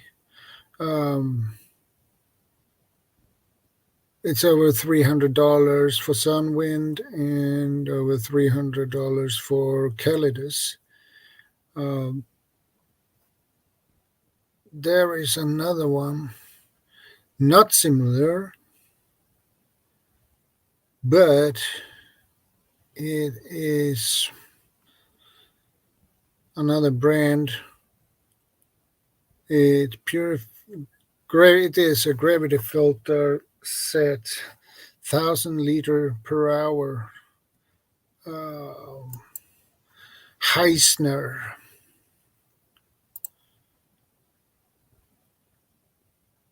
But that is filter for ponds.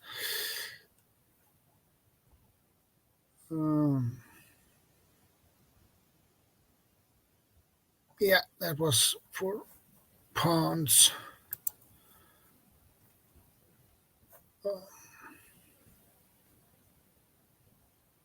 But if I could afford it, I would buy a Berkey.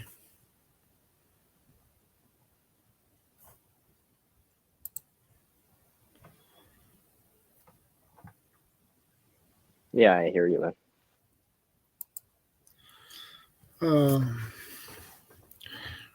I filter all of my water because corporations here dump poison into the water supply. That sucks, Sandra. That sucks, really.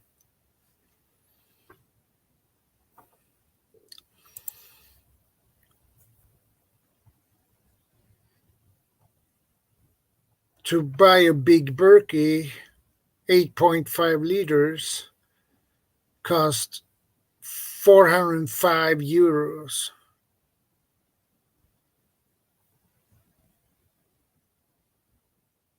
That's a lot of money.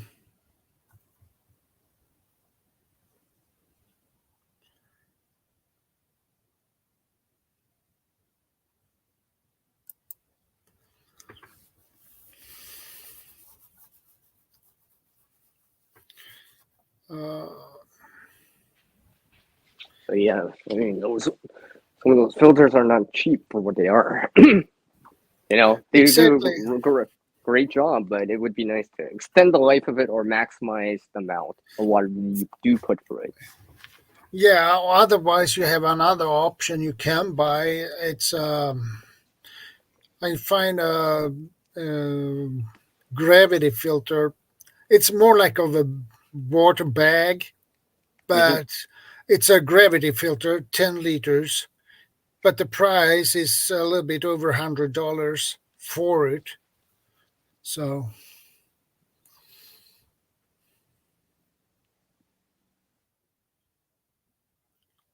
that, well, that is not that bad, but when you get to the Berkeys, €405, that's a little bit too much.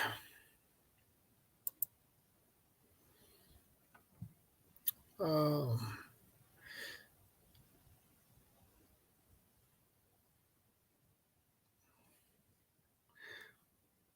1.7 liter per hour is Calidus.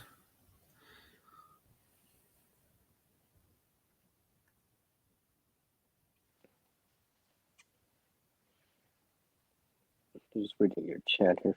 Okay. Yeah. I mean, let's just say, like I said about pollen, right? Pollen is about 5 microns, right? I don't want to get Yeah. that in my real filter. Well, you know, like your commercial filter, whatever it is, right? Because you're probably gonna have a hard time trying to back flush that or get that out. Would be nice to be able to pre-filter that out. Yeah. Right? Because I've seen I've checked the line, right? Yeah, pollen's about 5 microns, right? So I mean, quite small. And it clumps, right? Which is nice, but you know, it'd be nice to pre-filter that out. Like, it's not to harm you, but the thing is, it's not to start clogging your filters. Like your commercial filters, right? So being able to pre-filter that out would mean, you know what I mean? Like, the water that you do put through your actual real filter is just that much Yeah. cleaner. Or clearer, I should say, or less stuff in it. Less stuff you have to filter out at the end. Which means you extend the life of it. Because it's not getting clogged right away versus... Because I imagine if I put pollen, heavily pollinated water that has pollen in it through any filter, it's going to start clogging it faster, reduce the flow rate and stuff like that. Yeah. You know, I think this is why a lot of the time they say try to find streams and moving water versus lakes and stationary water. Yeah. As much as possible, right? Less likely to have I mean, it's It is, still yeah, it's dirty per se. better. Quote. Yeah, it's better. I mean, it's still quote unquote dirty, or not clean water, but there's less stuff in it in terms of like that'll get clogged for the filters, for example. Right? Yeah, I agree. Mm-hmm. So that's Well, why if one you of the have things I all those pollen well, it's in the springtime, right? water, Think about it has a tendency to create a foam in the water. I noticed that here in Sweden, when some of the trees here release their pollen, and if it gets on the ground and it's water, it gets you can see a white foam from it, yeah. and that is not nice. I mean, it's not gonna harm you consuming it per se, quote unquote, but like I said, it starts to affect the actual commercial filter you have, right? Because it gets clogged into it a little bit, right? Yeah, You have to really, really try to back flush it or get that out. yeah. So it would be nice if you pre-filter that if you can, right? That way, basically, because then you're just letting gravity do all the work, right? And you don't have to come back after and try to clean out your main filter or back flush it and take the time and all that stuff, right? Because it's not in there. You don't have to do the work if it's not there, right? You just have to take a little bit of time beforehand and be proactive in it, right? Welcome back, Vanessa. Hey, Sandra, Vanessa Kitty. I'm gonna check that out. Actually, I have no I idea, but think coffee filters are supposed to be 20 microns. I gotta double check. Don't quote me on that, people. I gotta double check that. I'm not saying it's not possible to remove it, but a coffee filter is only so big, right? You know what I mean? yeah, Right. The idea is just to make it the real moral of the story, or to take away from it, is just so you're pre-filtering the water, so your real filter doesn't have to work as hard, and you don't have to replace it as often, and it extends the lifespan of it. Because, like I said, in an SHTF, if it's really that long, like Gil said, 2, 3, 4 years, I don't want to. yeah. You might not actually be able to get resupplied on that filter at all. A Right, so regular coffee filter is 20 microns. Yeah, I think Vanessa City said something like that. So yeah, Yeah, that means that it's possible for pollen to go through that. So yeah, well, because the pollen could have everything with it that's binding into it and stuff like that. So it would be nice to get more of it out of the water if you could, right? I think this is yeah, why desalination is so expensive, because they have to it put so much is. energy into it and push the water through that reverse osmosis type of membrane, Yeah, right? And they heavily pre-filter that water because they just want relatively clear water, right, for going through that. Because basically they just want to remove the salts and the minerals and stuff like that, and also some microbes and stuff like that through it. But they don't want sand going through that because it's not clog it up fast. You know what I mean? Because once the filter's spent, it's spent, right? You know what I mean? yeah. It becomes like a dead weight, or a paperweight, I should say, right? So, figure I mentioned that. Because you can find land to grow stuff on. You can probably find soil, but clean Yeah. water might be one of those things that, yeah, you probably don't need a lot more than you think. You know what I mean? Yeah. You can find the land next door, your neighbor or whatever, that's not there, but the water might be a thing in time. Yeah.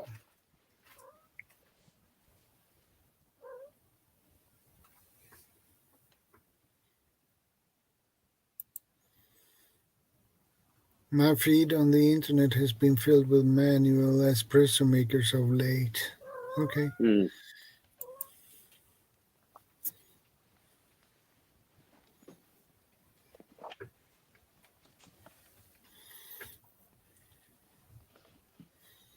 Yeah.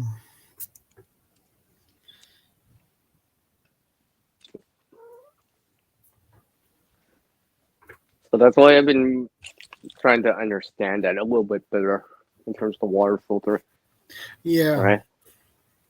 Outside of commercial water filters. Yeah.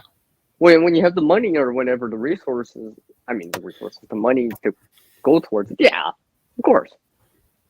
That's a no-brainer, right? But when you don't, or you only have very few of them, then you gotta maximize what they can do or their lifespan. Yeah, exactly. You know what I mean? Yeah. Because even with rainwater, if it's coming off of shingles or a tarp, there's still something in there. I mean, something coming off a tin roof is probably clearer, but still, you know what I mean, right? So Yeah, I know.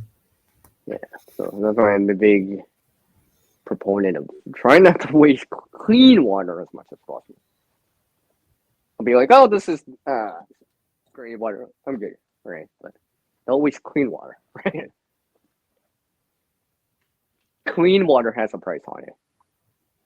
Yeah. You know what I mean? Yeah. You don't and pay the for water. You don't pay for water. You pay for clean water. Yeah. That's what you pay for. So when people say to me, "Oh, I don't pay for water, sir," no, you pay for it. You pay for the clean water aspect of it, right? The filtration, the sanitation of it, right, and all that stuff through your taxes or whatever, right? Yeah. Because water is available everywhere. It's just a lot of it's not clean Yeah. to consume anyways, right? And the problem will be in an SHTF event, you can't rely on those water sources Yeah, and because speak of they can water, be contaminated with a lot of things. I figure I put the water icon on that I have.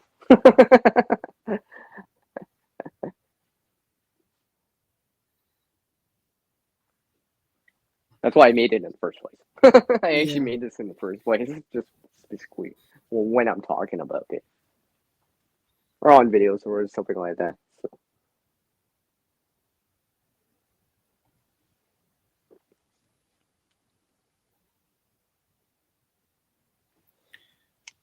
So, hold on a second. I'll be right back, Yeah, hold everyone. on. No problem. You gotta keep talking. Yeah, we will do our best to keep talking.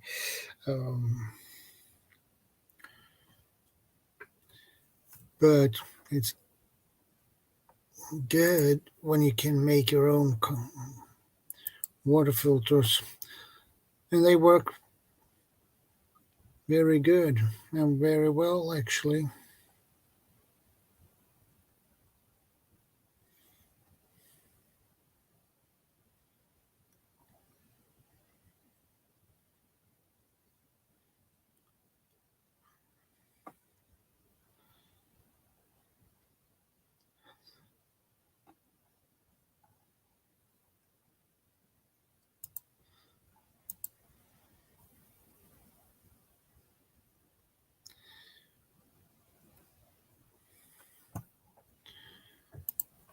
Um, By the way, I'm still listening because I have Bluetooth yeah. on.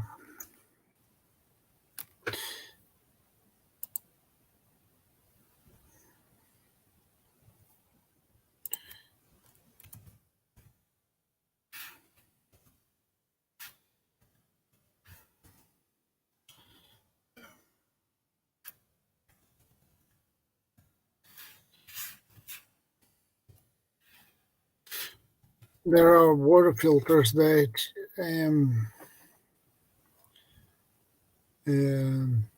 take away like arsenic and other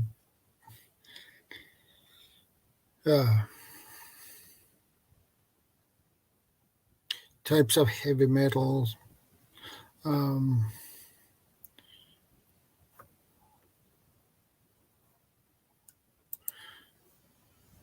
and most filters don't take away those, like arsenic or uh,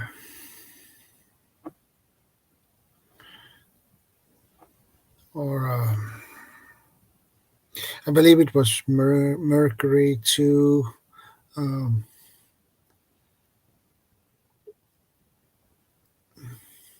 but most of the commercials you buy, like Minisoyer, um, they don't filtrate out, take away the Minisoyer don't take away the arsenic or anything else, like similar. It will not. So that requires other types of filters. But the problem is that is pretty expensive if you want to have a water filter that can take away the heavy metals and mercury and other nasty things. So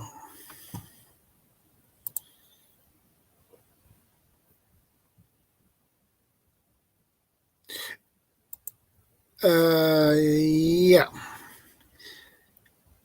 Um,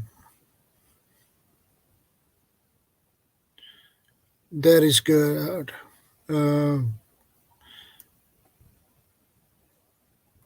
I don't believe Minisoyer filters out poisons, but uh,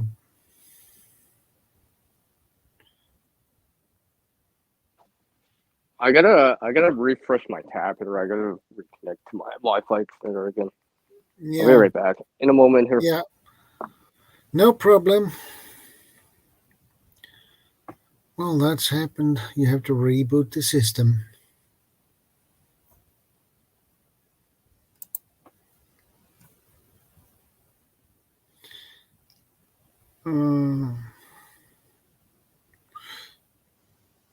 And what kind of filter is that you use for filter out poisons?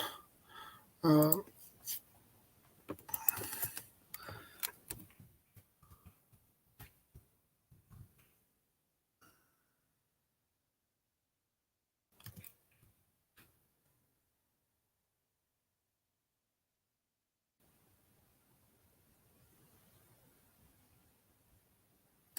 removes.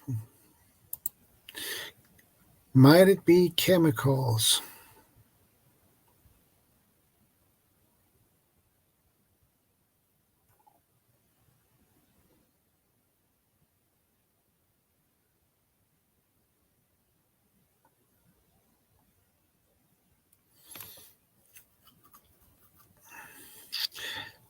How to remove pesticides from water.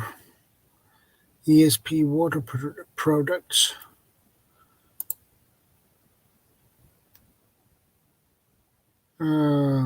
Activated carbon filters organic compounds, chlorine, and most parasites from water, but according to Kylie.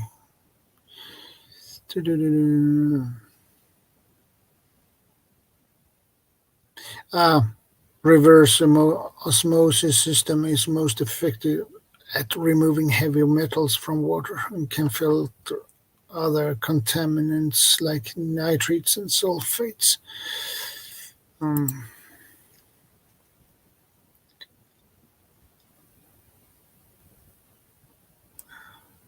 Barista is an espresso maker that is costly and fascinating. Okay, that's cool. Barista. Coffee maker, I need to check that out.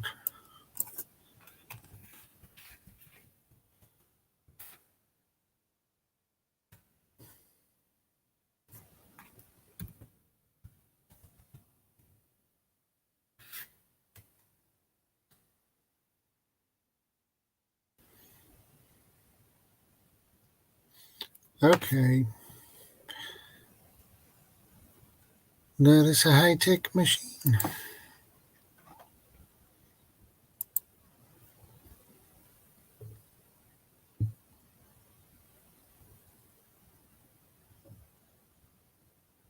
Okay.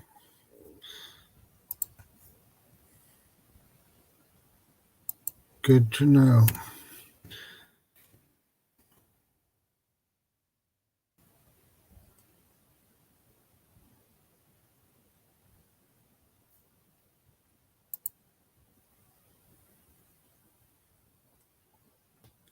Ah, okay.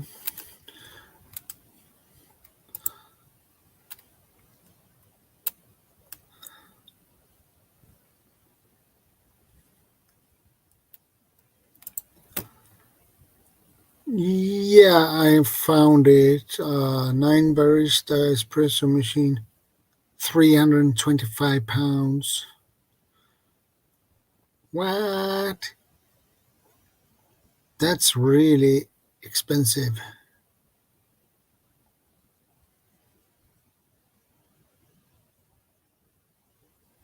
How can that small little coffee maker cost that much?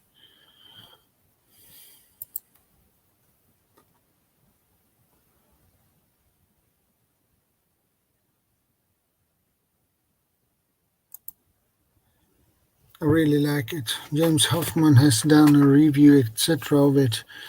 He's a coffee machine reviewer I found on YouTube. Okay, cool. Rain is pouring down again.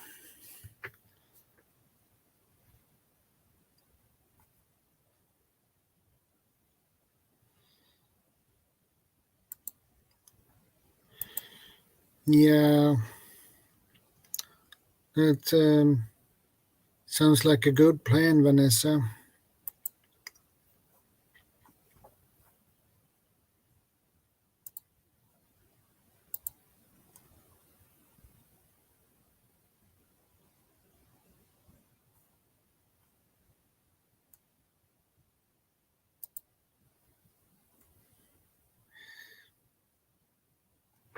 Yeah, that's good, Bob. That is good.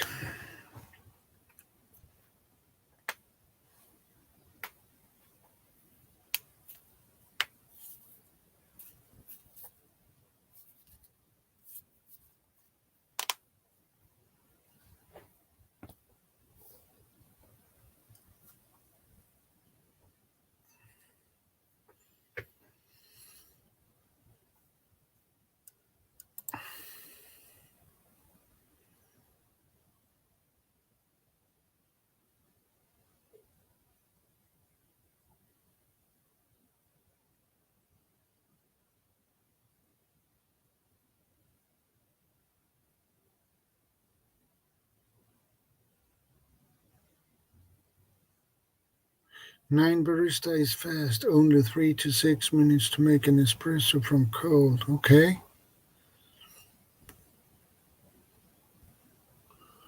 That's a good time to make a cup of coffee.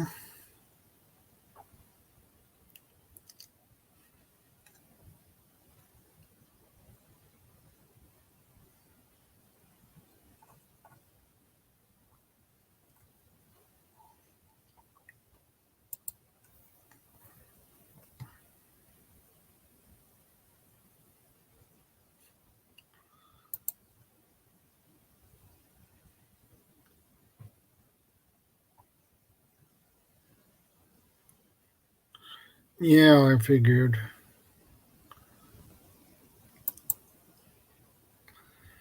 Good old Seattle rain. Yeah, it is, Bob.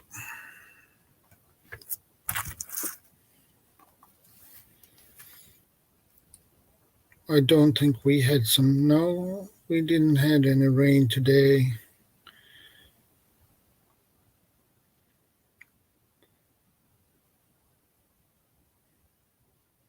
But it might be.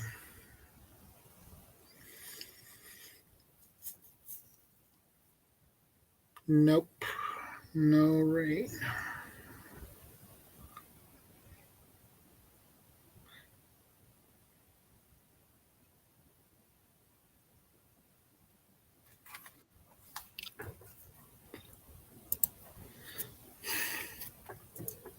Hey, Sierra. And I'm back. Welcome back.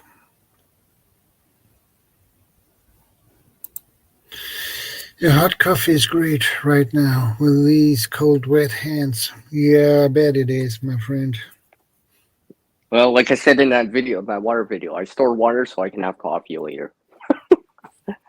That's my excuse. Yeah. That's what I say to people. I'm storing it so I can have coffee later. Thank you, Vanessa, for sharing the Hey, Bob. link to that YouTube channel, James Hoffman's YouTube channel. I appreciate that.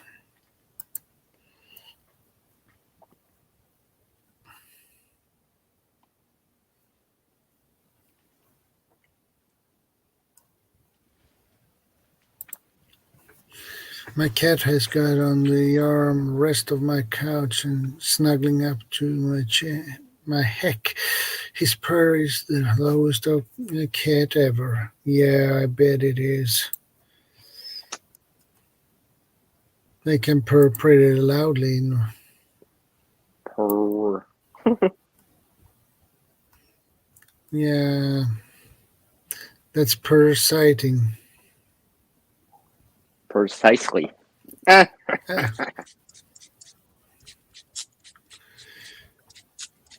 Yeah. I guess I'm doing some gardening. I have to mist a couple of seedlings here. Yeah. Make sure the soil doesn't dry out all the way.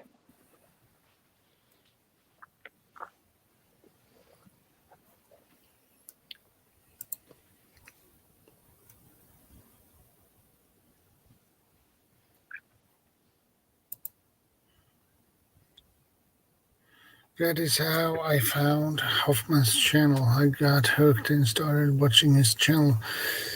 We'll check that channel up.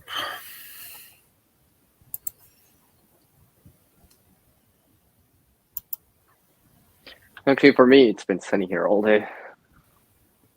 Yeah, we had some sun today as well. So my solar garden lights and then charge up nicely. Yeah. Buy me some light. I mean, some time.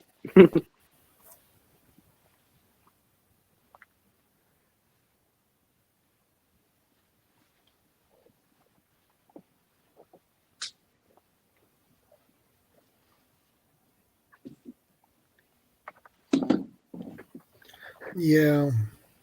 So, I think I talked about. We talked enough about the water part. Yeah, we did. Yeah, I mean, it's just one of those things that I'm just trying. Because I figured if you can filter out pollen from the rainwater, and it's not a commercial made thing, Yeah. there's something about that, I would say.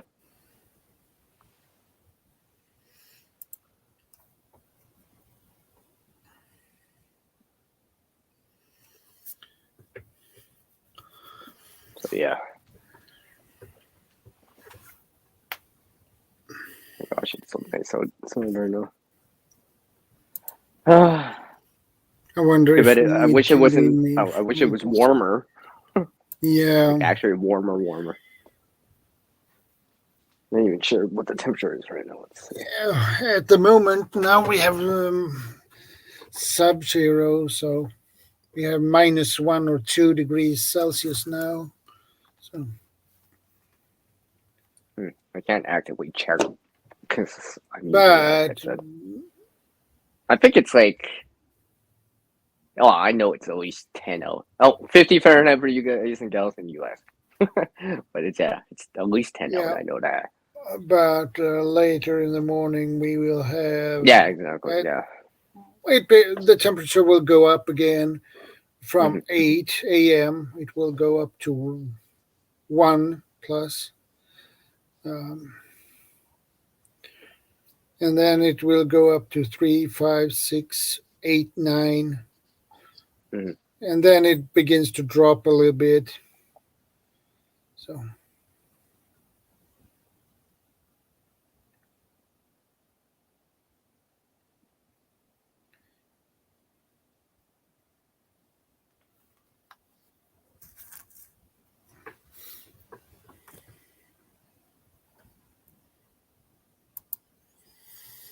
I found a storage unit to move from my current one at $200 a month less.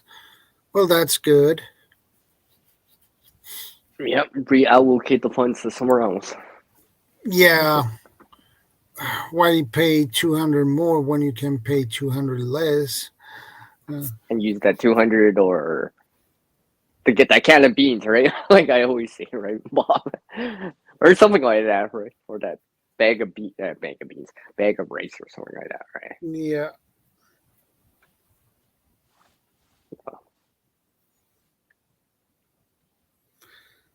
Well, $200 less a month. Well, you may, in that case, to move from your store, Mhm.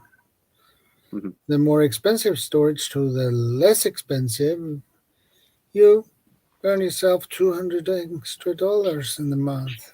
So. Mhm.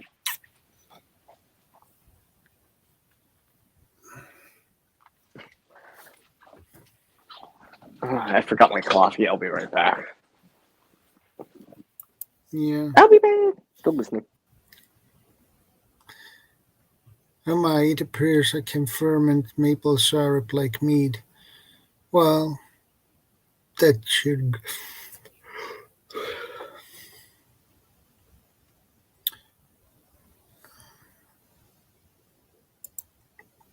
My current unit went up $60 this month.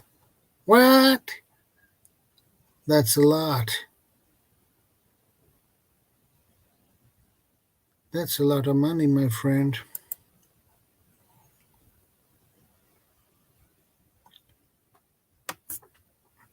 So it's good if you can move from your current unit and take the less 200 less in a month. That's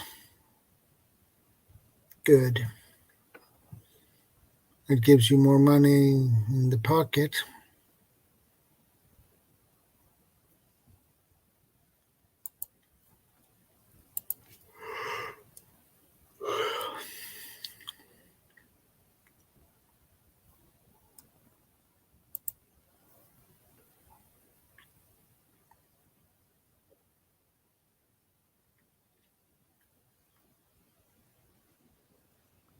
Well, I found it. Okay, I that's found good, it. CR. Yay! I found it. So. Yes, for a metal building on concrete slab outside, I ordered the new unit closer to me Monday. That's good. That's good, Vanessa. Well, it's good to have the unit close to where you Seriously. live. Hold on.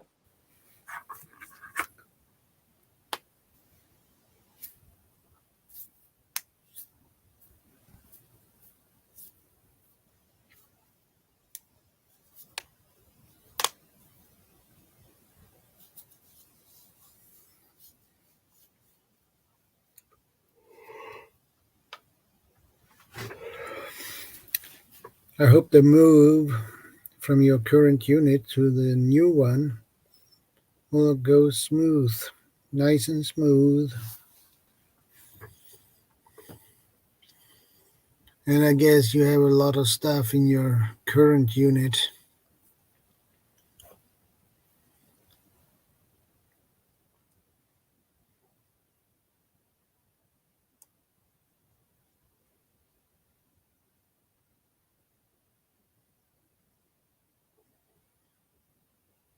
Um,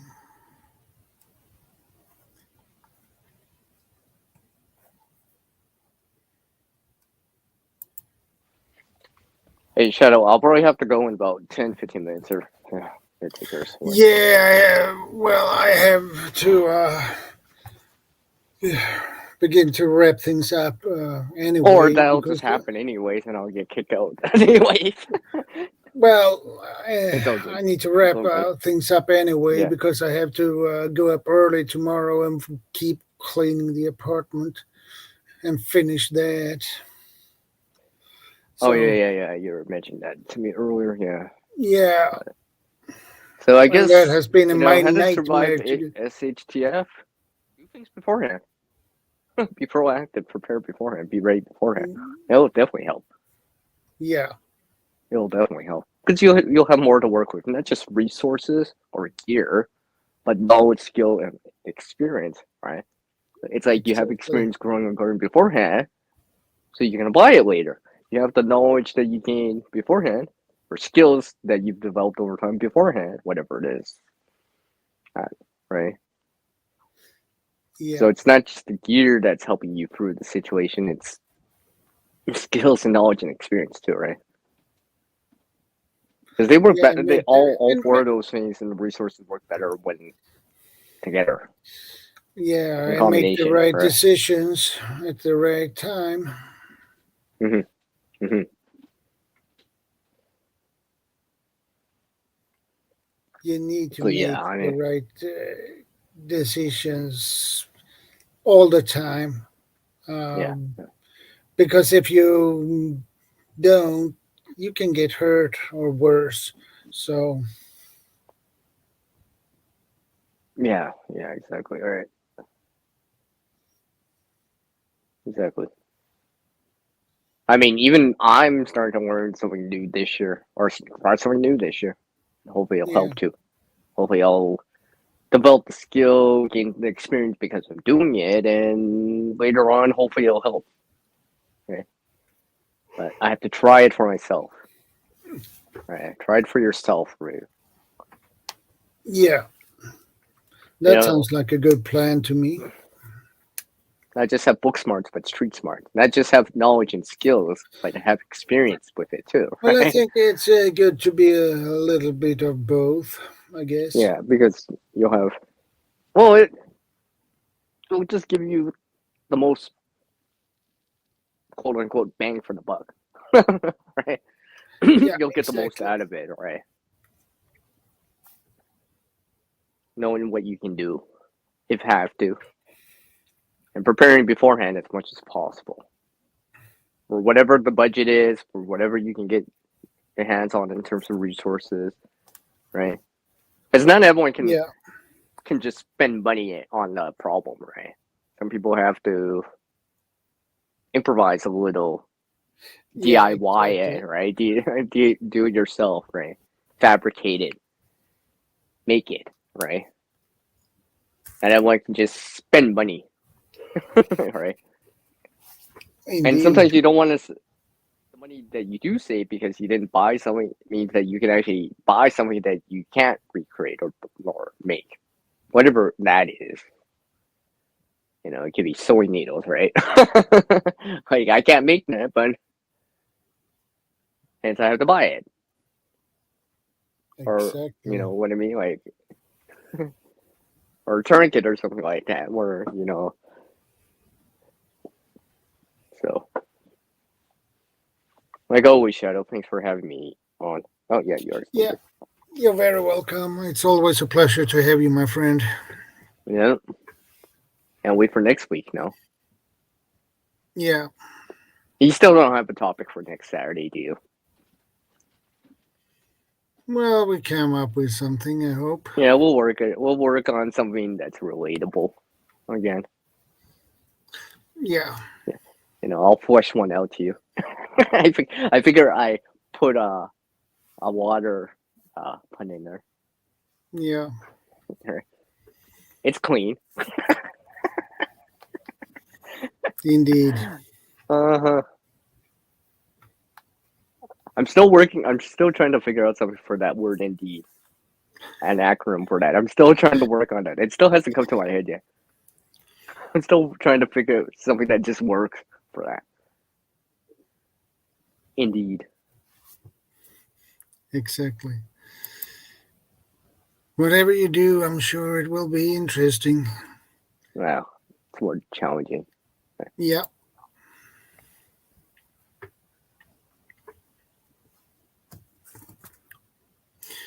Well, Oh, I was wondering why you were saying that. I'm like, oh, that's because Tammy was saying that.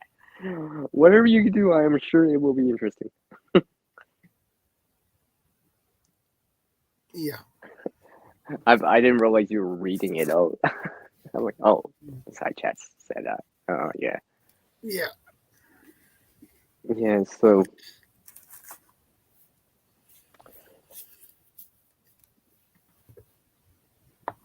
yeah, I guess I'll be thinking about more things again and hopefully be more proactive. You know, all of you guys out there persuade me to do stuff at times. It's just like, because I'm like, oh, other people are doing it. I know I can do this too, or I can pull that off too. Yeah. Sometimes I'm learning it for the first time or rediscovering it and stuff like that, and it makes it's a motivation right there. You know, like motivation doesn't hurt. yeah, right. You see people doing stuff, and you're just like, yeah, I can do that too, right? I mean, Bob's doing some gardening, right? Yeah. He's learning, all right? It's the same thing, right? It's just like lots of skills and knowledge to absorb out there, but like anything, you want to experience it for yourself. The best is you can for what you have and what you're able to do or get to, right? I mean, like not everyone can experience the woods or whatever nature as much, but maybe it's your backyard, maybe it's a park to a certain degree, right? So it's not quite the full experience, but it's partial experience.